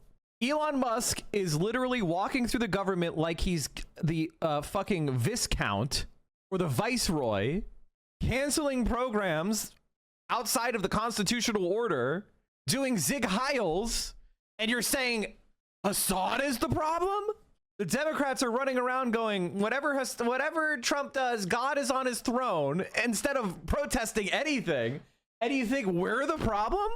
People are Nazi saluting in public, and the liberal media is saying, well, he's just neurodivergent. Viscount, you're right. Dr. Migraine. I was looking for Viceroy, and I said the wrong word. My mental access is, you know, you start to lose a little bit of your horsepower as you get older. It sucks. Have you covered the new DNC head? I heard he was the head of the DFL. Yeah, no, he sucks. No, he sucks. He sucks. He's dog shit. He's not as bad as like he could have been, but he's pretty bad. By the way, which is that like there are a million different ways to try and hit me on like drama related. Why the f would you try to do politics, man? You're so stupid. Oh my God, it's true. No wonder Destiny was starting to make inroads. It's the Harvey Weinstein. It's the Harvard one. I mean, it's incredible. What can you say? Also, what is Biden gonna do? What is Biden gonna act in? Biden acts like he remembers where he put the pudding. Like, what is he talking about? Biden remembers to change the pens. Like, what is he actually gonna do? I posted. Narcissistic. Well, my mods posted a TikTok of me, so you know. You. How unimaginably narcissistic of you to think that you can like write this brilliant, political work. Like, stick to your lane, dude. What is wrong with you? You look like a clown to adults. Okay, maybe not the cultish fans that have stayed behind. A lot of people are messaging me saying, Roman, how can you side with Hasan when, he has had terrible Ukraine sakes? And I actually agree. I don't watch Hasan for his Ukraine sakes. In fact, I don't watch him at all. But I do think he's a good force in today's world. You know what I mean? Like, once again. By the way, what is Hasan's terrible takes? He's been behind the Ukrainians the whole time. He just said that the strategy of maximal war was a bad strategy for Ukraine, which, by the way, I don't know if you noticed, he was right. This is what I'm talking about with you liberal fucks. Is like, hey, maybe we should be focusing on trying to find a peaceful solution to Ukraine. If it means that Ukraine has to say they're not going to join NATO, if it saves Ukraine from an invasion, that's probably a good idea. We could try to figure out a diplomatic resolution to this issue to save the people of Ukraine. Instead, 25% of Ukraine has been ripped away from them forcibly. They've lost hundreds of thousands of men, women, and children in a war. There are 10 million Ukrainians living abroad. Their economy has collapsed. Ukraine has never been in a worse position. The policy of call everybody a Russian shill who says maybe we shouldn't, support massive, overwhelming maximalist demands hasn't worked. It's not our fault that we noticed reality, man. It's not our fault that we said this is what was going to happen based on the material circumstances of measuring. Look at Russia, look at Ukraine, and look at the actual expected outcomes, which is a grinding war of attrition. And that's exactly what we've seen. It doesn't mean the Ukrainians were wrong, but the Ukrainians only have so much capacity to fight. And that's with hundreds of billions of dollars in aid. His Ukraine takes are bad, aka his observation of reality is bad. Because if you say what's going on, this is the worst part of being a leftist in a nutshell. The worst part of being a leftist. Did I just lose my internet? Am I here? Okay, no, I'm still here. Okay, the worst part of being a leftist is you're right too early. I think they're all stuck on the initial invasion when Hasan said Russia would invade because it was a dumb idea. It wasn't a dumb idea. It was a fucking stupid idea. Even if Russia gets the Donbass region and keeps Crimea, it was a dumb idea. They killed hundreds of thousands of their own people. They isolated themselves from the world. They put themselves in a position of junior partner to China. They ruined their reputation around the world. Like Russia wasn't thought of well, but Russians were not despised. When Russia invaded Ukraine, it put a permanent black eye on Russia worldwide. That may take years and years and years to unwind. Yeah, it was a really stupid idea. It was dumb for Russia too. I'm not saying it was a good idea for the Russia. And by the way, everybody who watched the issue thought it was a stupid idea to do the invasion. He was wrong for the right reasons. His analysis of what would happen and why it would be bad for Russia, therefore Russia's not going to do that because it seems irrational, made sense. Except the thing, this is the important thing to remember about history. And this is why predictions sometimes go wrong. It was stupid for Russia to invade Ukraine, but pure rationality doesn't show what people do. People don't just operate under pure rationality. There's all sorts of social and political complexities that influence behavior. They don't see the world with the exact same perspective. And so Hasan's analysis was correct. The problem is the Russian government was operating under other logic than pure raw analysis. And that's where the error came out. But as soon as Russia invaded, Hasan said, okay, I believe it was very unlikely, but I was wrong. They're invading now, and that's wrong. So what are you trying to say? Okay, who gives a shit? Why would the Russia act rational with a peace treaty and respect it? There's different types of rationality. Russia believed that their capabilities were higher than they were, and the Ukrainians were lower than they were. So that was an error in the evaluation of the relative strength of the sides. But Russia doesn't want to, I mean, like, it is what it is. All peace treaties are enforced by the parties to it. No piece of paper creates a permanent status quo.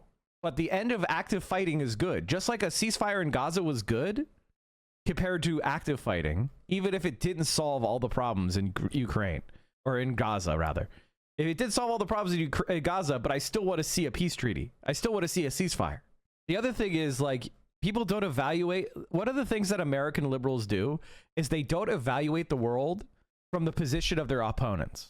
Like, liberals presume that America is playing chess and nobody else gets to make any moves. And it's like when the United States make aggressive moves, our adversaries will make, or our competitors will make counter moves. And, you know, if you say that, like, if we do this, it'll cause this thing, which will be bad for us. Liberals will say, you're on the side of the bad people because you're saying they're going to respond. And no, they're not going to respond. We're going to go to Iraq and be greeted as liberators, or else you're a supporter of Saddam Hussein. Now, if you aren't old enough, you don't remember those times. But people who said we should invade Iraq were called Saddam Hussein supporters. How did they look in the light of history? People are getting deported, Ethan. And you drop in a 2-hour video on Hasan Piker saying that Hasan and communism is actually what's destroying America today, you know? Like, please. If you're choosing between Hasan Piker, who, once again, talks about real issues and is, like, in my opinion, once again, a good force in this world currently, from my point of view, from where I stand, you know what I mean? Who actually talks about real issues, you know, that minorities face and so on. Ethan Klein, though, he just talks about, like, you know what? You want to know what's crazy really about this? Like, these really guys, Hasan, and this is what's so frustrating to me about, like, Ethan, I can't believe is a part of this group now. But there are a lot of people online, like, what is his name? Like, Turkey Tom or something. Like, that's one of those guys. Like, all these dudes that have been, you know, actually leaving Destiny's orbit now after suckling on his teat for maybe the past 3 years, right? Willie Mack Show, all these flop tubers, right? Just names that I never wanted to learn. They have no interest in politics whatsoever. And to them, it's just another way to extend the algorithmic boost that they can get. That's what's so annoying about it, okay? That's what's so goddamn annoying about this process is just like for them, it's just all drama, okay? It's all drama. Ukraine, drama. Palestine, drama. Celebrity drama or whatever. Like, off, please. What it all comes down to is that I just don't believe that Ethan Klein, you know, cares about any of these issues. Yes, that's what's so annoying about it. He doesn't. He does not. He does not. That is what's so unimaginably annoying about this entire process. He doesn't give a single shred of a about any of these issues. Okay? And it is literally ego. It's not even like a significant political disagreement, by the way. It's more so ego. Okay? That's what's so frustrating. And that's what really makes me mad about all of the people that hyper focus on this shit. Okay? It's just ego. It is a man who feels scorned. It is a man who bravely took the step online and became a more progressive person. That is the journey here. Okay? A person who had some reactionary takes, a person who openly said the N-word a million times over and numerous other slurs, saying, you know what, this is the old me, this is not the real me, okay? I am going to become a better person. That is a person I will always admire, okay? It doesn't matter if his name is Ethan Klein, doesn't matter who that person is. I will always admire someone who has the dignity and the courage to openly say, I was wrong for doing this stuff. This is not who I am. Okay, just understand. iDubbbz being a example of this, right? And it's basically this. The entire quote unquote content nuke is You're this. also kind of borderline teetering on what would most people say is socialism, my guy. Every single one of our ops is a sex criminal. Every single one of our ops is a sex criminal. Without exception, every single fucking time. They're all sex criminals. Every person who hates me has been exposed as a sex criminal. That's crazy.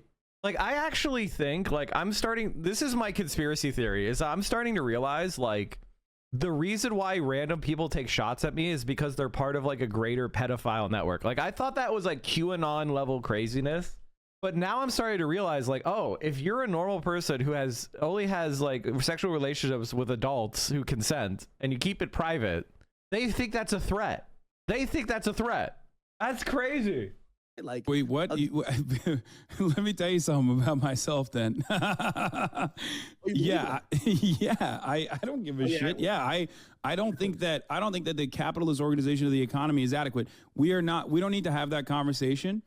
But yes, no, there's no way you believe in that. Hey, listen, I'm one of the biggest pocket watchers ever known to man. I've already summed you up in what you make. And I sum up rappers, I sum up entertainers. Look at my guy Kai. I just did a whole little rap sheet of his thing. Socialism is not a poverty cult. You don't have to be poor to be socialist, even though you can still advocate for those who are less fortunate than you. You're also kind of borderline teetering on. There you go. What is this? I had a terrifying vision. Borderline teetering. Borderline teetering. Borderline teetering. Speaking of communism taking over the website, most watched female streamers this week, Denims, just passing Iron Mouse with 209,000 hours watched. That's crazy. Common Denims W. She took the full content nuke reaction boost, which I'm all in favor of. Communism is winning. Was Hasan? We didn't cover the Ana Kasparian bullshit yet. We will get to it. Me. If I hit the sub goal. Like, what the fuck? You want me to... I'm covering all this goddamn drama, and I only have 69 subs? What the fuck is this? 40-year-old child was duped by Hamas Piker. That's Hasan groomed me, and I was a neurodivergent minor at the ripe age of 40. It's kind of funny to have it come out the same day as the JCP tour. Yeah, these people are also so narcissistic. They, like, people that do slop shit, okay? People that do slop shit are so goddamn narcissistic that they will unironically say stuff like, oh, well, he did that because of me or something. It's like, no, man, I set this up weeks ago, all right? Yeah. Bro, he said you hid your views the week you've been promoting, talking to the JCP. Someone, like, dude, look at my first interview, okay? Look at the first interview that I did with Ethan Klein, okay? Before... See, Ethan is a liar. Venom Code, thank you for the 5 tier 1s. At least somebody gifted. Wait, is my thing broken? Is the sub count broken? Oh, that might explain it. I have absolutely no idea how many subs I got. It's broken. It's broken. I thought, oh man, this community is, you're all a bunch of cheap skinflints. Oh, that reminds me, chat. We've got a new emote. DSA America. DSA America and DSA Dank. If you subscribe, we get brand new emotes. DSA Dank and DSA America. Look at that. Not Skabaz. I'm providing you even more value. And the best dancing emote on the entire website by far is DSA Dance. I ever did the Leftovers podcast, we had an interview. Okay? Please understand something. This is from many, many years ago. Okay? This is me. This is, I guess, a piece from his, I guess this is a piece from his video. Okay? My hiding being a communist. Okay? I had a show on the Young Turks called Agitative Propaganda. Even in these clips, there is a USSR Ushanka behind my head. Okay? Was I being manipulated this whole time? There is a bust. There is a what is it called? A Matryoshka doll of Vladimir Ilyich Lenin. That's Che Guevara. That is another USSR Ushanka behind my head. Okay? What the are you saying? What the absolute are you saying? Either you are being... He doesn't know who those people are, Hasan. Like, Hasan, Ethan Klein hasn't read a book. Ethan Klein got famous because of Vape Nash and wearing blackface. Like, he didn't get famous by reading history textbooks, okay? Like, let's not be confused here, all right? Disingenuous and acting like there was something sinister afoot. Okay, and that there is something that is sinister about being a socialist anyway, which is a ridiculous position, by the way. I think like there's nothing sinister about being socialist. All right. Ironically enough, the other person whose doll is behind my head, who has this artistic work behind me depicting him as a punk rock guy, also calls himself a socialist. Just, you know, the person that I interviewed a couple weeks ago before I left for Japan. The question that is on everyone's minds is like, there's two things here. There's two outcomes to this. Either you are the dumbest person on the planet and just like, whenever I described my political worldview, it just like went in from one ear and out the other. No bus stop in there. Okay. No pit stops in there whatsoever. It was just like information coming in and out. Okay. Nothing in there. Just an empty hallway. All right. You just did not retain anything that I told you. And you're like, I thought you were like a, you know, kind of progressive, vote blue no matter who type Democrat. What is going on? And if that's the case, then you have no business doing political commentary, okay? Because what are you saying? Like, what do you mean? Then you're just like ill-equipped to have this conversation. You've openly demonstrated that. I consider myself a liberal, but in the American political lexicon, I guess like I'm super liberal. That's what Americans think. Did the bullshit? This is bullshit anyway because Ethan endorsed Bernie Sanders in the 2020 primary before ever speaking a word to Hasan. This is why political education is so important, chat. And by the way, we have a hype train. The top sub gifter and the top bit donor both get the hype train conductor badge next to their name. I don't know why my sub goal is broken. I don't know why that shit's broken. I'm sorry. But so if you enjoy this content, now is the single best time to support the stream because the higher we get with our our hype trains, the more it boosts us in the algorithm. And there's a lot of people here working paycheck to paycheck, parents of young children, college students, people on a fixed income because of retirement or disability, or just people struggling to make ends meet. So when you give subscriptions, you help people get access to the VODs, making clips, all sorts of really nice stuff. They get to help promote the stream more by using the emotes, participate in all the memes. You're doing a lot of really cool things when you support the stream. You're doing the most important thing you could do with your money. Are you guys ready for the most important thing you can do for your money is give it to me? In my opinion, nobody knows how to spend money better than me. Like, I can say this straight off the bat. I get the most utility from when I spend money. So like my utility goes through the roof when I spend my money. So by giving your money to me, you're raising my utility. This is called Econ 101. From my point of view, the most rational thing you can do is give me your money. And this is econ. This is basic economics. If you disagree with me on this, you don't understand economics. You literally don't understand economics. And you can't debate this point. It's undebatable. Holy fuck, is that bait? No, I'm dead serious.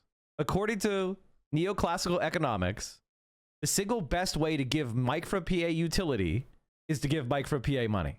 This is basic math. I can't believe you even disagree with me. You don't understand economics. This motherfucker doesn't understand economics.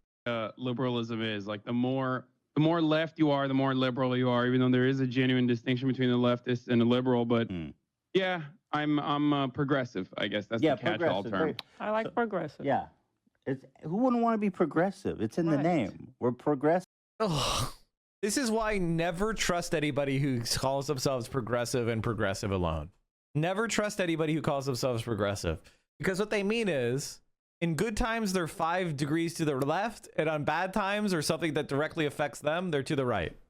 That's what progressive means. The moment they get scratched, the moment they receive a bit of criticism, they're going to the right. So yeah, well, that's why like early stage classical liberals who like wanted to rebrand, like Dave Rubin, for example, who now are very openly on the right and like everyone knows it. They originally tried to say like they're the real progressives, and that the people who brand themselves as progressives, people like myself, they were actually regressive. George Soros and Google. He wears jackets that say "bash fascist." I'm sorry, I gotta stop again. What is wrong with hating fascists? I just don't understand that point. I mean, aren't we supposed to hate fascists? Has a club in his hand. We're supposed to hate fascists as Americans. Yeah, I know. I don't get it. And then they'll say like Antifa is the real This is not in his content, Nuke, chatters. Of course this it's is not just the content, Nuke, because this tells you the truth that Ethan Klein is a liar. Ethan Klein, basically, this is the reality. If you're, nobody here, like, this is something that you realize, like, nobody here is actually like, oh my God, Mike, I saw you in the Ethan Klein content, Nuke, and I would like to hear your perspective.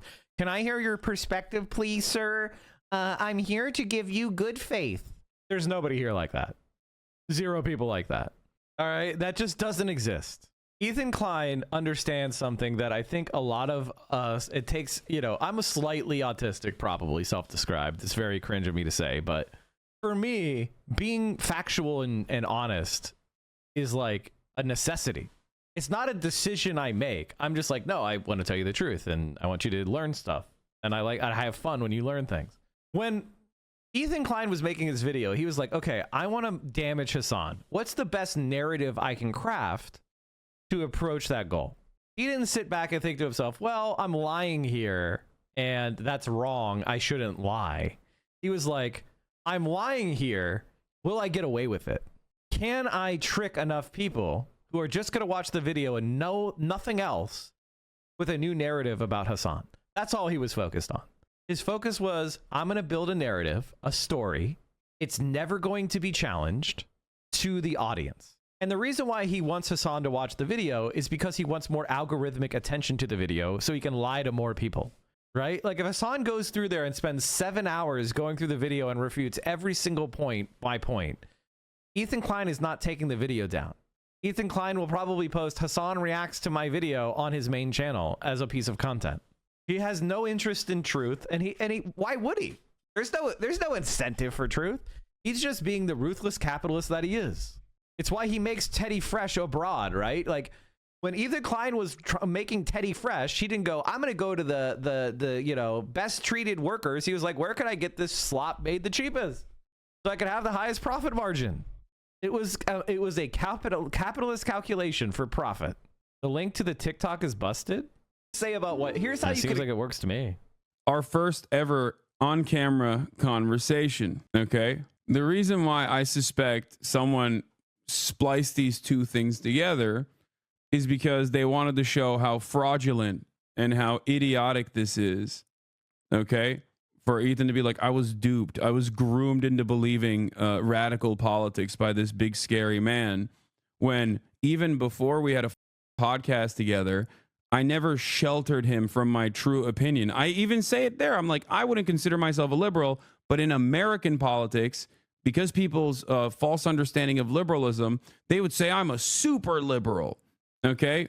So what's really interesting about this entire process, despite the fact that I have a literal like Lenin bust behind me, a Che Guevara bust, and a USSR Ushanka behind me, okay, and also prominently display other famous leftist political figures, revolutionary political figures, and also Bernie Sanders, who is himself a socialist, okay, and go through the minutia and the process of explaining to him over and over again what my political worldview looks like.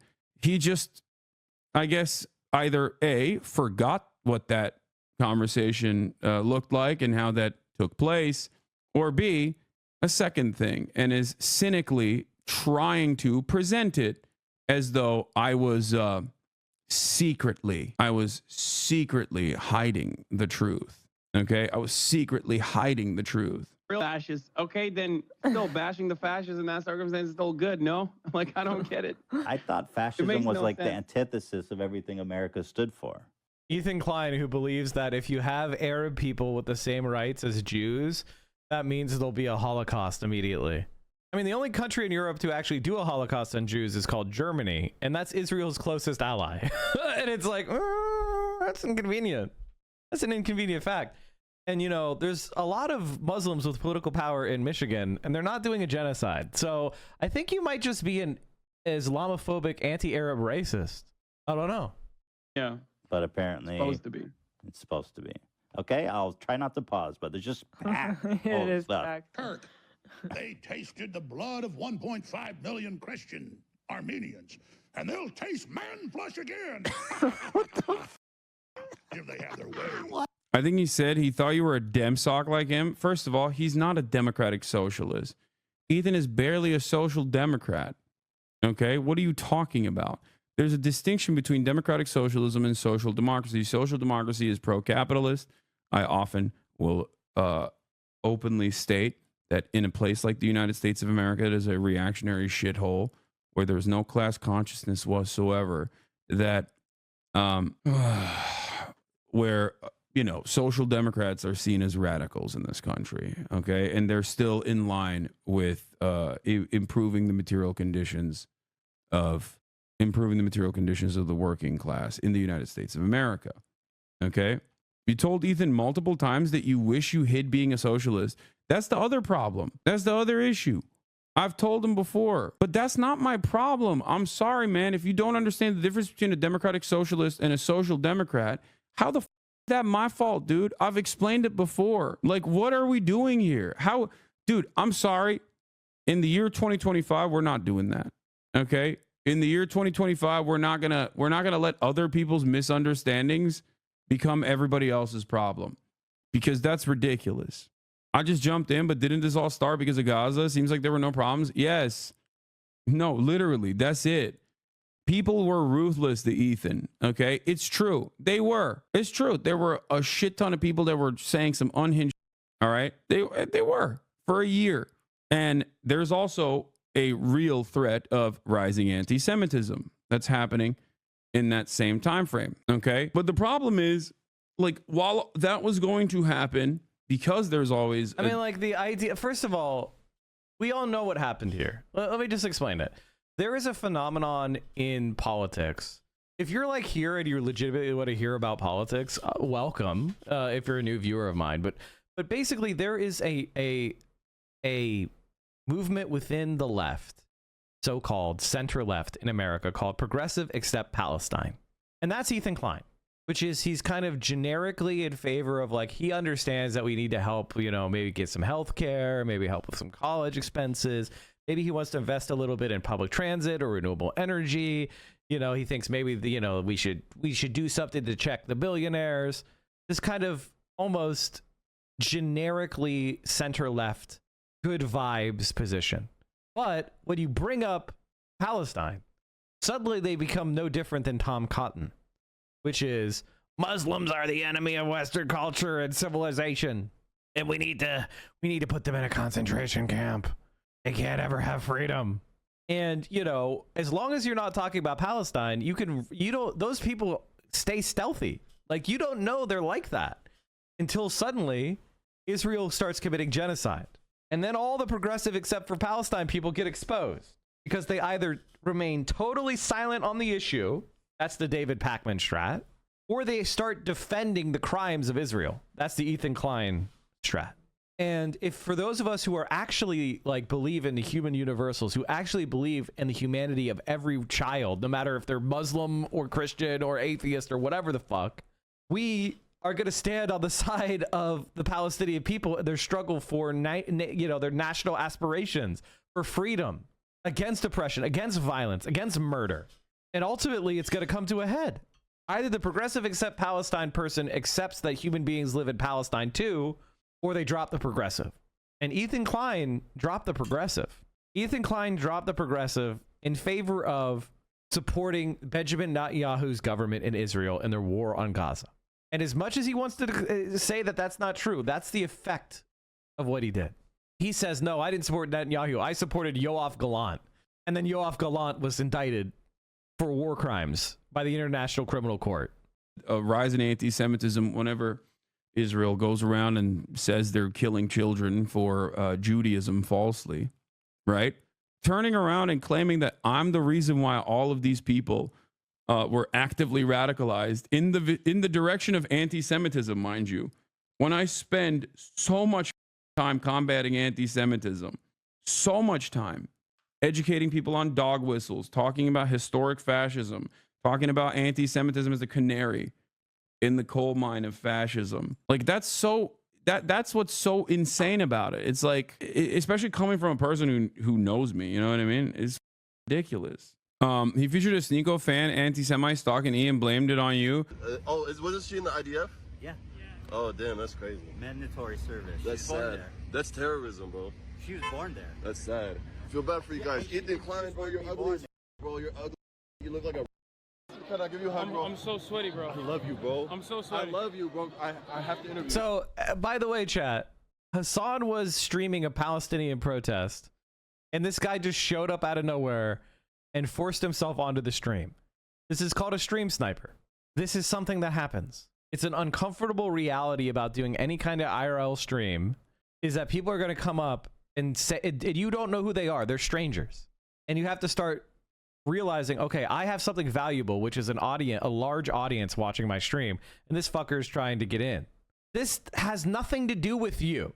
And Ethan Klein knows this. If he ever left his house, he would understand that people coming up to you and saying shit to you doesn't mean you support them, or even that they're a fan of you. You're my hero, bro. I love you, bro. You're the coolest guy in the world, bro. Hold on, I think I look gay in that one. Okay, 3, 2, 1. Hold on, I think I look gay in that one. Okay. It's a funny thing about me. Yeah, that weirdo clout shark dating coach cryptocurrency guy that was annoying us at the goddamn Palestinian encampment at UCLA.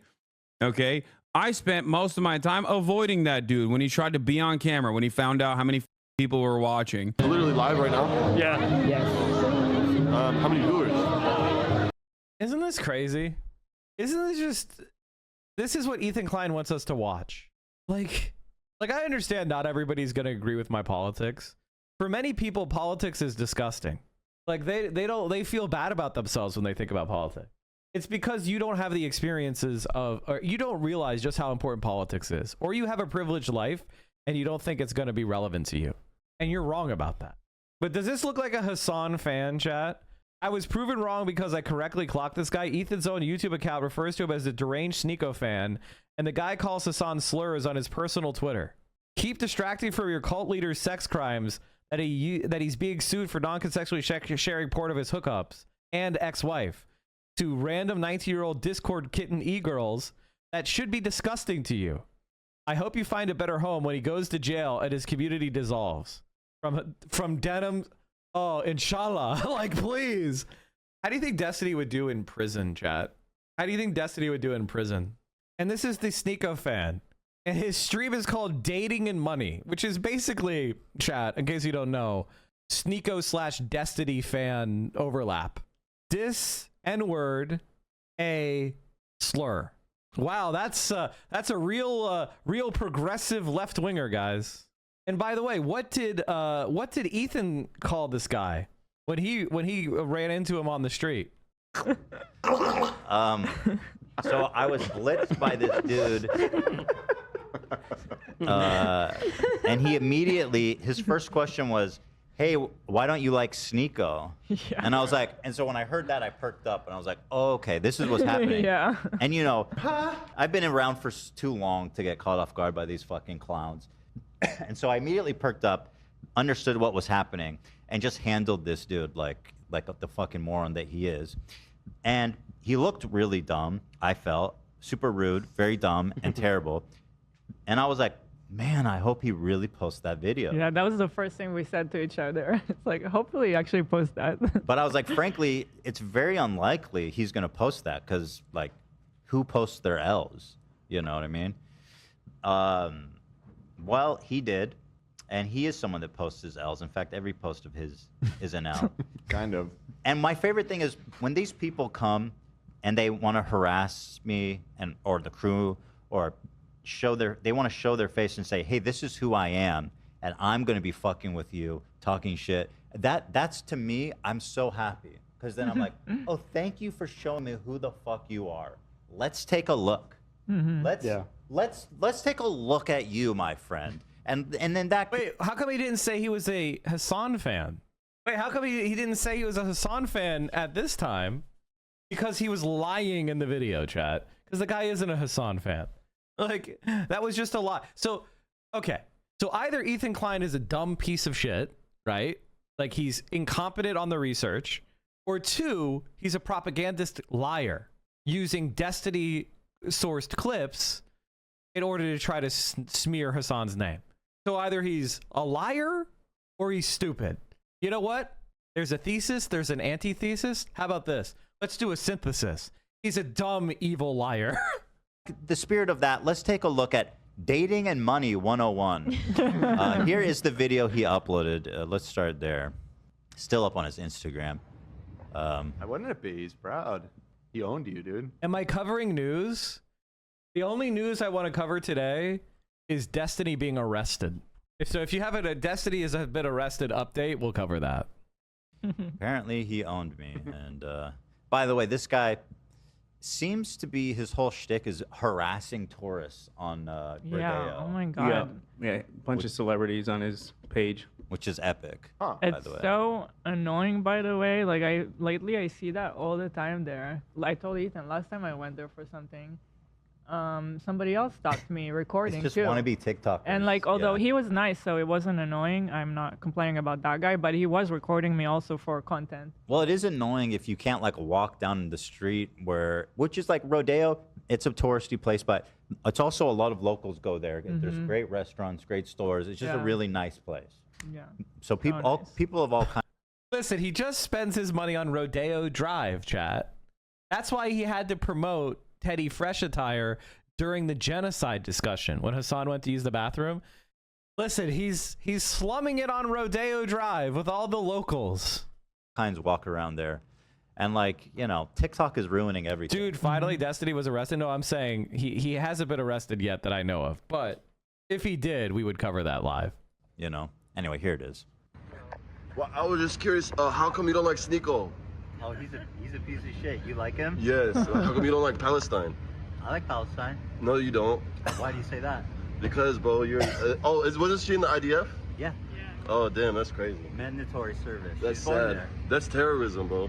She was born there. That's sad. I feel bad for you guys. Ethan Klein, bro, you're ugly. This man goes, by the way, me and Hila, who are happily married, sitting in a Porsche with our beautiful dogs on a day trip away from our beautiful kids, just taking an hour off. He feels bad for us. Yeah. Yeah, that's rough. I feel so bad for you guys. Dating and Money 101. Motherfucker, you should take some tips from me on that front. The fact that you're who you getting dating and money advice from? Sneeko? That dude is broke and single. Yeah, making a girl come is gay. Once again, I am the traditional king. Like, y'all are fucking looking into the wrong place for your life tips. Why not talk to a dude who's been married and has money? Fuck you. Dating 101, motherfucker. Respect me, bitch. Fuck, bro, you're ugly as shit. You look like a rapist, bro. Bro, look in the fucking... You look like a fucking rapist. So again, and then he starts calling me, he says I'm ugly and I look like a rapist. Yeah. Now, I told him, look in the mirror. I didn't have a long time to think of something. Cars And were also, waiting behind me too, so I kind of like had to go. I would have stayed and talked to him for Yeah. longer, but yeah, we were blocking traffic. The light had turned green. Yeah. You guys flipped him off. Yeah, you Yeah, guys that's what both. Hila had to say. Both you guys handled that so well. I love the way you leaned into him, Ethan, after he started talking. Thank you. And yeah, flicking him off was just the icing on the cake. People say that I glaze. A couple. You? Yeah. What, 30? Probably more than 30. Yeah, I would say more than 30. Dude, guys, my YouTube channel is @Dating and Money. Please subscribe. @Dating and Money. I talk about Palestine Dating on and there. money? Yeah. Dating and money. I talk about Palestine on there. Ethan, on the other hand, I think had him on his stream. Why? Possibly to make a mockery of like the Palestinian cause by presenting some random douchebag as like the formative pro-Palestinian voice. Remember when that rando came up to us at the UCLA encampment and we avoided him the entire time? Noticeably uncomfortable that he was just like occupying space over and over again. What is this? Here's irrefutable proof that Ethan Klein is directly coordinating his messaging against Hasan with Destiny, accused sex criminal in his community. Yeah, I mean, he does. Of course he does. Look at this, dude. Destiny's like, thank God Ethan is like stupid enough to be hyper focused and hyper fixated on Hasan when virtually everyone, Ethan included, would normally be talking about how Destiny is sharing sex tapes unconsensually with random girls online that he wants to okay? Random teenagers online. Random teenagers. Can you imagine trolling your Discord for women who have like female profile avatars and then sending them sex tapes of people you've slept with without those people's consent? Do you know how unhinged that is? Like, I've never heard of people doing that. I have never heard of somebody being like, hey, you want to see how good at sex I am? Here's a sex tape of me. Like, what the fuck are you doing? Like, what the fuck is this? He's a freak. He's like, oh, thank God. There it is. Now, it doesn't matter. It doesn't matter. I mean, yeah, he's getting it from Sex Pest in his community. Okay, here's a section of leftovers. It doesn't have to be. Moving America to a purely socialistic society. Instead of, my thing is... What is this? Why is H3H3 Productions using clearly doctored images? Vote for your favorite 2024 streamer, Rising Stars. I voted Forsen. Rising Star Award, 1227. This award goes to a streamer who had 1,000 viewers. Oh, this was they put Frogan on there as a meme because they're freaks. She was not nominated last year. Yeah. So, by the way, this is a side point, but I feel really bad for Ludwig in Cutie, is that they just slandered them by saying that it was some sort of like Frogan is a direction from Twitch and that she was put on the Rising Star Award. Again, that's another Destiny community meme. Every single thing in his thing is a Destiny community meme. Like, at a certain point where you're just like, okay, dude, who do you think you're fooling here? Nobody is fooled. Nobody is fooled. You just repeating Destiny memes all fucking day is not proof that you're not getting this all from Destiny. About something, okay? I'm not sure if you guys are aware, and frankly, don't care to discuss 99% of this because I'm Ludwig from video games. However, H3H3 uploaded a video called Content Nuke Hasan Piker, which was about Hasan. But it was brought to my attention that it also has a couple of clips of me in it and Cutie in it. Now, the only thing I care about is this one clip right here. I'll play it for you. In which you would get front page placement all year long. Now, just quick recap. Ethan made a video about Hasan. In it, he talks about Frogan, who I think is a mod for Hasan, or was a mod at some point. This is actually my favorite detail about Frogan. She won a Rising Star Award at the Streamer Awards, an award show put on by her friends. And then the next year, guys, she gets nominated for Rising Star again. Are they? Now, I tried. That's not true. She lost the first time and she won the second time. That's not even true. Like, what are you talking about? That's not even true. And like, I don't even know. I don't know what to say, man. Like, it's just such a weird thing to do. He's trying to bully, but it's like, dude, you look like a chemotherapy patient. Messaging to deal with it offline, but this is just wrong. And not only like wrong information, it's like fake and doctored information. So real quick, first off, at the street, look, I won't speak for Cutie. I'm not friends with Frogan.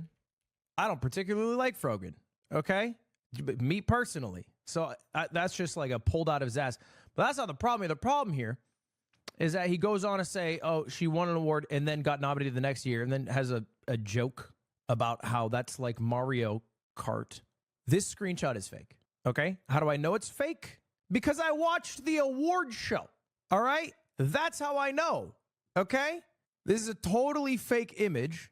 She was not nominated this year. And when I did a bit of research, I did a reverse image search, I find out this fake image came from Destiny's subreddit a few months ago. Okay, it was like a very niche post. It's a very niche post with 51 upvotes.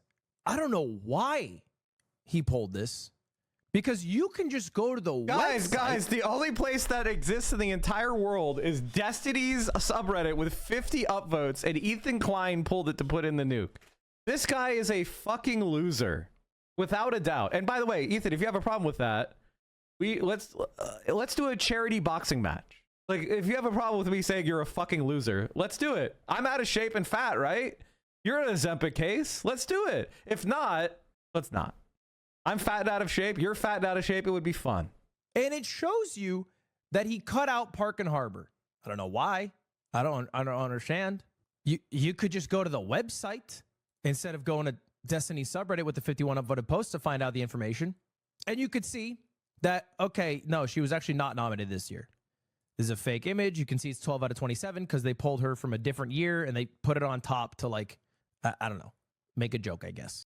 Ethan also talked about Ludwig in his Insta. Song in the background was one he got in trouble for playing to mock Cutie Cinderella when she was crying about there being deep fake AI porn of her. Actually heartless. Yeah, he's a scumbag. Actually a scumbag. And Destiny also mocked her for having that made, a deep fake porn made of her. It's almost like they're the same exact guy. Okay. So yeah, here's the image. To be clear, it is true that she was nominated in 2021 and lost, and then was again nominated 2022 and then won. But she's not been nominated in like, I guess 3 years now. 2 or 3. So I don't know why. I don't know why the fuck. I don't talk about Ethan. I don't ever talk about him. I don't know why he pulls me and Cutie into shit. I think it's weird.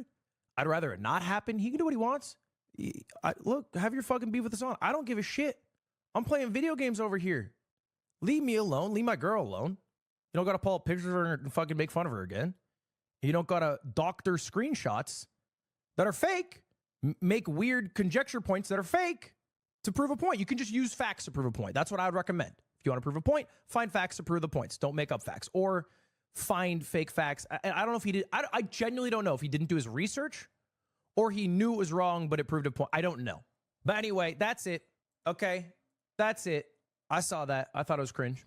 Ethan Klein, okay, guys, I want to apologize for Ethan Klein. You know what? He's actually a content genius. Actually a content genius, guys. This is the sub count during the course of this stream. I mean, I've never seen a line go straight down like this, but it is pretty impressive. But now they got what they want. Instead of focusing on Ipsony, you're succumbing to Ethan. Don't worry, I got that content nuke right here. Shouts out to Ryan Beard.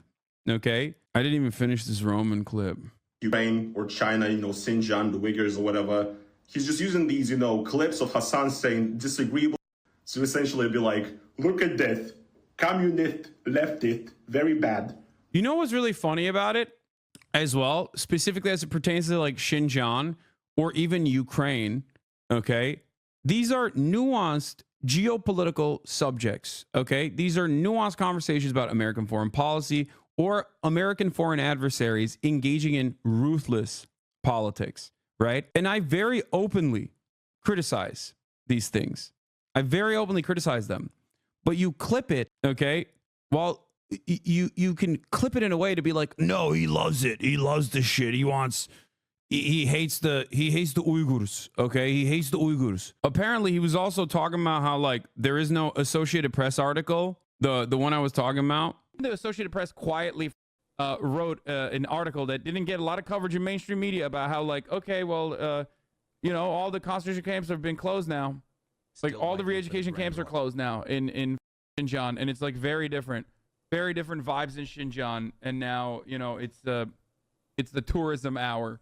Let's see what the Associated Press actually had to say about this. These are all AP articles from the last 2 years. UK independent body reports China committed genocide in Xinjiang. China sanctioned a U.S. research firm and 2 individuals over a report about the human rights violations in Xinjiang. It's the tourism hour. He was like, there's no Associated Press article about the re-education camps that definitely existed in Xinjiang were shut down. And it's like, dude, like that's literally bare minimum.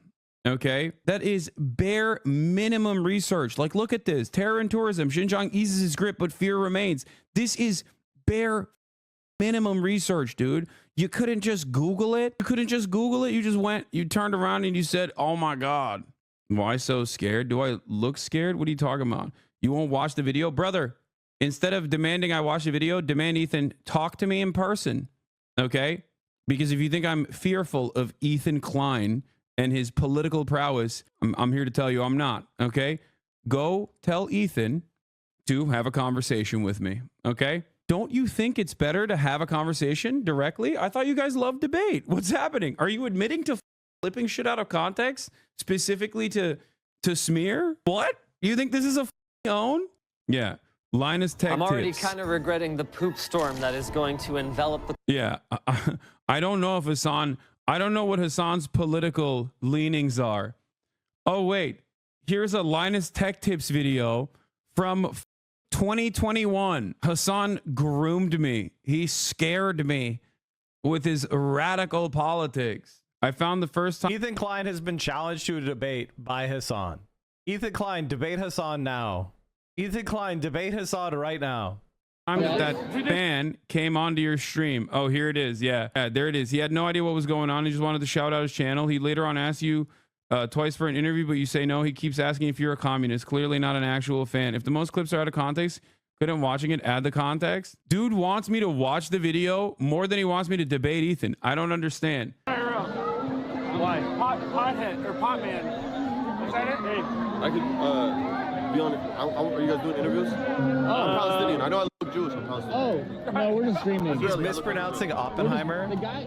I mean, Oppenheimer was somebody who was treated the way Ethan wants to treat me, which is a leftist, and then was ostracized and red scared even after doing everything he could exactly for the interests of the American government. It didn't matter. He was red scared and his name was dragged through the mud just like everybody else. Like, now Oppenheimer ended up being, quite frankly, he's not a leftist, but originally a red scared his ass because he dated communists and things like that, and he went to communist meetings and socialist meetings before World War II. But Ethan Klein likes the red scare. He wants to have another red scare so that Israel doesn't get criticized. That's what this is all about.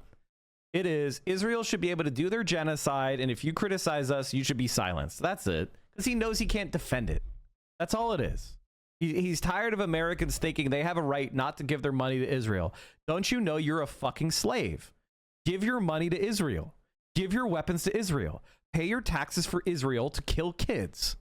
And if you complain, he's going to get you deplatformed. That's all this is.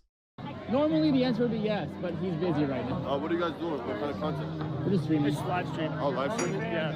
Dude. Wow, he sounds like a really big Hasan fan. Twitter, bro. You guys on Twitter? Yeah. That shit, you get viral there sometimes or no? Sure.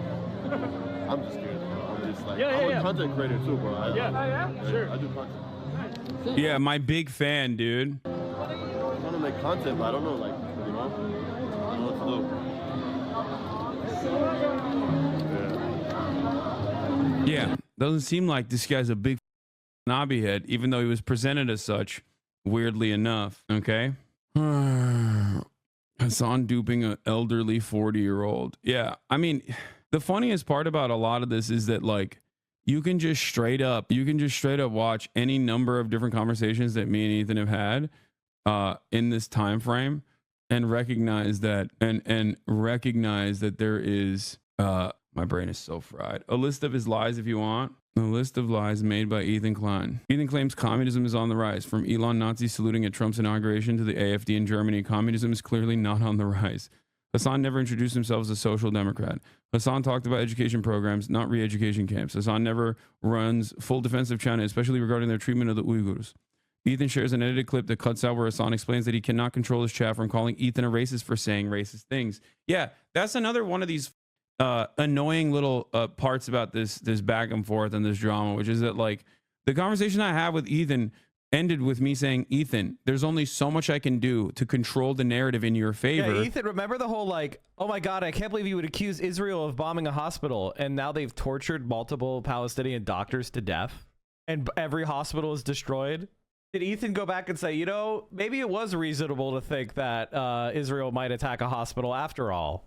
If you keep saying things that people are going to, people are going to interpret as you being pro-Israel, and it's not because you're Jewish. And even though, to be fair, I'm sure there are plenty of people who are like, oh, he's Jewish, and they suspect you of being pro-Israel and are deeply anti-Semitic, right? Having said that, there are plenty of people in your fan base who aren't anti-Semitic who also absolutely made up their own minds after listening to the way you talk about Gaza. He cuts out continuously, there's only so much I can do, and leaves out that if you continue to say things like this, people are going to think you believe them and get mad at you. Yeah. shows a random clip of someone being anti-Semitic, claims Hasan does not care about Israelis because of his lack of reaction. Hasan never justifies sexual violence. He routinely says that sexual violence First of all, likely we're occurred not going to see every chat message. Like, it's just ridiculous. during October 7th and regularly cites the UN investigation that had one credible documented instance of sexual violence. He says that the sexual violence that may have happened on October 7th is not a justification for genocide. There is, however, evidence. There is, however, real evidence. Are you calling me a weeb? I'll have you know I do not watch anime. As far as like first-hand accounts and testimony, even second-hand accounts and testimony from hostages. So that part is real. That did happen, which is very important, and that was a part of the UN investigation that was conducted. Let me explain something.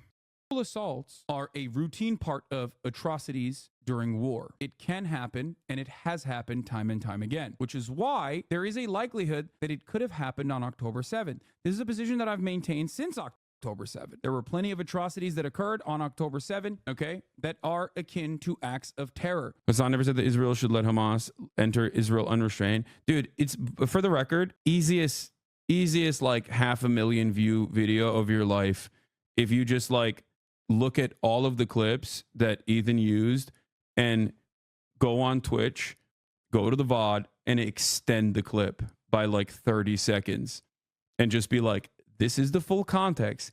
Here he is responding to a chatter. Actually, this is not his opinion. This is clearly something that he's responding to that he's reading in chat. Okay. Or this video was clipped to make it seem like, Hasan is advocating for this position when it's actually the exact opposite position he's advocating for.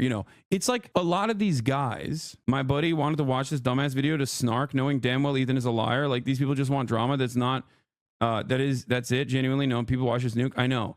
The only part about this that's like frustrating though, is that there are well-intentioned people that are duped in this process. Yeah, there's something called the mere exposure effect, which means that whenever you say something, if you say it to enough people, a certain percentage of them will just absorb it and believe it. So that's Ethan's strategy. Ethan's strategy is to just say a bunch of shit to the most people possible and get some percentage of them to believe it. It's just an attempt to do damage on Hasan. That's it. There are well-intentioned people that will get duped in this process. People who are just like kind-hearted liberals who are probably open-minded to the way I see the world, and if given the opportunity would recognize that the things that I advocate for, they also agree to, right? They'll see this video and go, oh, this guy's a dangerous like terrorist lover who loves terrorism. He wants to do terrorism. For example, the fan clip, literally 1 second later, he asks you for an interview and you walk away because the vibes are off.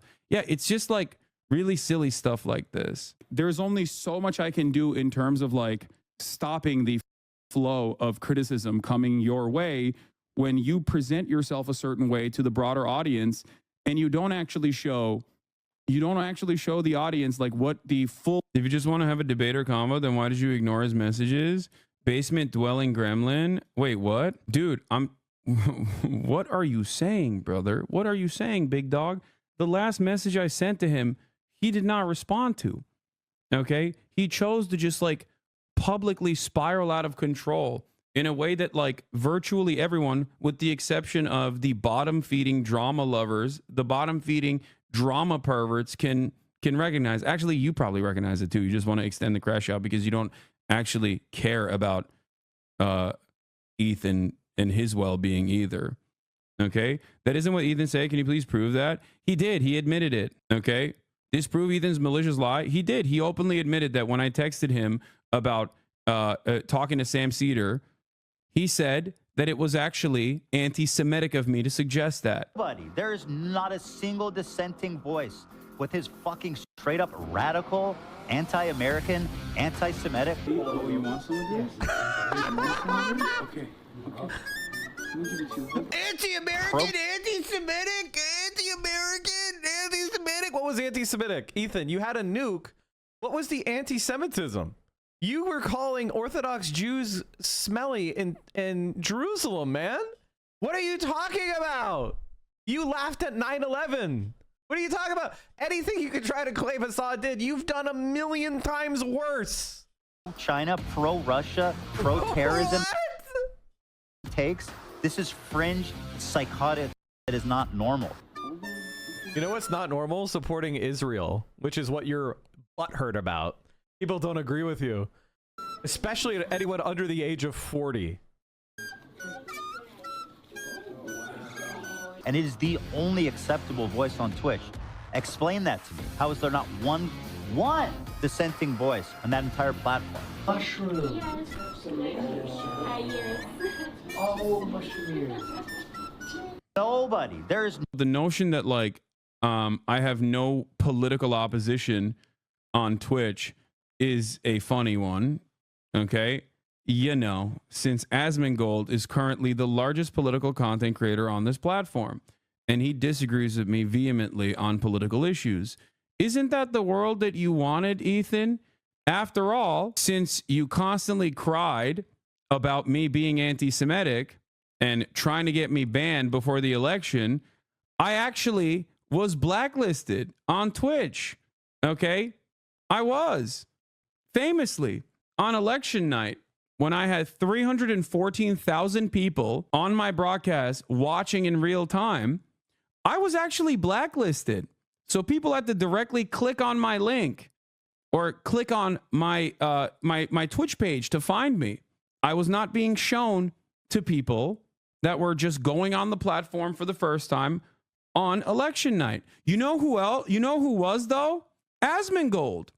That's right. Asmongold was being served to every single new Twitch viewer that was coming on the platform as the premier political broadcaster. And since then, he has grown tremendously, and it's great for him. He was on the front page on election night. He was on the front page on election night, just like you wanted, Ethan. You said you wanted political opposition to me. Well, there was political opposition to me on election night, and every day since then, as a matter of fact. So much so that Asmongold is a more popular content creator than me in general. He's always been. And now he is the largest political content creator on the platform. And, you know, he's just keeping the status quo alive and, you know, making sure that we send 10 more billion to Israel. You know, just got to be quiet about your support for it. I don't know, guys. Nuke about Hasan, and it is nearly 2 hours of McCarthyist drivel spewed by a man with seemingly an increasingly loose grip on reality of... Yeah, the funniest part about this is that, like, even though this is obviously awfully sourced slop, okay, which basically rehashes the same fake drama that Redditors have mostly clipped out of context. Very dedicated Reddit community comprised of a sex pestiny cult leader who has his own personal bone to pick with me. Okay, just watch the video instead of people reacting to it. I am not going to watch the video. I will, however, talk to Ethan directly if he wants my attention that bad. I know that you... By the way, chat, like, this is always the case with these guys. This is always the case with these guys. They just want Hasan's attention. They just want Hasan to love them again. They just want Hasan to say, you're right, Israel is justified in killing as many children as they want. You're right, Ethan. You are a progressive person. You are a good... I do love you. We all want to be your friend. That's what it is. Same thing with Destiny. It's like, yes, Destiny, you are the best political streamer. You are... That's all they want to hear. They're desperate. They're like, please love me. Please love me a little bit. Come on, please. Please, Hasan, can you love me like you used to love me? It's honestly... If you've ever broken up with someone and they don't want to accept it and they do their final like ultimatum cry. Have you guys ever seen, have you ever like broken up with someone and have them do that? Have you ever seen that? That's what I'm seeing. I'm seeing a year-long Ethan breakup cry. And with Destiny, it's the stalker X, the person that just won't accept that everyone's moved on, you know? He was banned from Twitch 3 years ago, man. Like at a certain point, the mourning period is over. Make your little videos on YouTube with your sex pest community, and that's that. Just stop. The world has moved on. You're a 40-year-old divorced dad, twice divorced, doesn't live in the same city as your son, You're facing multiple, you know, criminal and civil legal problems for your sex crimes. At a certain point, like, maybe focus on yourself a little bit, or just accept that, you know, we all know there's no afterlife, and the pains, it's not going to get better. Like, it's not up from here, Destiny. It's not, you're not going up from here, man. Even if like what everything you want to happen happens, like centrist Democrats win again, you're not going to the White House, man. You ain't going to be part of the team. You're always going to be, for even if everything happens exactly as you want it to happen, you're always going to be looking outside looking in. And God, you know, there is a chance, albeit a small one, that everything that we want to happen happens, and we're going to be on the inside. You want me to watch the video? I know that he really wants me to watch the video, but I'll just debate him. If he wants to have this conversation, we can have it. Oh, and he said nobody knows where these guys are. Oh yeah, they recently released the crew of the seized cargo ship Galaxy Leader after the ceasefire was implemented. Exactly so what the Houthis said. The idea that nobody knows where these guys are is also silly. Once again, this is just such bad, like, it's slop. This is what slop is, okay? When you don't actually do your due diligence, and you literally just like stamp all of this nonsense that you found on subreddits that are obviously geared in a very specific direction, and you just don't even Google something. Like, this isn't meticulous research, dude. Okay? This is not meticulous research. It's not. He did say it directly, actually. In the video, he directly complains about Epstein being banned off Twitch and defends Dan's